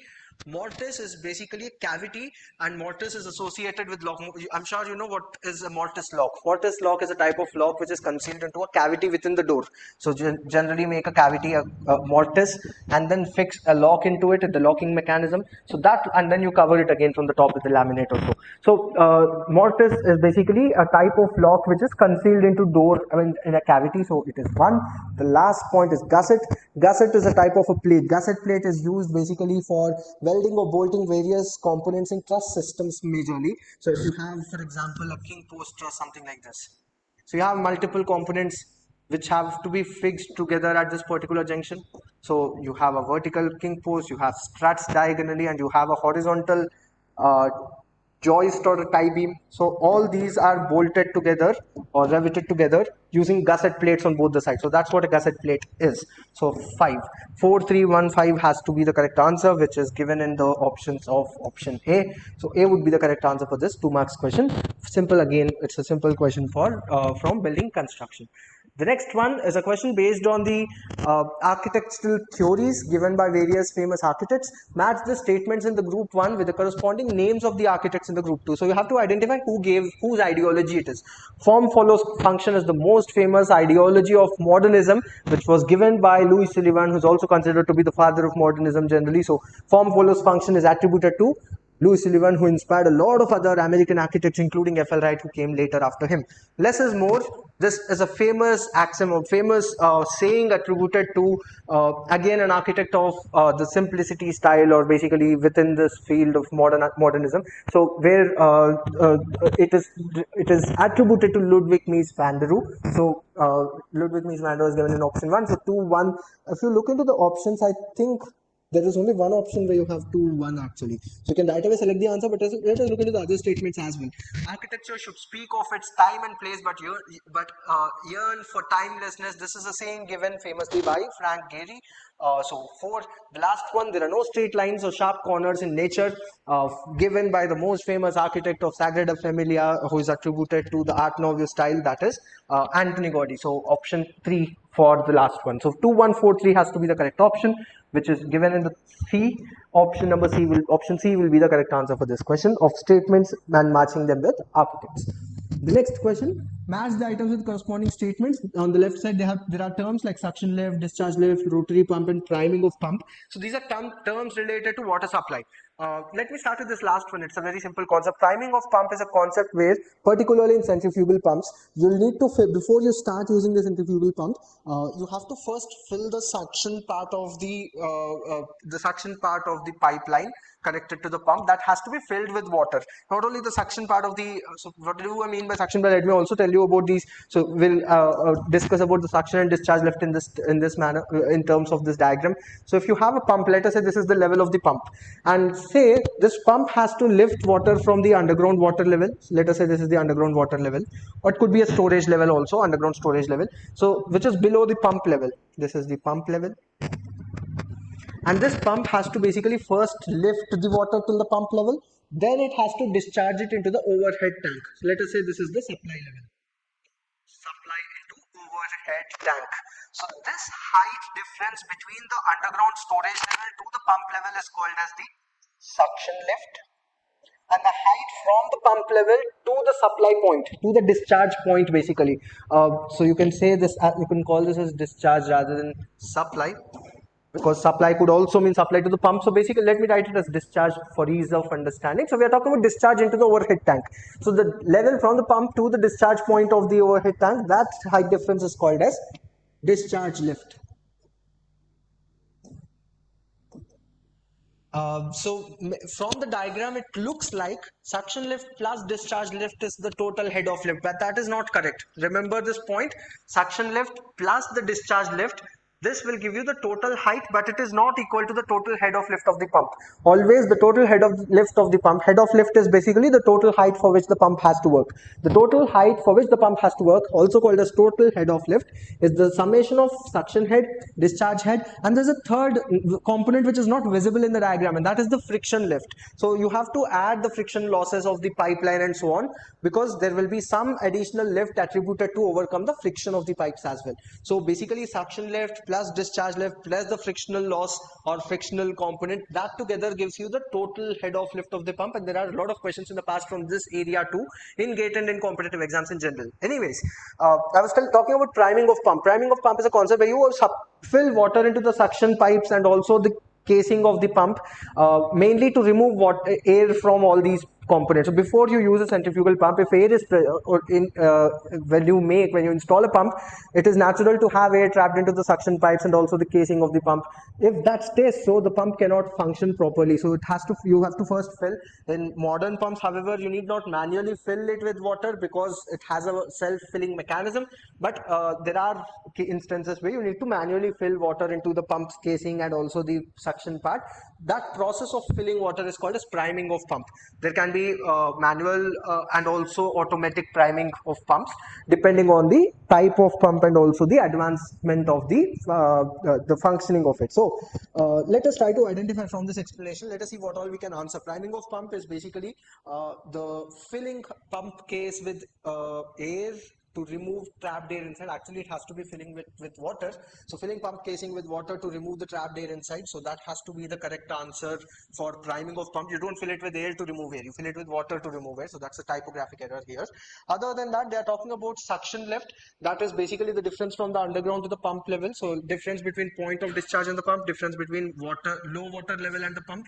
So low water level and pump has to be suction lift. Difference between the point of discharge and the pump level, that is discharge lift. So that has to be one.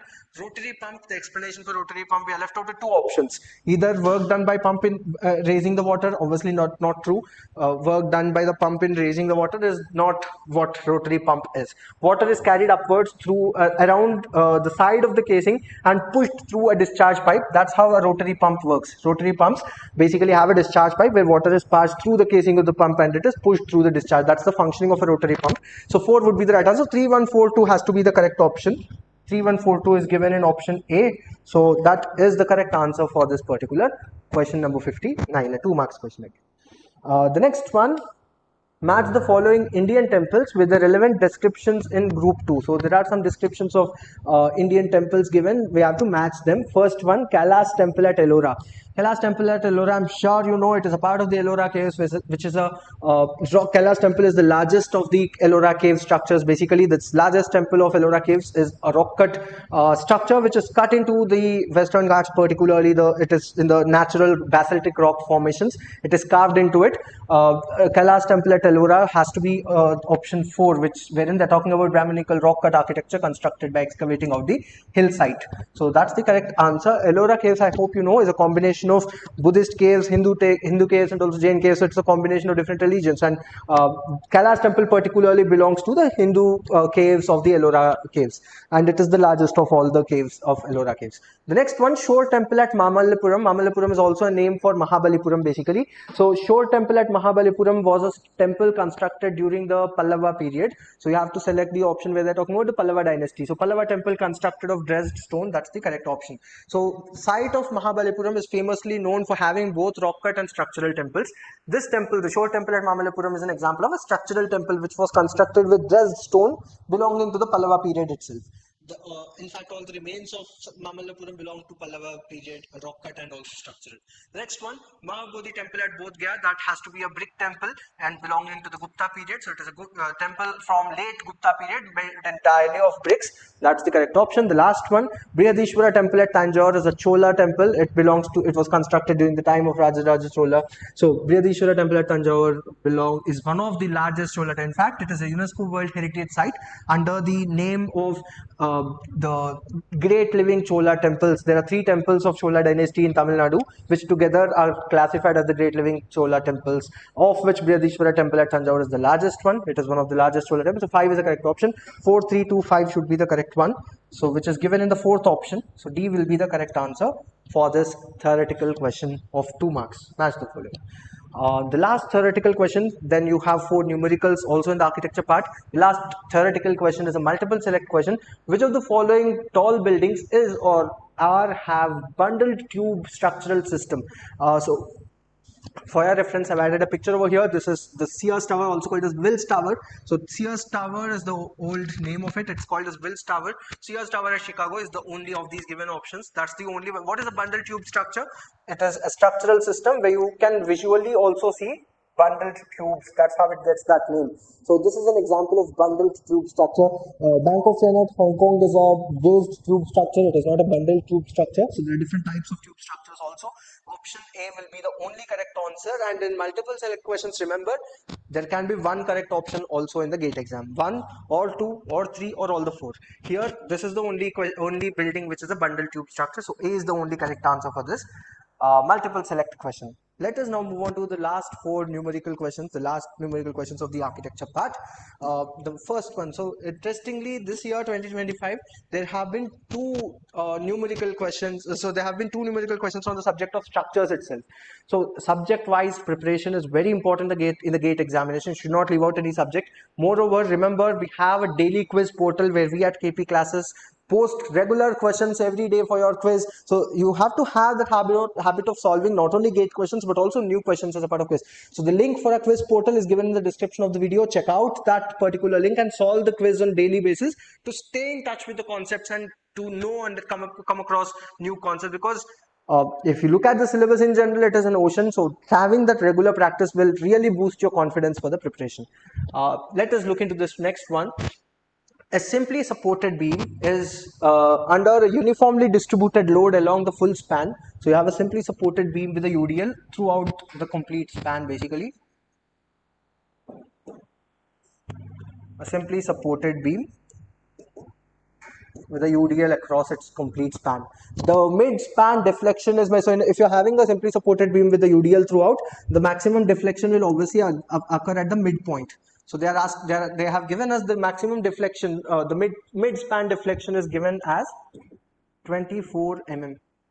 And if the length and depth of the beam are doubled, so they're saying length is doubled and also the depth of the beam is doubled, while keeping the other parameters unchanged.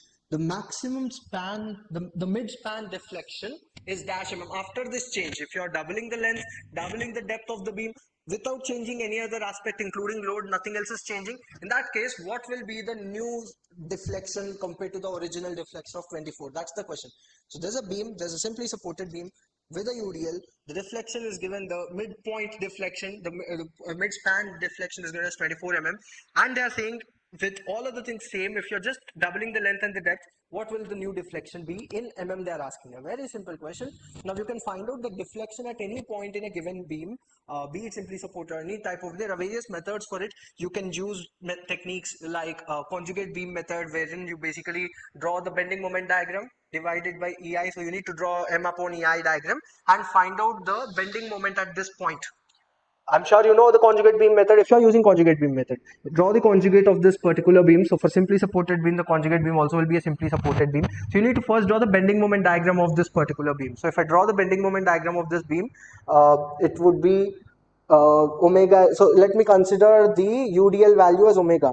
So if the span is L and omega is the UDL value, the maximum bending moment will be omega L square upon 8 at the mid span. So once you draw this particular bending moment diagram, now you need to consider it as a simply supported beam. That's called as the conjugate beam of the original beam, and consider loading in this bending moment diagram. So for this beam, now considering this bending moment, considering this loading on a simply supported beam of same span L, find out what will be the bending moment at this midpoint, mid span. That bending moment value will be the deflection of the original beam. I'm sure you know this. The bending moment at a given point in the conjugate beam is equal to the deflection at the same point in the original beam. This is called as conjugate beam method. This is one of the methods you can use if you don't remember the formula. Many students are, in fact, in the GATE exam, you can remember the standard formula for some standard cases for deflection and slope. That should be sufficient enough for the examination. But if you don't remember the formula, this is the approach you need to use to find out the deflection at a given point, be it mid-span too. You can also use the moment of area method, for example, same diagram. So let me draw the bending moment diagram. So this is half span L by 2. So that's the original beam. The maximum bending moment is omega L square by 8. So this particular portion you need to consider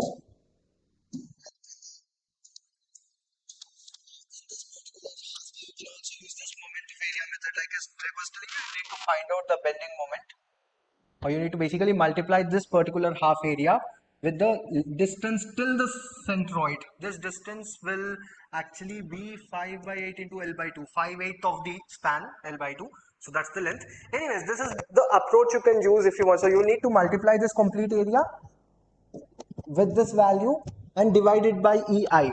So modulus of elasticity, and I, that is the moment of inertia.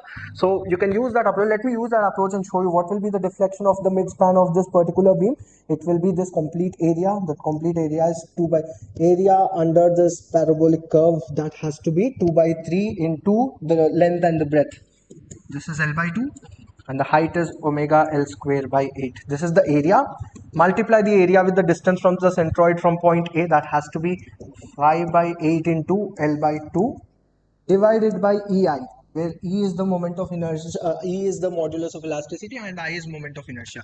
So this is the expression you can use. If you don't remember the formula, this is what you need to use. You can cancel out whatever cancels out and you can simplify it, and you will be left out with only 5 in the numerator.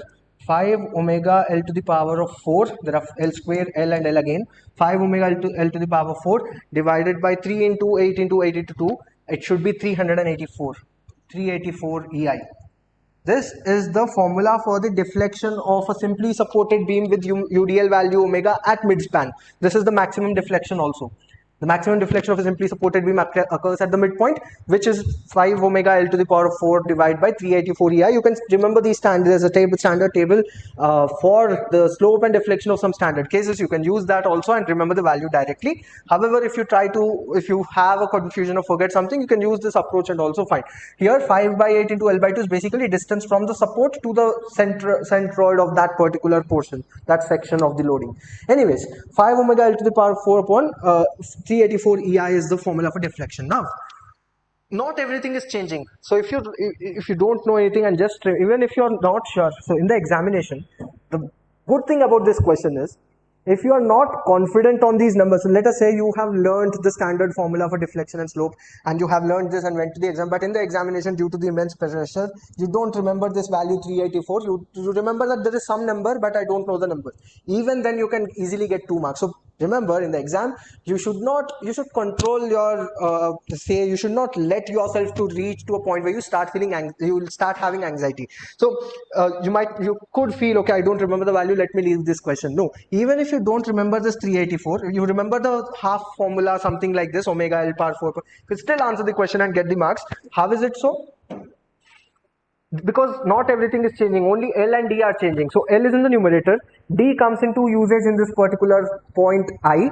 So that is moment of inertia. So let me erase this part, you have to remember. So if I just substitute this formula, I'll tell you what if you don't remember the formula. I'll come to it, but first let me solve this question using the formula itself. So originally the deflection was 24 mm, which is nothing but 5 into omega into L to the power of 4 divided by 384 into E into I. I is nothing but BD cube upon 12. That's the moment of inertia, right?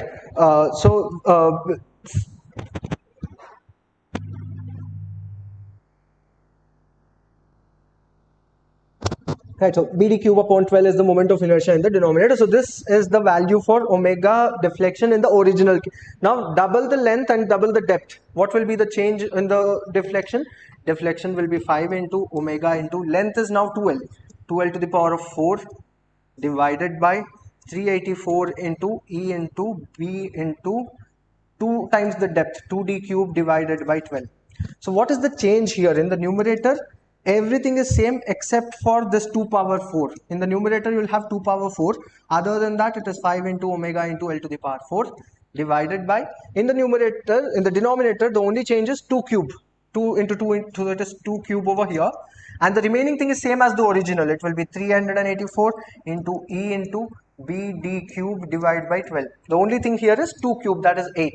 So 2 cube over here, 2 power 4. So even if you don't remember this formula, if you just know that there is L power 4 in the numerator and D cube in the denominator, just by using this part you can answer the question. In place of L you will get 2L, so you will get 2 power 4. In the denominator instead of D you're getting 2D, doubling of depth, so 2 cube over here. So what will be the answer? 2 cube will cancel out with 3 2's over here, so you will have 2 into delta, because this remaining thing is nothing but the original delta, and the original delta value is 24. 2 into 24 will be 48 mm. That has to be the answer for this particular question. So it is a very straightforward one where the answer is 48 for this. 2 marks numerical asked from the concept of deflection. So that is about question number 62. Next one. Let us now look into, again the next question also is from the same subject of structures. Let us look into it. A rectangular RCC beam section of 250 mm width and 400 mm effective depth is under a factored shear force of 120 kilonewtons. The design shear strength of concrete is 0.35 newton per mm square. Two-legged 8 mm dia stirrups are used for the shear reinforcement. Assuming the yield stress of steel as 415 newton per mm square, the design spacing of stirrups is dash m. They're asking us the spacing.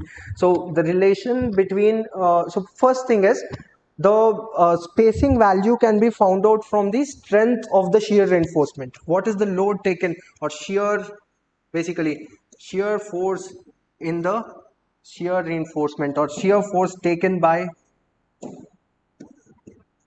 for the shear reinforcement. Shear reinforcement is nothing but the stirrups in the beam. What is the shear force taken by the shear reinforcement? It is given by this formula, 0.87 into Fy into area of the shear reinforcement, AS. I'm writing it by AS value over here. So what is AS in this formula? It is area of shear reinforcement. We'll come to the calculation of it. 0.87 into Fy into area of the shear reinforcement multiplied by the depth of the cross section of the beam divided by the spacing. This formula is the formula given in IS 456 to find out the shear force for the shear reinforcement, or the shear strength of the shear reinforcement. That is given by this particular equation. Now one thing, before you even solve, you can first see the load, the shear stress, is it greater than or less than this particular design shear strength? Because if it is less than design shear strength of concrete, that itself can handle, so without any other additional shear reinforcement, the shear stress can be handled by it. We should also calculate the shear stress and C. So we'll come to it. So basically, the shear stresses generated in a beam cross section are taken by some part of it is taken by concrete, this portion. The remaining has to be handled by the shear reinforcement. So whatever shear force it will generate, the shear force corresponding to that shear stress which has to be handled by the shear reinforcement is given by this formula, 0.87 into Fy into AS into D. So where AS is the area of the shear reinforcement. So in this particular formula we need to find out the spacing. So for that you need to first see what is the shear force handled by the shear reinforcement. We'll come to that, but on the right hand side, what is Fy? It is given in the question directly, 415 Newton per mm square. I'll solve the complete question in mm and in newtons without taking any kilonewtons. So 415 is the value of this.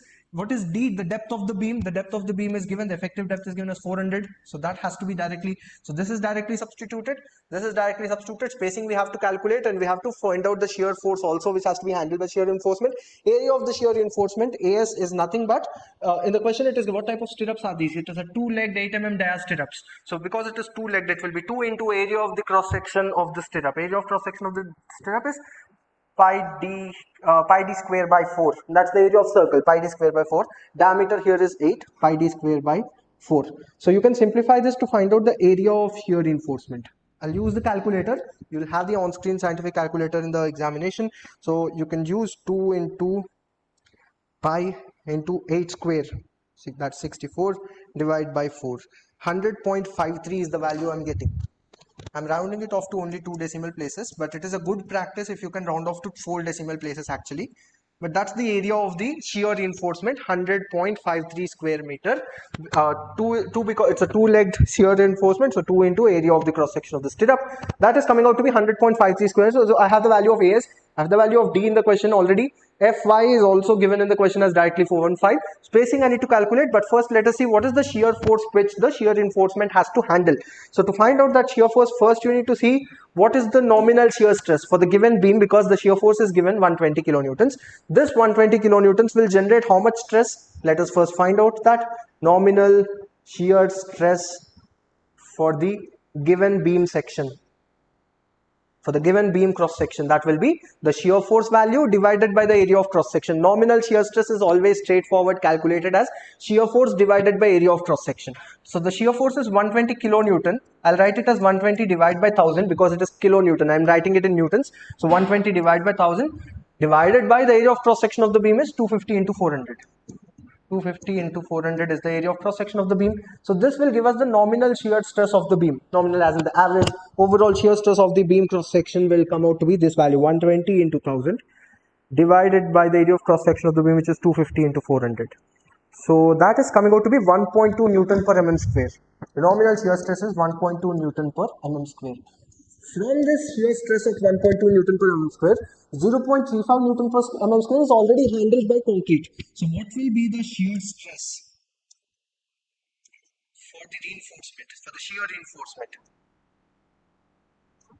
which has to be handled by the shear reinforcement, that is stirrups? How much shear stress should be handled by the stirrups or the shear reinforcement? That will be the total nominal shear stress minus that portion which is already handled by concrete, which is 0.35.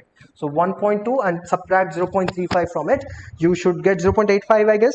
1.2 subtract 0.35, you will get 0.85 Newton per mm square. 0.85 Newton per mm square. That has to be the shear stress handled by the shear reinforcement. Now once you have the value of the shear stress handled by the shear reinforcement, that you need to convert into the shear force value, which you can do by multiplying it with the area of cross section of the beam. Let me do it on a new board. So what is the shear stress for the stirrups, the shear reinforcement? That is coming out to be 0.85. Just a second. Newton per mm square. So what is the corresponding shear force? Shear force for the shear reinforcement, which has to be handled by the shear reinforcement, that will be the stress multiplied by the area of cross section of the beam. So the stress value is 0.85 Newton per mm square. Multiply it with the area of cross section. The beam's width is 250 and the depth is 400. So 250 into 400 into 0.85. Actually 250 25 into 4 is 100, right? So this value is basically this much, 1 lakh. So 1 lakh into 0.85, it will come out to be 85,000. So this 85,000 is the shear force handled by the shear reinforcement. So this 85,000 you have to substitute over here. So we have simplified, and this value is coming out to be 85,000 newtons. So we have all the values, substitute 85,000 newtons, that is equal to 0.85 into Fy is 415. Area of the stirrups or area of the shear reinforcement is 100.53. Depth of the beam is 400. You can find out the value of spacing. You have all the other values. So let me do it in this slide over here, in the next slide over here for your reference. So we have once you substitute into the given equation, 85,000 is equal to 0.87 into Fy is 415, area of the stirrups or shear reinforcement is 100.53, I guess that was the value. 100.53 multiplied by the depth of the beam cross section is given as 400. This is the numerator, divided by spacing. So spacing value will be whatever value you have in the numerator divided by 85,000. You can use your calculators to quickly do this calculation. 0.87 multiplied with 415 multiplied by 100.53 multiplied by 400 divided by 85,000. 100, and so the answer for space, final answer, once you simplify it, so it's this way. Spacing goes to this, 85,000 comes to the denominator. So I've simplified that, and the answer is coming out to be, for the final answer, the spacing is coming out to be 170.81, 806 actually. So you can write it as 81, 170.81 in mm. So the answer for this question is 170.81, rounded off to 2 decimal places. So the official answer key, actually if you see the official answer keys range, the answer key was given as 160 to 180. Our answer is perfectly in the center of the given range, 170, 160 to 180. So wider range is given in the exam generally. So this is a question based on the shear reinforcement and the spacing of stirrups in beam. So it's based on understanding this particular concept and understanding what is the shear stress handled by shear reinforcement and the concrete, and what is the total nominal shear stress. So there are multiple formulae over here which we have used, like you have to remember that the nominal shear stress is the shear force divided by area of cross section. For any beam it is that way. Maximum shear stress is again different. It will be 1.5 times of the nominal shear stress for a rectangular cross section. Depends on the cross section. So anyways, so that is a 2 marks numerical from the subject of structures. Let us move on to the next question. Again a numerical. There are just 2 more numericals from the subject of for the architecture part. So this is again a 2 marks numerical from the subject of lighting. You can see a source of light is located at point C. So let me draw the diagram by reading the question. A source of light is located at point C. Point A is 1.75 meter vertically below point C. Point A is 1.75 meter vertically below point C. Then you have point B situated horizontally 1 meter right side of point A. At 1 meter distance you have point B, they have said, on the right hand side of point A. If the illumination level at point A due to the light source as C is, here illumination at point A is given as 300 lux. That is given in the question. If that is given, then the illumination level at point B will be how much? If I denote illumination by E, they're asking the illumination at point B. So the incident light here will come at an angle. This is the incident light ray. Right? This is the incident light ray. This is the normal drawn at the point of incidence. This becomes the angle of incidence theta. When light is incident at a point at an angle, the value of illuminance at that point, illuminance at point B, will be I upon R square into cos theta, cosine of the angle theta. Theta is the angle of incidence. In this case, I is the intensity of the luminous intensity of the source that you have to calculate from this information. R here is this distance R, which is the hypotenuse of this right angle triangle. So you will need to find out the value of R first. The first step in this question is to find out the value R. So let me first find what is R by using Pythagoras theorem. I'll do the calculation over here. R is equal to square root of A square plus B square. 1.75 square plus 1 square. So simplify this and you'll get the value of R first. Square root of 1.75 square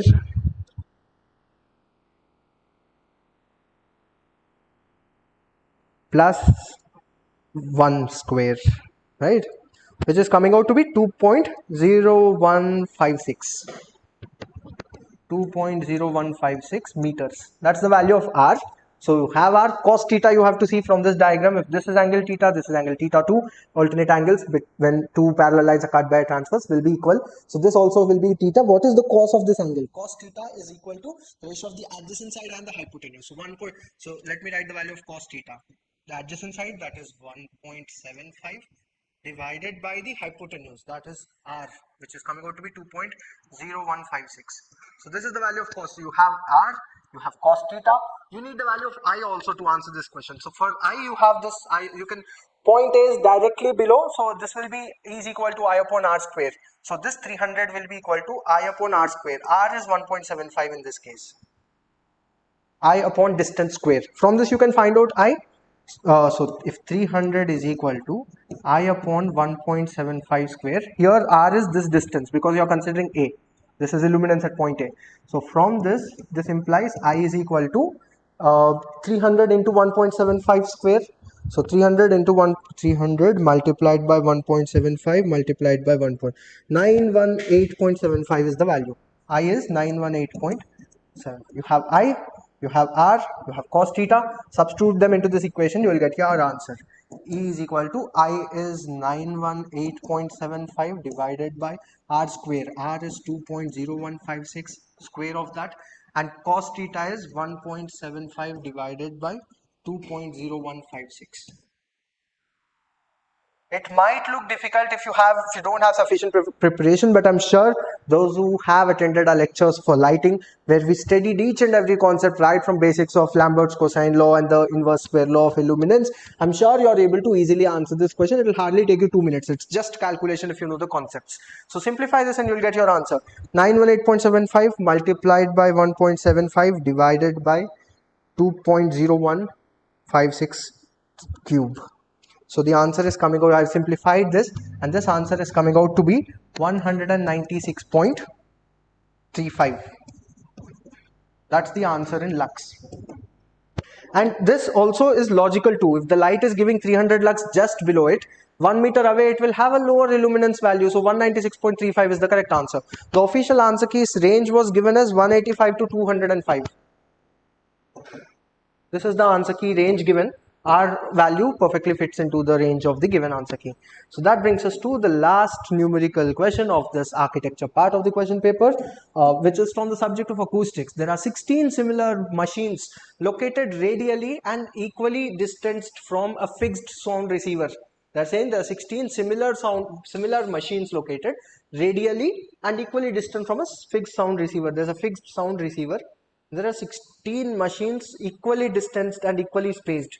So around this periphery, there are a total of 16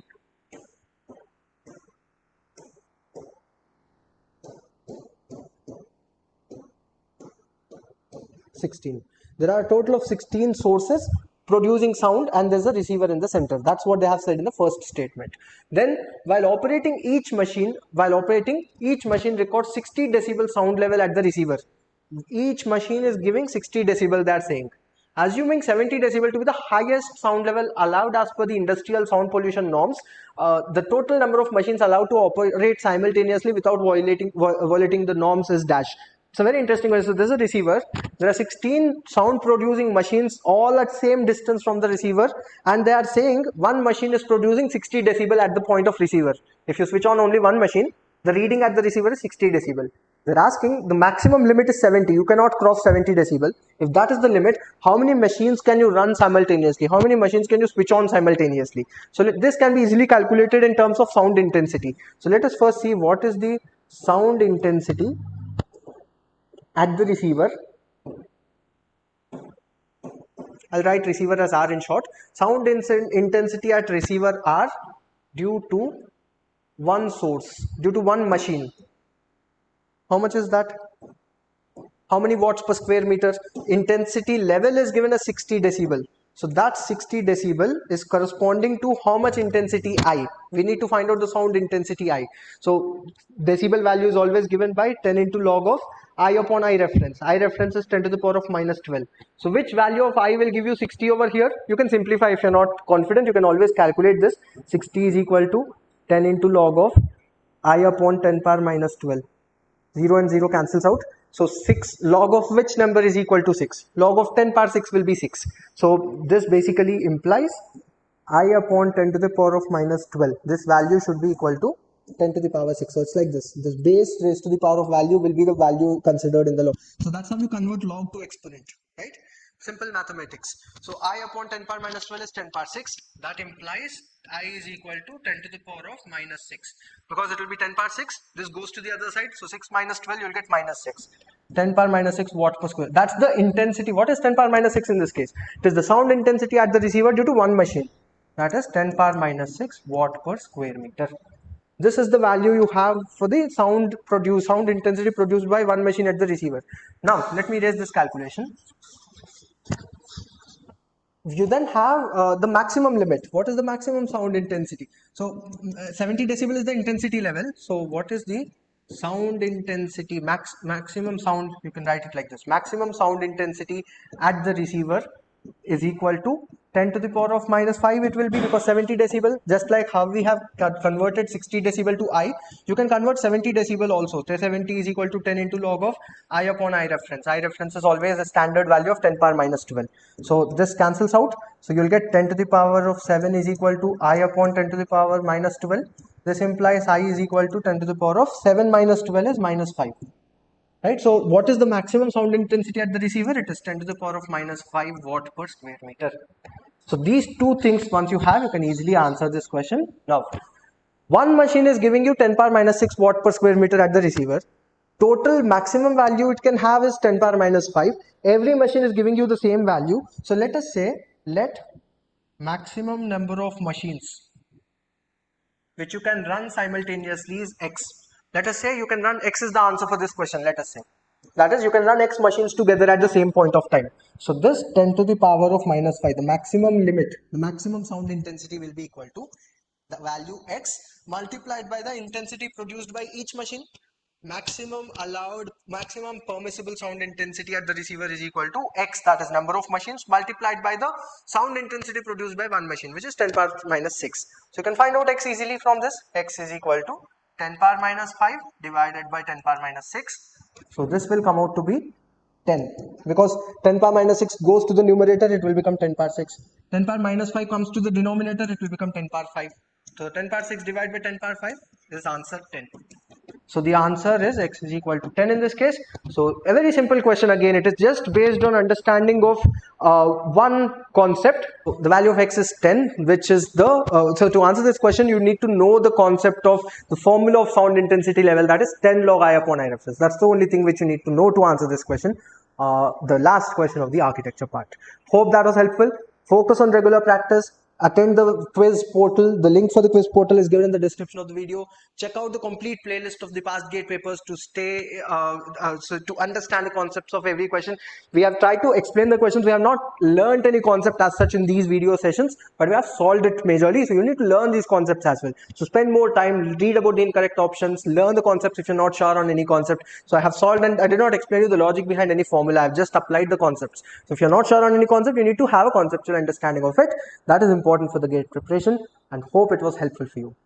In this video, we are going to solve all the questions of GATE 2025 of B2 part. Now, B2 part has only urban planning questions. Now, many part or many subtopics of urban planning come under architecture and some come under B2. So you must go through the syllabus very carefully once to understand what all subjects you have to study for common and what all subjects you have to study for B2 part. Part B2 में the first part is question number 66 to 72, that is going to carry 1 mark. Okay, first question. AHP, that is Affordable Housing in Partnership, is one of the verticals of Pradhan Mantri Awas Yojana PMAY of Government of India. In AHP, the partnership was envisaged between which two parties? So PMAY is something that we study under our schemes and programs under housing. We specially look into the PMAY-U component, that is urban component. There is another component G that deals with the rural PMAY part. Okay. Now, under PMAY, you have various components. For example, you have ISSR, that is in situ slum rehabilitation. You have AHP, that is, as we've already seen, Affordable Housing in Partnership.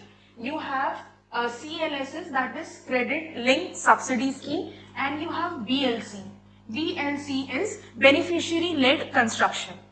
One more component was added, ARHC. This component was added during the COVID time, and it was only for that period of time wherein the government decided that there were many migrants who wanted to move to the rural areas from the urban areas because they did not have earnings during that lockdown period, and they did not have a proper place to live in. They did not have they could not afford rent during that time. So the government decided that let us give them affordable rental housing in the city itself. Okay, you must be aware that during that time, even the transportation system was not working. So how do these migrant workers ensure proper and safe residential areas? So that is why ARFC was introduced at that time. When we talk about ISSR, as I already told you, it is in situ slum rehabilitation, where the government gives a certain amount to the EWS section. Okay. CLSS is basically giving some kind of a subsidy on home loans. So based on the categories EWS, LIG, MIG1 and MIG2, there is a cap on the maximum loan that you can take, and there is a number that is going to be subsidy for these sections on the loan amount. Okay, so that is dealt with under CLSS.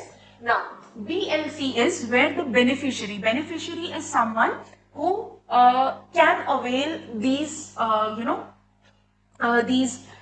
compensations from the government. So it's not like each and every person can. If they belong to EWS, if they belong to LIG, MIG, etc., not every person is eligible. The people who are eligible are called as beneficiary. The condition for that is you should not own any pakka house. You or any other family member should not own any pakka house anywhere in India.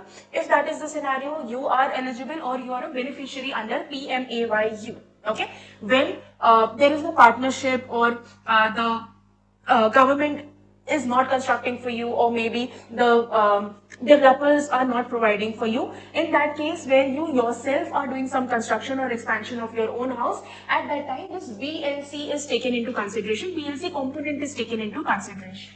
Now coming to your AHP type, affordable housing in partnership is the name. So the question is, which two parties are involved in this partnership? Okay, the correct answer is you have state ULBs, state UTs, ULBs and parastatals and private developers. So this is from the official website of PMAY.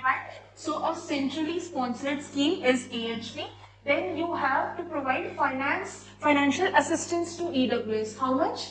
1.5 lakh per EWS house. It's on 1.5 lakh per person, please remember that. And the partnership is between state UTIs and cities, including private sector and industries, with whom? With the developers. So if the developer is working on any affordable housing, the first condition is they should have a minimum of 250 houses.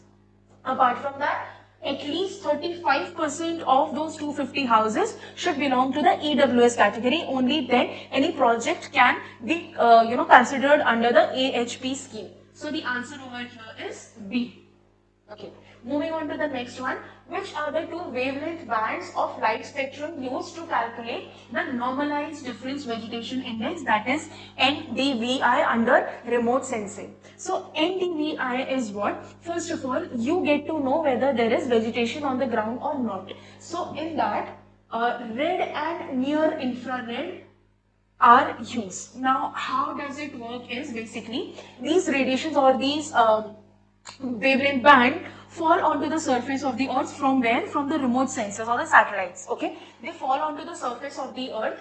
Wherever on the surface of the earth, let's say there is dense vegetation, this index is going to give you a value of 1. Okay, where there is a dense vegetation, or the highest or the most dense vegetation will be given a number of 1. Okay, wherever there is a, let's say, water body, there the NVDI or the index is going to indicate -1, which shows that there is a water body over there. So even in the cases of where there are heavy cloud cover, even then you will get the answer in somewhere minus categories. Now let's say this particular portion is completely blank.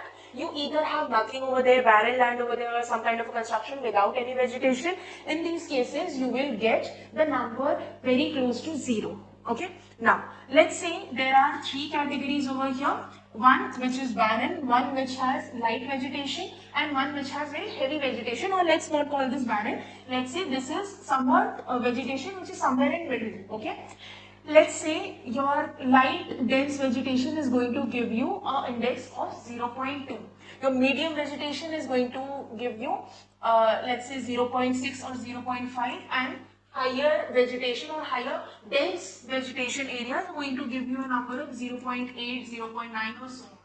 Okay, this is how your DVI index usually works. So the answer, as I've already told you, is near infrared or red. These are the radiations, or these are the wavelength bands of the light spectrum that are able to catch these vegetation parts. Okay, you can also tell whether the vegetation in these areas are healthy or not, apart from being dense or not. Okay, next. Dash refers to the benefits when industries or firms cluster together, resulting in reduced production cost, improvement availability of skilled labor, and increased flow of information and knowledge sharing. So the answer for this is agglomeration of economies, which we have studied under PTM, urban economics part. I hope you did this answer correctly. We've actually talked about this multiple number of times. This agglomeration theories, in one way or the other, has been spoken about by many urban theorists or geographers, economists, etc. So what happens is, let's say, if you want to set up an industry, let's say iron and steel industry, okay, somewhere here. Okay, let's say there is already another iron and steel industry as marked in position A. Okay, now for a businessman, it is a question whether to set up another iron and steel industry at position B or somewhere very far away from that, let's say position C. Now there are various factors that determine what should be the location of this industry. Now let's say they decide to go for B. There could be some advantages. For example, there is already a setup of network over there, of the raw materials of the market, etc. You already have a labor pool concentrated in that particular area. You already are aware of the technology, kind of technology that is there, and even people know how to work with that technology. So there are various advantages if you set up your industry somewhere near to a place where there is already a good setup. For example, if you were to set up any iron and steel industry, you would prefer setting it up in Jamshedpur instead of, let's say, Bhopal or Nagpur. If you were to set up a cloth industry, you would select either Surat or Amritsar or Mumbai for that matter. Why? Because there's already an existing network over there. Instead of setting it up somewhere else, you would rather set it up where already there are many industries. Now a place where you have similar industries already set up, that is like an agglomeration of everything coming together, agglomeration of activities, in this case agglomeration of economies. I'm giving this question with another example. IT sector concentrating in Bangalore. Now, if I have to set up an IT industry or if I want to work on a startup, I would not want to go to, let's say, Jodhpur or Ujjain for that matter. I would want to go to Gurgaon or Bangalore to set up an IT firm. Why? Because there's already an agglomeration over there from where I can benefit. Now, why would you want to set up an industry far away from the agglomeration? It also has some advantages. For example, these industries have already taken care of this market. Okay. Now, there is, for example, monopoly there, or there is already too many supplies happening in that particular area. You can have your own market. You can supply the product in your own market, and the transportation cost from B to C is a lot. So what you can do is you can be benefited from that, because you'll be able to sell the same product at lower price because you're saving on the transportation cost. So it is completely on the businessman. But yes, these advantages that have been spoken about in the question, that relates to agglomeration of economies. Next, as per RFCT LARR, that is right to fair compensation and transparency in land acquisition, rehabilitation and resettlement act of 2013. The dash determines the dash for compensation for land acquisition. So you must have heard about the term eminent domain, or you must have heard about land acquisition. What is this? The land in India belongs to the state or is owned by the government, but can be owned by private institutions or individuals as well. Okay, but what happens when the government wants to come up with a project for public beneficial? For example, they want to come up with a metro project, they want to come up with a road construction or something like that. Okay, in these cases, what happens? It's not always possible to construct or to give a particular infrastructure on government land. for which the government needs to acquire land, or they want to take the ownership from private ownership to government ownership or public ownership. Okay. Now, a provision under the Constitution that makes this change of ownership possible was the Land Acquisition Act, which was in India even before our independence. Okay, this came up with the Britishers. Now, land acquisition had a lot of negatives. For example, compensation was not fair. There was no rehabilitation happening. If you are giving off your land, you get compensation and that's it. There were no further steps done. So in 2013, this Land Acquisition Act was changed to right to fair compensation. The first thing, you should be getting fair compensation. Okay, transparency. Transparency could also mean that why are you taking this land, or to what purpose are you going to give this land. Okay, that needs to be known.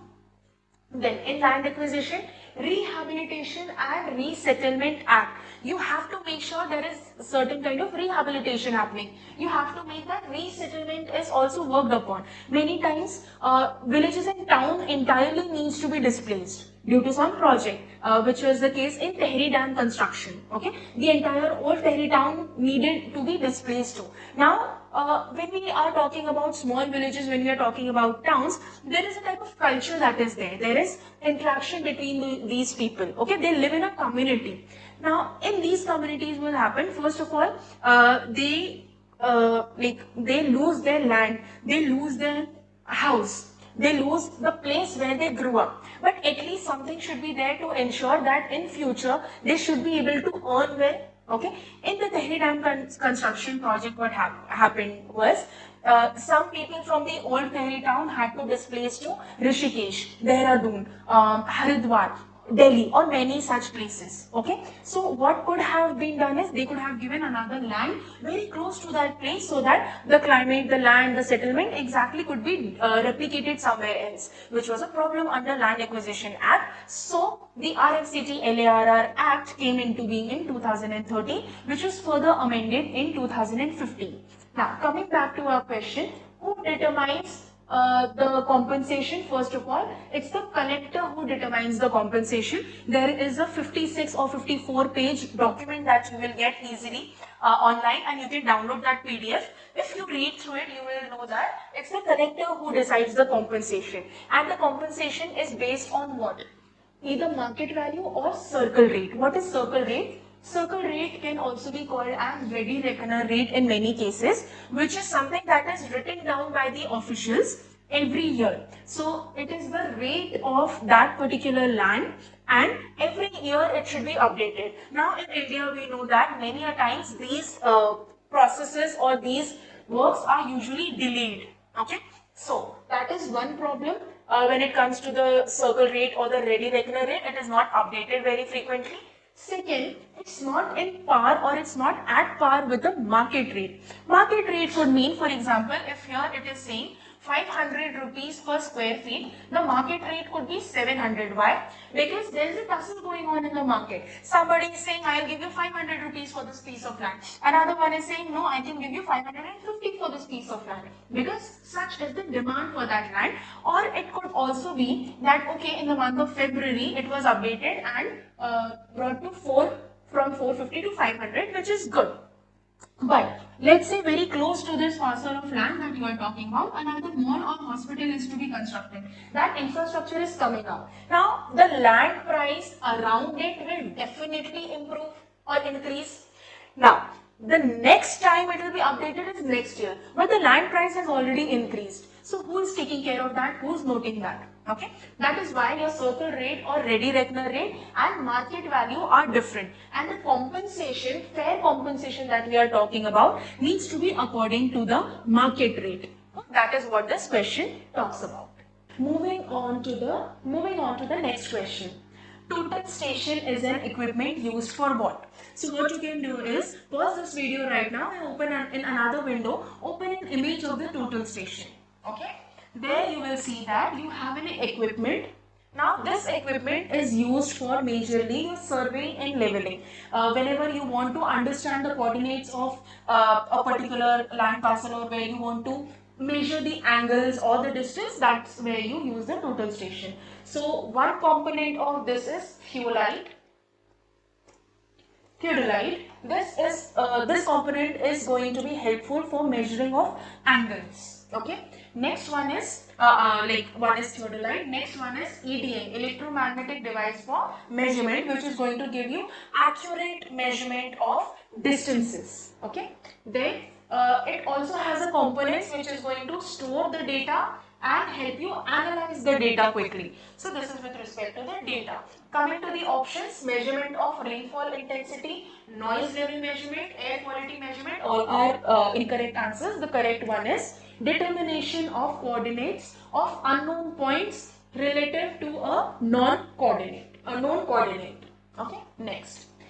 Select the correct statements with regard to traffic analysis zones. Okay, so in class we studied what are TAZs. Basically, you divide your study area or you divide your city into multiple zones, and in this zone you try to analyze the origin and destination analysis. So let's say this is our study area. This you have to divide under various zones. How do you decide it? First of all, based on certain natural and man-made characteristics that are on land. For example, you have the screen line and you have the cordon line. Cordon line is the roads that are there. Okay, the study area is your cordon line. Wherever there is a road intersecting with the cordon line, that is your cordon points, and you can have a screen line. For example, you have a river or you have, let's say, a railway line somewhere here. You will take help of these cordon lines and these screen lines to divide TAZs. It should be based on certain logic. Okay. That is number one. Number two, why do you use it? You use it to understand origin destination or how is the movement of the vehicle in these zones. Okay. Now let us look at the options. TAZ are not determined based on physical barriers like river, mountain, or forest, etc. Demographic characteristics of a TAZ will change with new residents moving into TAZ.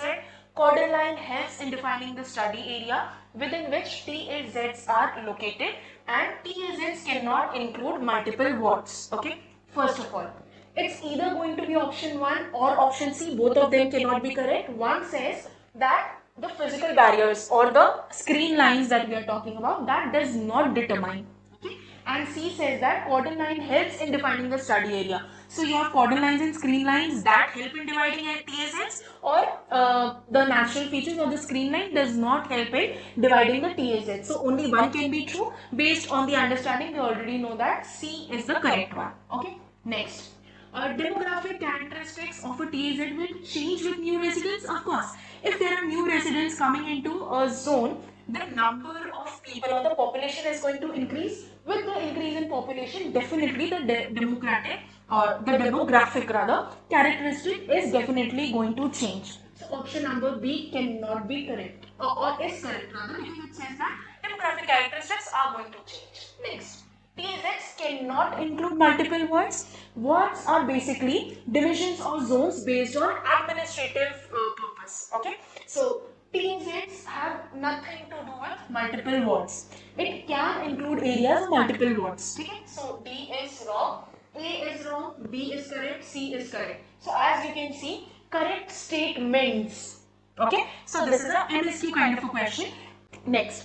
As per the census of India 2011, choose the correct statement or statements regarding the definition of a census town. Now, we've already seen what is the definition of census town. As per census 2011, which was the last census till now, we are talking about GATE 2025 right now. Okay, so the last one was 2011. Based on the definition given there, we have three criteria based on which we can call any town as a census town, as we've already learned in our classes. First one is population,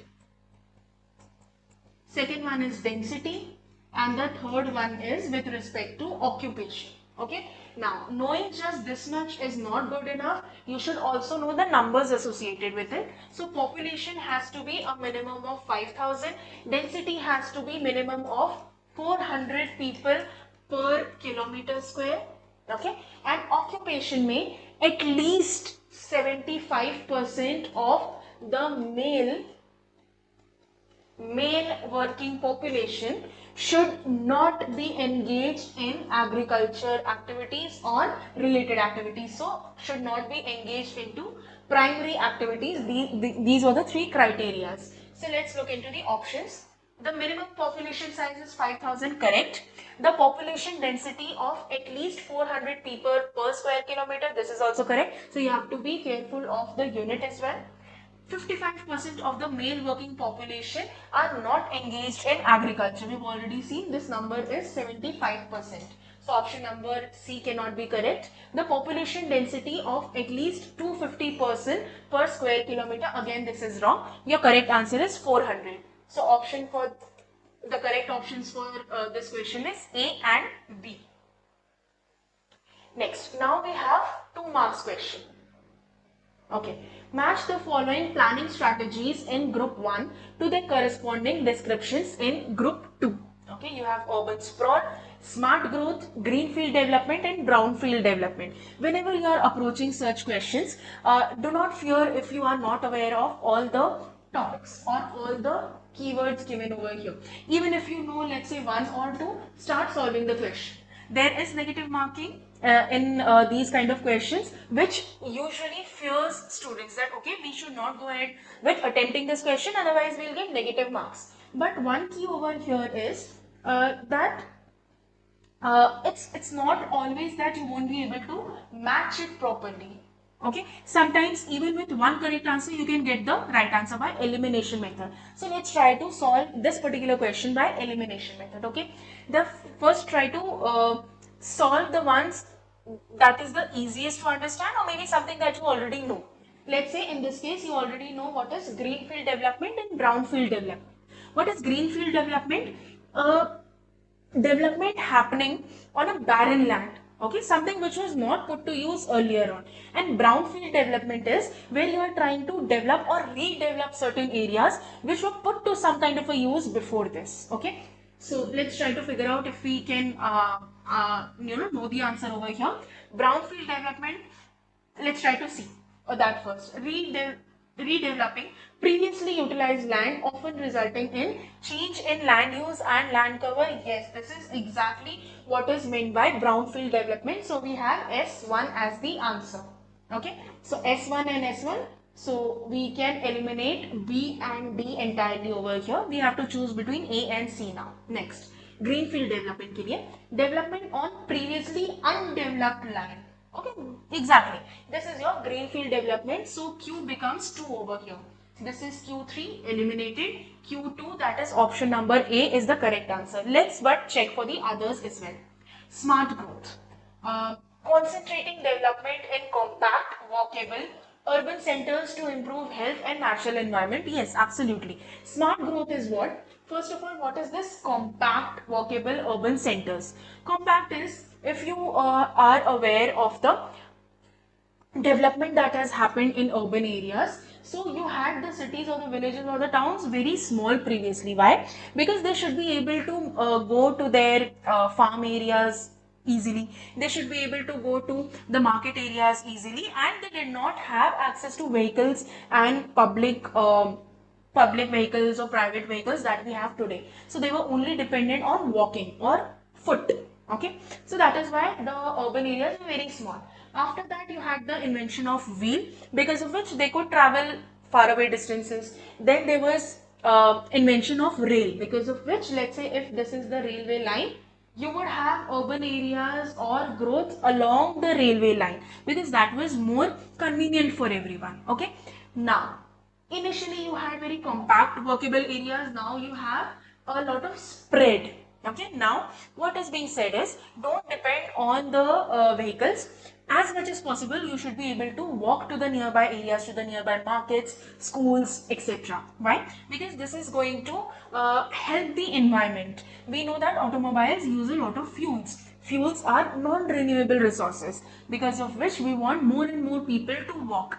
And that is possible only if The cities are compact in nature. In today's scenario, nobody wants to walk 5 kilometers, 4 kilometers to go to the nearest market to purchase something. Okay, if it is within a distance of 400 meter or 500, 600 meter, only then people are going to walk, which means that you should have compact mixed use areas in urban centers. That is going to lead to smart growth. Okay, so Q3 is going to be correct. Sorry, here option C, which is R2. Okay, next. Q3 is correct. Urban sprawl is when the boundaries of urban areas are now expanding. People are moving to beyond that as well. Okay, so expansion of urban areas into rural areas typically characterized by low density development. Okay, that is exactly what it means. So you have option C as the correct answer. Moving on to the next question. 74. Match the following subcategories of urban land use in group 1 with the corresponding broad land use categories in group 2 as per URDPFI guidelines. So you will get this information in URDPFI guidelines as well as in NBC. Okay, so sports complex comes under recreational, water bodies come under protective and undevelopable use. So you have to protect the water bodies. You cannot develop anything over there. Okay, so that land use is there. Poultry and farming comes under primary activities. So agriculture and allied activities, anything related to agriculture comes under primary activities. And then police station. Police station comes under public and semi-public. Okay, so according to this, option number A is correct. Definitely after watching this video, you should go and look into the categories and the subcategories that are mentioned in NBC. Next, match the following curves in group 1 with their corresponding uses in group 2. Mass curve, Lorentz curve, density curve and horizontal curve. Okay, so all these have been taken from different you can say subtopics or topics. For example, horizontal curve is from transportation planning, Lorentz curve is from urban economics, then you have the mass curve, something to do with supply and demand, and then the density curve. Okay, so all of them are from different areas. Just the term curve is common, that's why it's been put into one question. Okay, now first of all, Lorentz curve and horizontal curve we definitely know, we've studied that in class. So Lorentz curve is what? Representation of income inequality, okay, or wealth inequality. So this is how it should ideally be. Cumulative population, cumulative wealth. Okay, so ideally it should be like that, but there is inequality. So this is Lorentz curve, or this shows the inequality. So line of inequality. Okay, so so far Q is 1, we know. So Q1, all the other options can be eliminated. C can be eliminated and A can be eliminated. Next, what we know for sure is your horizontal curve. Okay, what is it? Okay, provides a transition between tangent strips of roadways, allowing a vehicle to negotiate a turn. So for example, a 90-degree turn is something that we should not give, that is not a proper turn. So what we give is a horizontal curve along this. Okay, that is what's been written in 4. So S is 4. S is 4, option number D is correct. Let's look into the other options also. Mass curve is what? Basically a cumulative of inflow and outflow. The inflow means supply and outflow means demand. That is your mass curve. And density curve is very simple. It is idealized representation of distribution in which the area under the curve is defined as 1 or defined to be 1. Okay, so option number D is correct.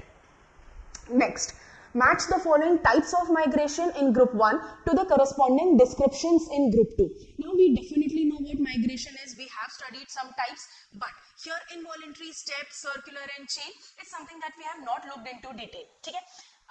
Based on the terms, based on our idea of what it could probably be, are we able to solve the question? Let's check that.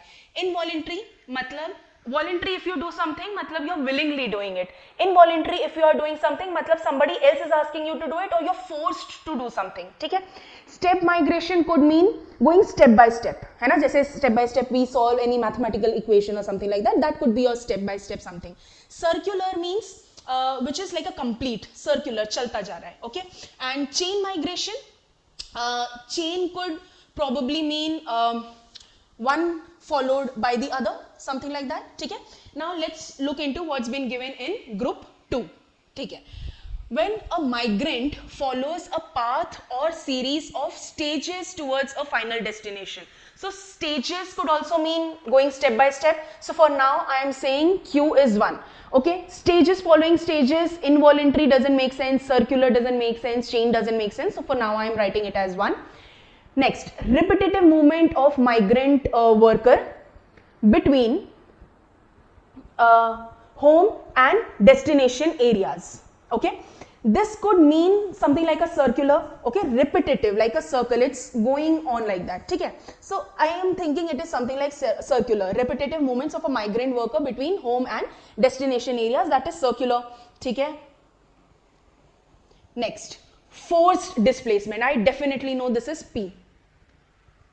And a forced displacement, for example, there is some infrastructure project coming up and all the residents are asked to move, or in case of land acquisition what happens is they are forced to move, hai na? So something like that, involuntary migration. Or it could also mean like some disaster has happened because of which they are supposed to vacate their village or their settlement, something like that, hai na?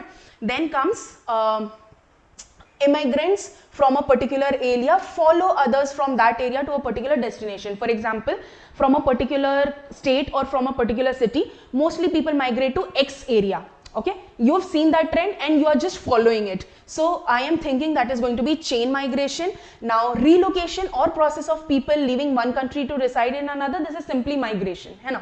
So 3, 1, 2, 4, option number B, that is indeed the correct answer given in the official answer key also.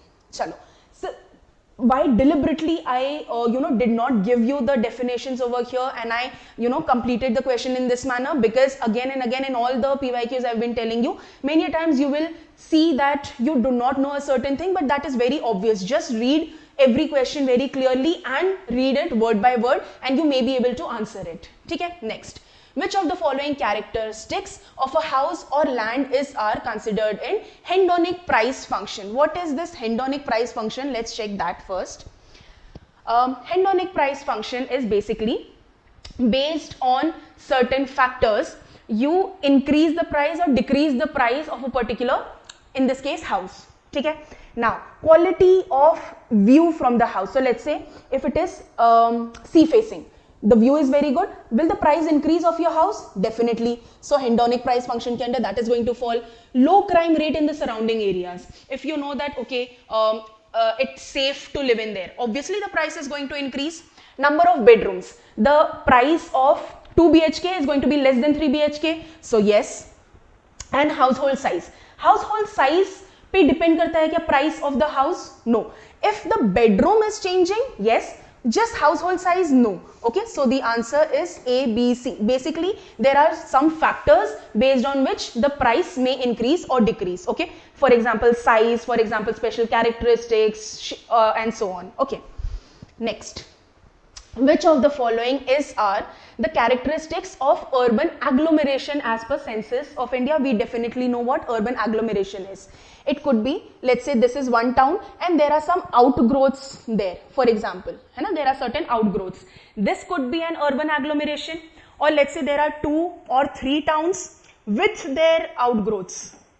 Okay, let's say there are no outgrowth here, there is one and there are so many outgrowths in this. This together also can become an urban agglomeration. So let's read the options. A continuous urban spread constituting a town and its adjoining growths. Yes.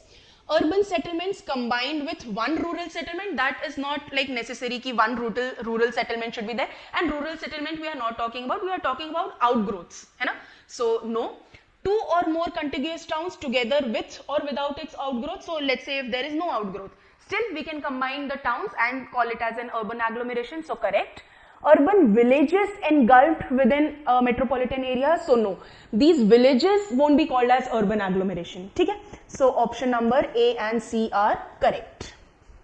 Next, spot speeds of 8 vehicles in a traffic stream are given. Okay, there is a value X also. X is the spot speed of 4th vehicle. The time mean speed of the traffic is 56.25. Time mean speed is average speed, directly the average speed or the mean speed. Okay? Then after determining the value of X, the calculated space mean speed is what? Space mean speed is what? The harmonic mean of the speeds. ठीक है, so time mean speed में we are directly taking out the average or the mean, so it would be 42 plus 52 plus 56 plus x plus 53 plus 62 plus 65 plus 48 divided by 8, which is equal to what? 56.25. Okay, take some time and solve this and check your answer. When I write it on the screen, check whether you found out the same answer or not. Okay, x is coming out to be 72. Now you have to find out the space mean speed, which is the harmonic means of these speeds. So 8 divided by 1 divided by 42 plus 1 divided by 52 plus 1 divided by 56 plus 1 divided by 72, which we've just found out, plus 1 divided by 53 plus 1 divided by 62 plus 1 divided by 65 plus 1 divided by 48. Okay, this is the space mean speed. Now for this question, only knowing the formula is more than enough. You will be easily able to solve this. Okay, now you get it as 8 divided by 0.0146 and the final answer comes out to be 54.79. Okay, 54.79 is the correct answer. The range usually for these kind of questions are wide range. Okay, so officially it is 52 to 57 what is given to you. 52 to 57. Okay, and our answer lies well within that. Good to go. Next, an individual chooses a transport mode for a particular trip based on 3 attributes. Okay, so what means of transportation do you want to choose? What all do you think of? You think of time, you think of cost, all these things. So x is cost of journey over here, y is in vehicle time, and z is out vehicle time. Okay. The values for these attributes for 3 modes, rail, bus and paratransit, are given in the table. If the general utility equation is u is equals to 0.5x minus 0.3y minus 0.4z. Okay, this is according to the logic model that they have given. The estimated probability of choosing bus is what? Again, the same thing has happened. If you watched our other PYQs, you know that many a times the question has nothing to do with the the concept that they are talking about. It's just basic simple mathematics. Okay, so yes, logic model is there. We are talking about mode choice, we are talking about trips. Okay, but even if let's say you have not studied transportation planning or you have not studied this part of transportation planning, still you will be able to solve this question, and I can guarantee you that. Okay, how? Just read the question properly. U is given, utility is given, okay, and all the values of x, y, z for these 3 modes are given. Okay, now you have to find out what is the probability of choosing bus. So you find out u for all of these. Then you are not supposed to tell whether you are choosing rail or you are choosing bus or whatever. What is the probability of choosing bus? That's it. Okay, so let's first try to find out u for all these modes. Okay, u for railway is going to be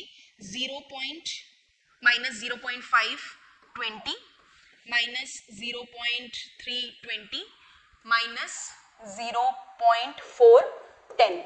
Okay, once you solve for this, you get the answer as minus 20. Next, u for bus minus 0.510 minus 0.340 minus 0.47.5. Okay, when you solve this, again you get the answer as minus 20. What you can do is pause your video over here and check whether you are getting the same answer or not. Okay. Next, u for paratransit minus 0.515 minus 0.335 minus 0.45. Again you get the answer as minus 20. Okay.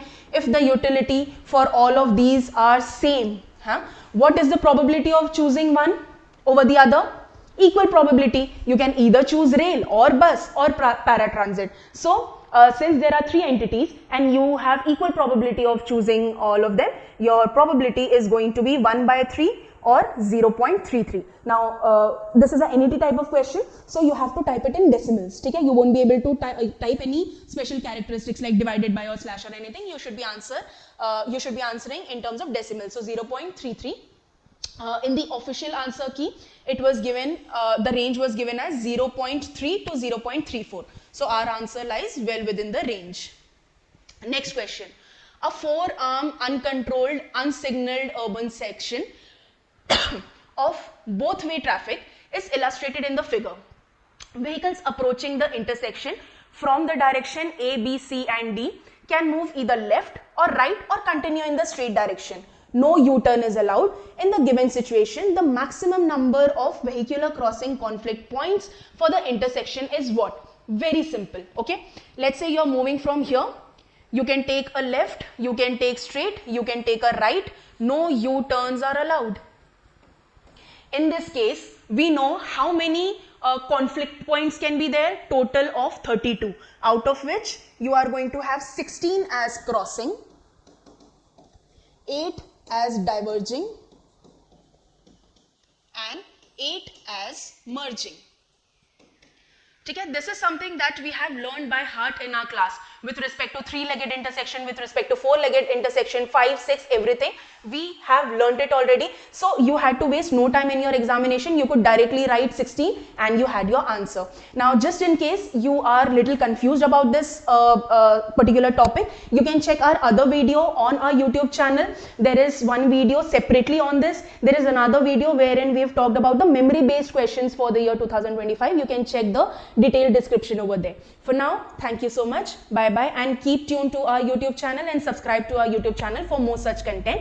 Definitely, you should not forget to check our other PYQs also. Hi everyone, today we are back with the GATE Aptitude previous year question series, and today in this video we are going to discuss the question paper of 2025, and you will find a pattern that in the previous years the kind of question that we are getting, there is a similarity in these kind of question. Like when we were dealing with the question of 2021, then after that we have done 2022, then after that 23, 24 and 25. So you will find a pattern that in some of the cases there is question that is given on the statement arrangement, right? We have done this similar question in the year 2023, and this similar question we are getting in the year 2025. So you can find a pattern. That means if you are solving all the previous year question paper, you will finding a pattern. Like here in this question itself, you have got 2 questions on probability, and that is the most important part, and that we have said so many times.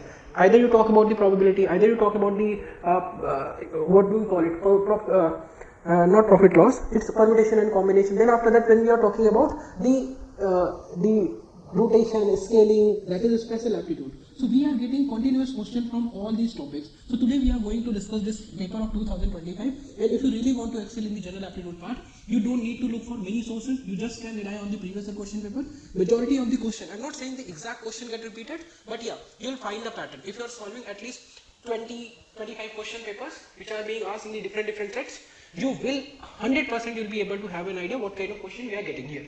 Now here comes the question number 1, which is talking about select the correct option to complete the analogy. Now these questions are based on analogy. Now if you know that a group of fish is called as shoal, right? A group of fish is called as shoal. And what we are looking for, a group of lion will be called as what? Is it pride? It is not a school, it is not forest, it is not series. So what will be the answer? Sometimes we get the answer on the basis of elimination. You know that a group of lion is not a school, it is not forest, it is not series. So we are only left with one option, that is pride. And if you solve basic question on it, we understand there what is a group of lion is called, what is a group of cows is called, what is a group of different animals. We do all of that, right? So it is one of that example that if a group of fish is called as soul, what will be a group of lion that will be called as, right? Before this video we have made another video where we have done the discussion on the same question, but that was we have done when we were dealing with the memory based question. But now we have the actual question paper, so we can have discussion in a more particular way because we know the exact questions now.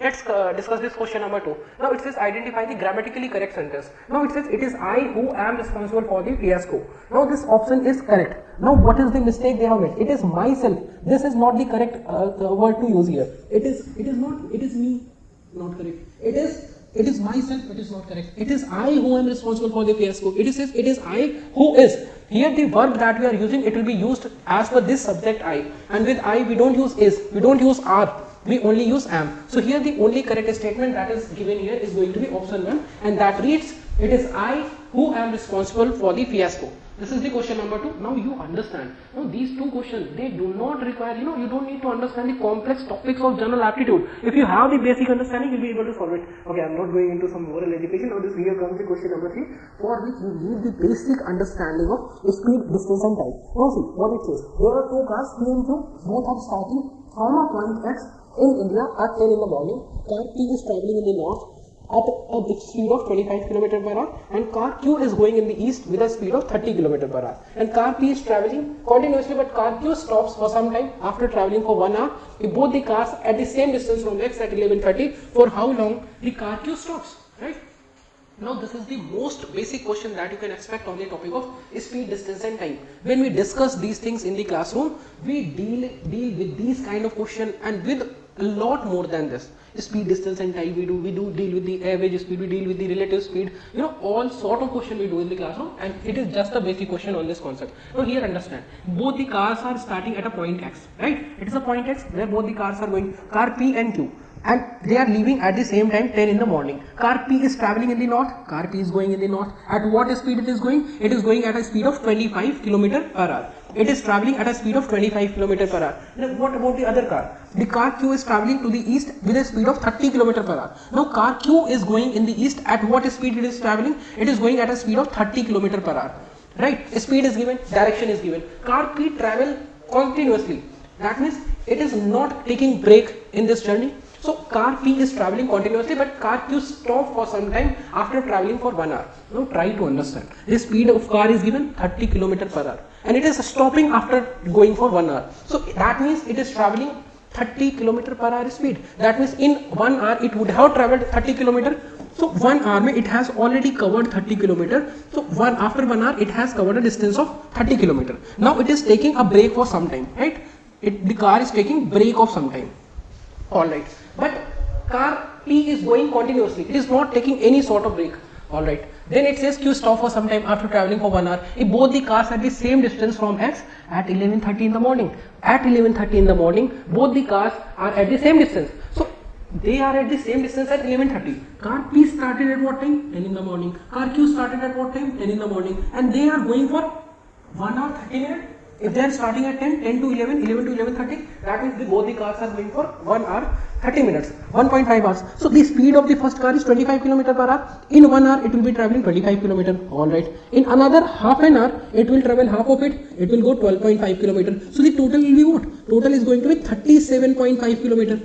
So the car P is traveling 37.5 km.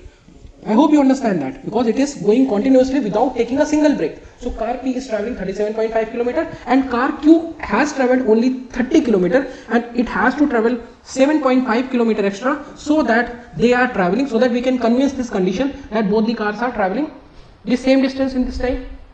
So that means this car would have only traveled for 7.5 km extra after the break. Now 7.5 km is what? It is the distance that the car will be traveling.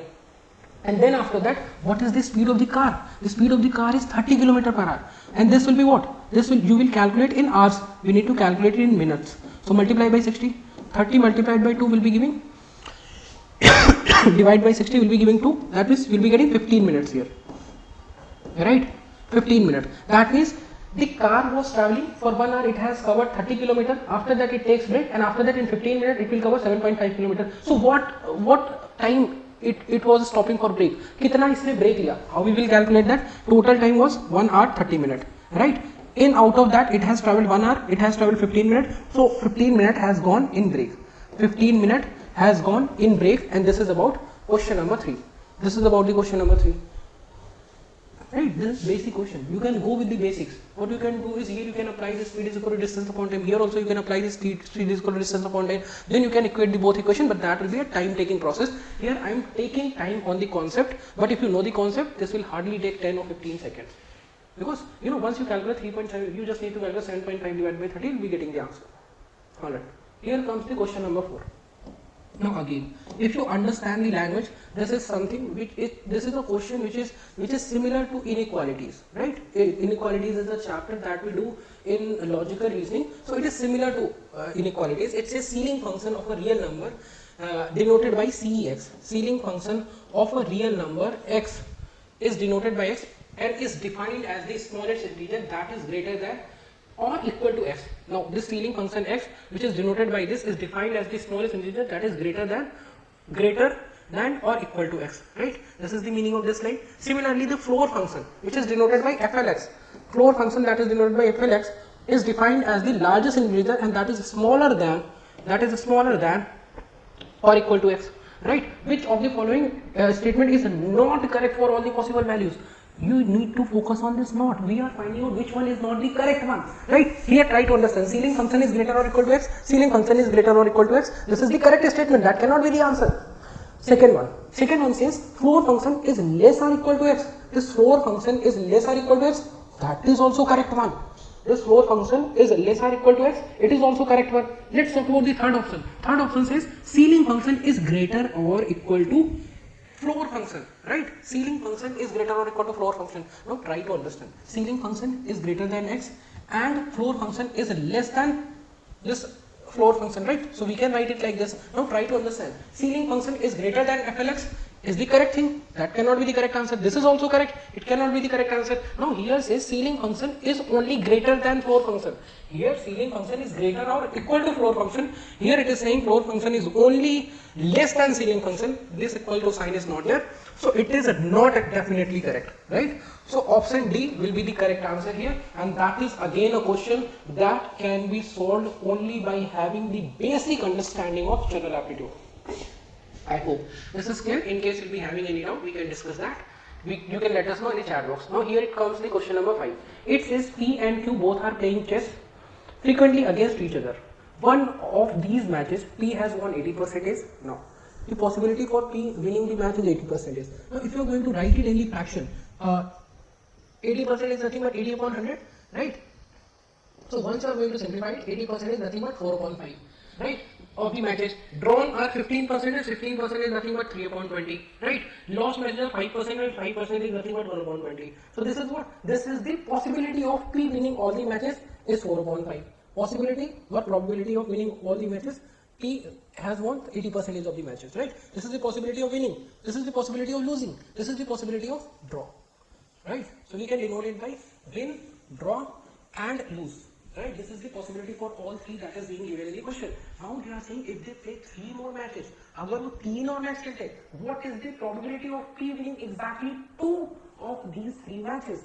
Exactly 2 win होने चाहिए. अब देखो ध्यान से, 3 match है, M1, M2, M3. ध्यान से देखना कितनी possibilities हो सकती है. M1, M2, M3. Exactly 2 win होना चाहिए. Win, lose हो सकता है. Win, lose, win हो सकता है. और फिर उसके बाद lose, win and win हो सकता है. These 3 possibilities are there. Are there only 3 possibilities? No. We are only looking for the possibility where P winning exactly 2 of these 3 matches. That means 2 wins will be there. Is there any other possibility? Yes. No here. This is match 1, match 2, match 3. Win, win, lose, lose, win. Now what can be other thing that can be there? Draw option is also there. Na? Draw. WR. Draw, win, draw, win. Then after that win, draw, right? So these are total 6 possibilities. Now try to understand. A question look a bit complicated, but it is not. Once you have done that, we are only looking for the possibilities where 2 win are there. 2 win means what? Here he is saying that exactly 2. Either he will win the match, or he will win the first match, or second match, then the third match. Right? So what we will be doing here is we will calculate the winning the first match, winning the second match, and losing the third match. So what is the possibility? Winning the first match, 4 upon 5 possibility. Winning the another match, 4 upon 5 possibility. And then after that losing. Winning 4 upon 5, and losing 1 upon 20. Right? And this condition gets repeated how many times? Once we are going to solve it, we will be getting 16 and divided by 25, 2 times will be 50, 16 upon 500. Right? 16 upon 500, this is the first case. Now the second case, draw, win. Now win will be what? In the first case, in the second case, in the third case, multiplied by 3. So final answer will be what? In the first match, this is the possibility, in the second one, this is the possibility, in the third one, this is the possibility. So here the probability of doing this is 48 divided by 500. Let's talk about this one. Draw.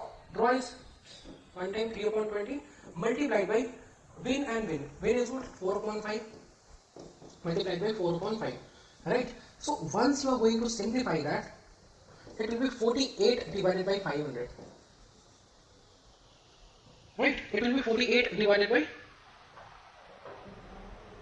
it will be 500. What we have done here is 3 upon 20. Alright. This is 3 upon 20. Now it is also happening 3 times. So we will multiply it by 3 also, because in the first case it is draw.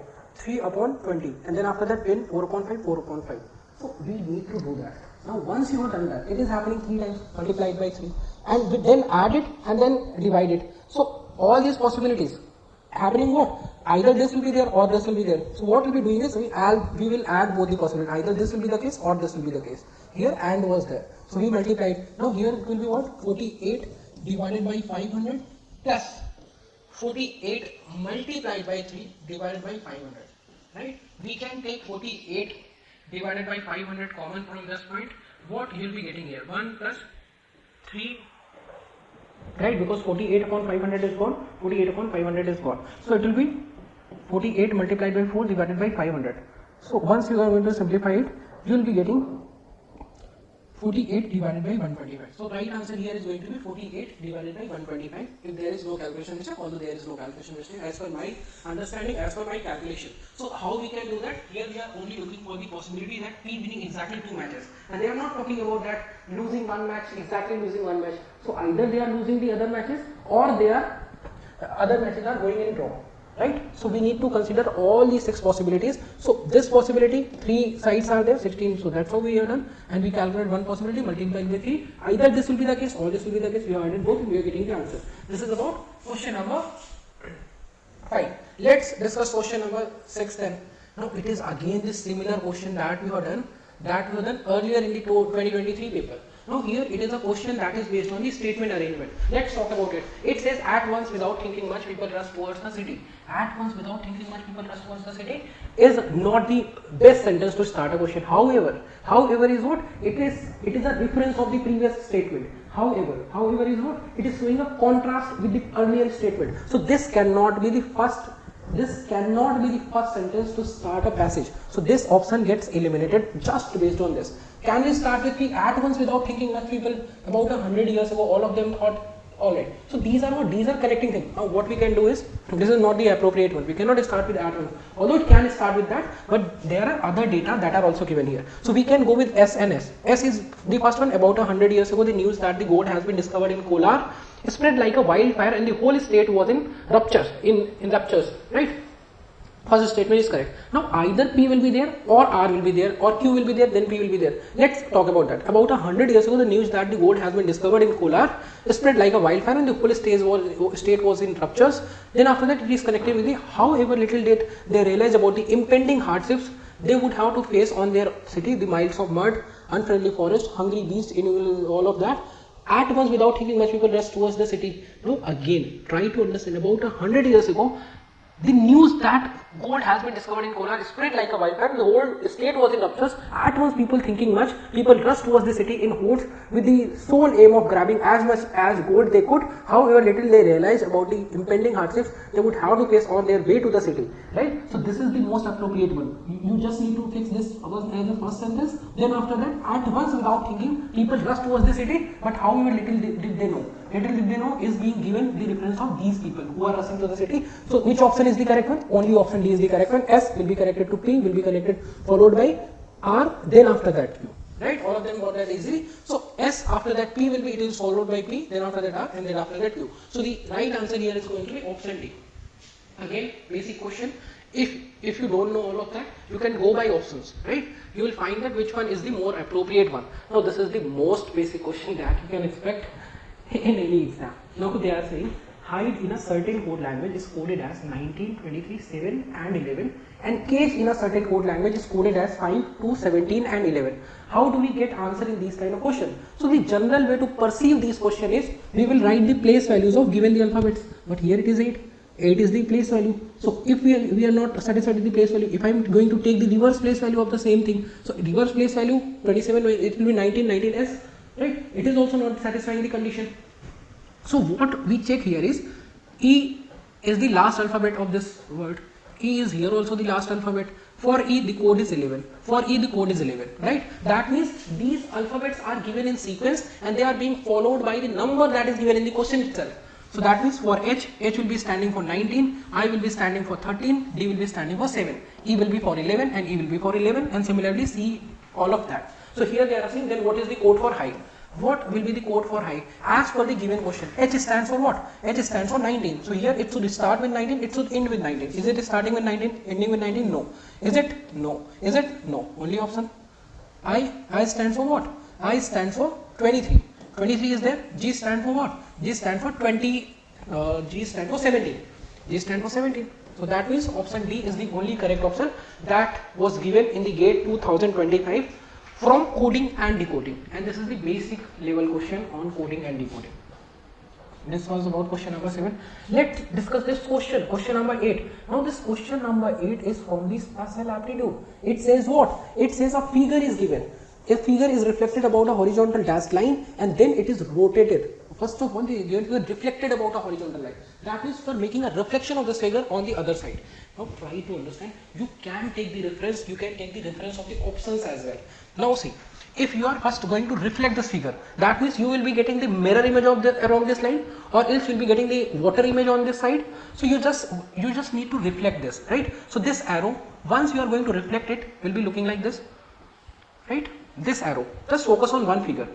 It will be going like this. It is going like this. It will be looking like this. So this arrow, once you are going to flip it, will be coming on the higher side, and this will be looking like this. This will be looking like this. So which option it is going with? Now try to understand. If you are going to reflect it, if you are going to reflect it on the other side, you will be getting this option. But is it the answer? This is not the answer. What they are saying, once you have done that, once you are reflected along the horizontal side, you will rotate it 90 degree clockwise. You are going to rotate it 90 degree clockwise. How we can do that? Now we can take the reference of any of the figure. Let's take the reference of this figure. It is in what way? It is given in this way, right? It is given in this way. You are going to rotate this figure by 90 degree clockwise. So it will be going in this direction. In which figure it is going in this direction? It is going in this direction, which is not matching with this one. This is not the correct answer. Here it is going. This is not the correct answer. This is not the correct answer. Which option we are left with? You can go with the other options also. This figure is given. You can draw a figure like this. Now once you are going to rotate it by 90 degree, try and understand. If you are going to rotate it 90 degree clockwise, you understand this arrow will be going 90 degree this side. So this will be going like this, and this will be going 90 degree. That means it will be going upwards.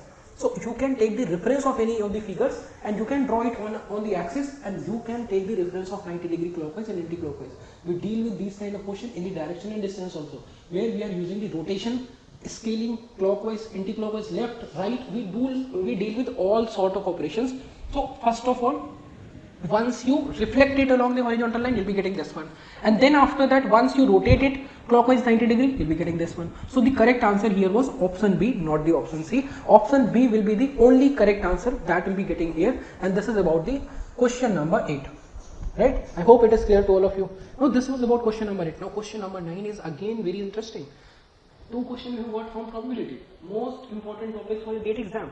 Then after that, this was from the spatial aptitude, and again here comes the line of symmetry. This is also, this is also the part of your spatial aptitude. Here they are talking about which of the following option has correct sequence of objects arranged in the increasing number of mirror lines. Line of symmetry. Line of symmetry. What do we understand by line of symmetry? If you have done the previous year questions, sir, you have got so many questions on line of symmetry, right? What line can be drawn so that this satisfy the condition of line of symmetry? Line of symmetry means what?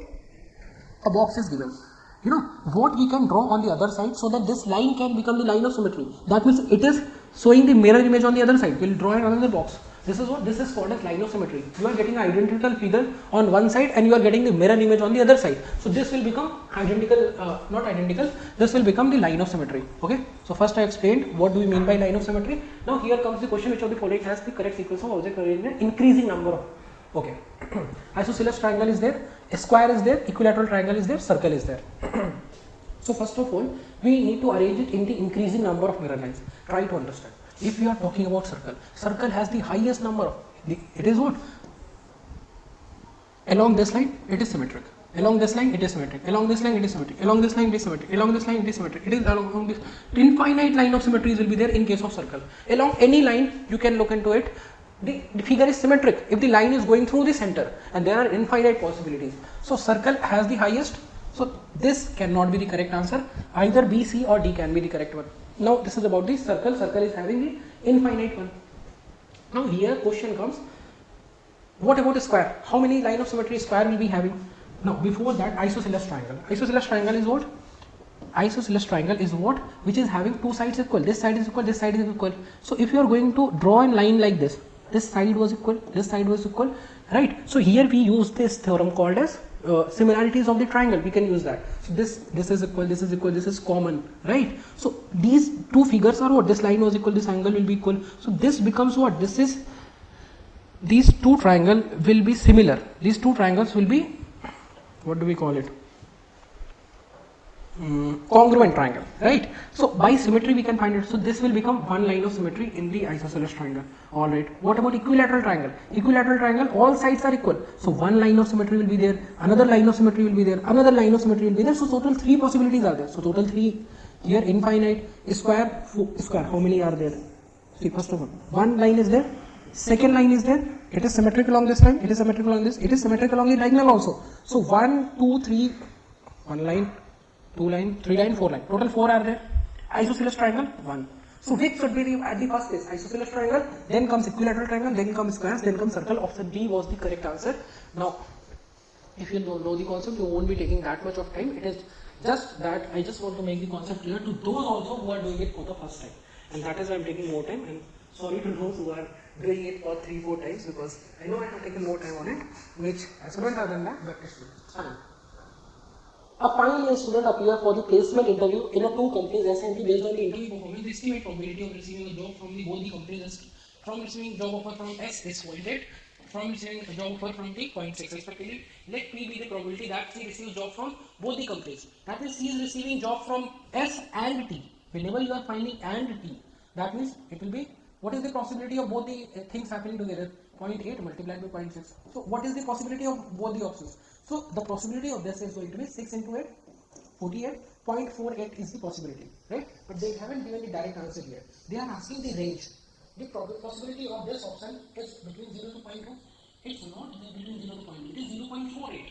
It's around 0.5. So it cannot be the correct answer. It is 0.4 से ज़्यादा, 0.6 से कम or equal. This can be the correct one. We are not saying it is surely correct, but this can be the correct one. Here it is less than 0.4 or equal. It is 0.4. It is more than 0.4. It cannot be the correct answer. It cannot be even correct answer. It is not less than. It is less than or more than 0.6. It is not more than 0.6. So here we are only left with option B. That is the correct option here. So 2 questions we are getting from probability. 2 questions we are getting on spatial aptitude. That is cutting, folding, rotation, scaling, and all of that. And then after that, 2 questions which are very basic on the concept of English.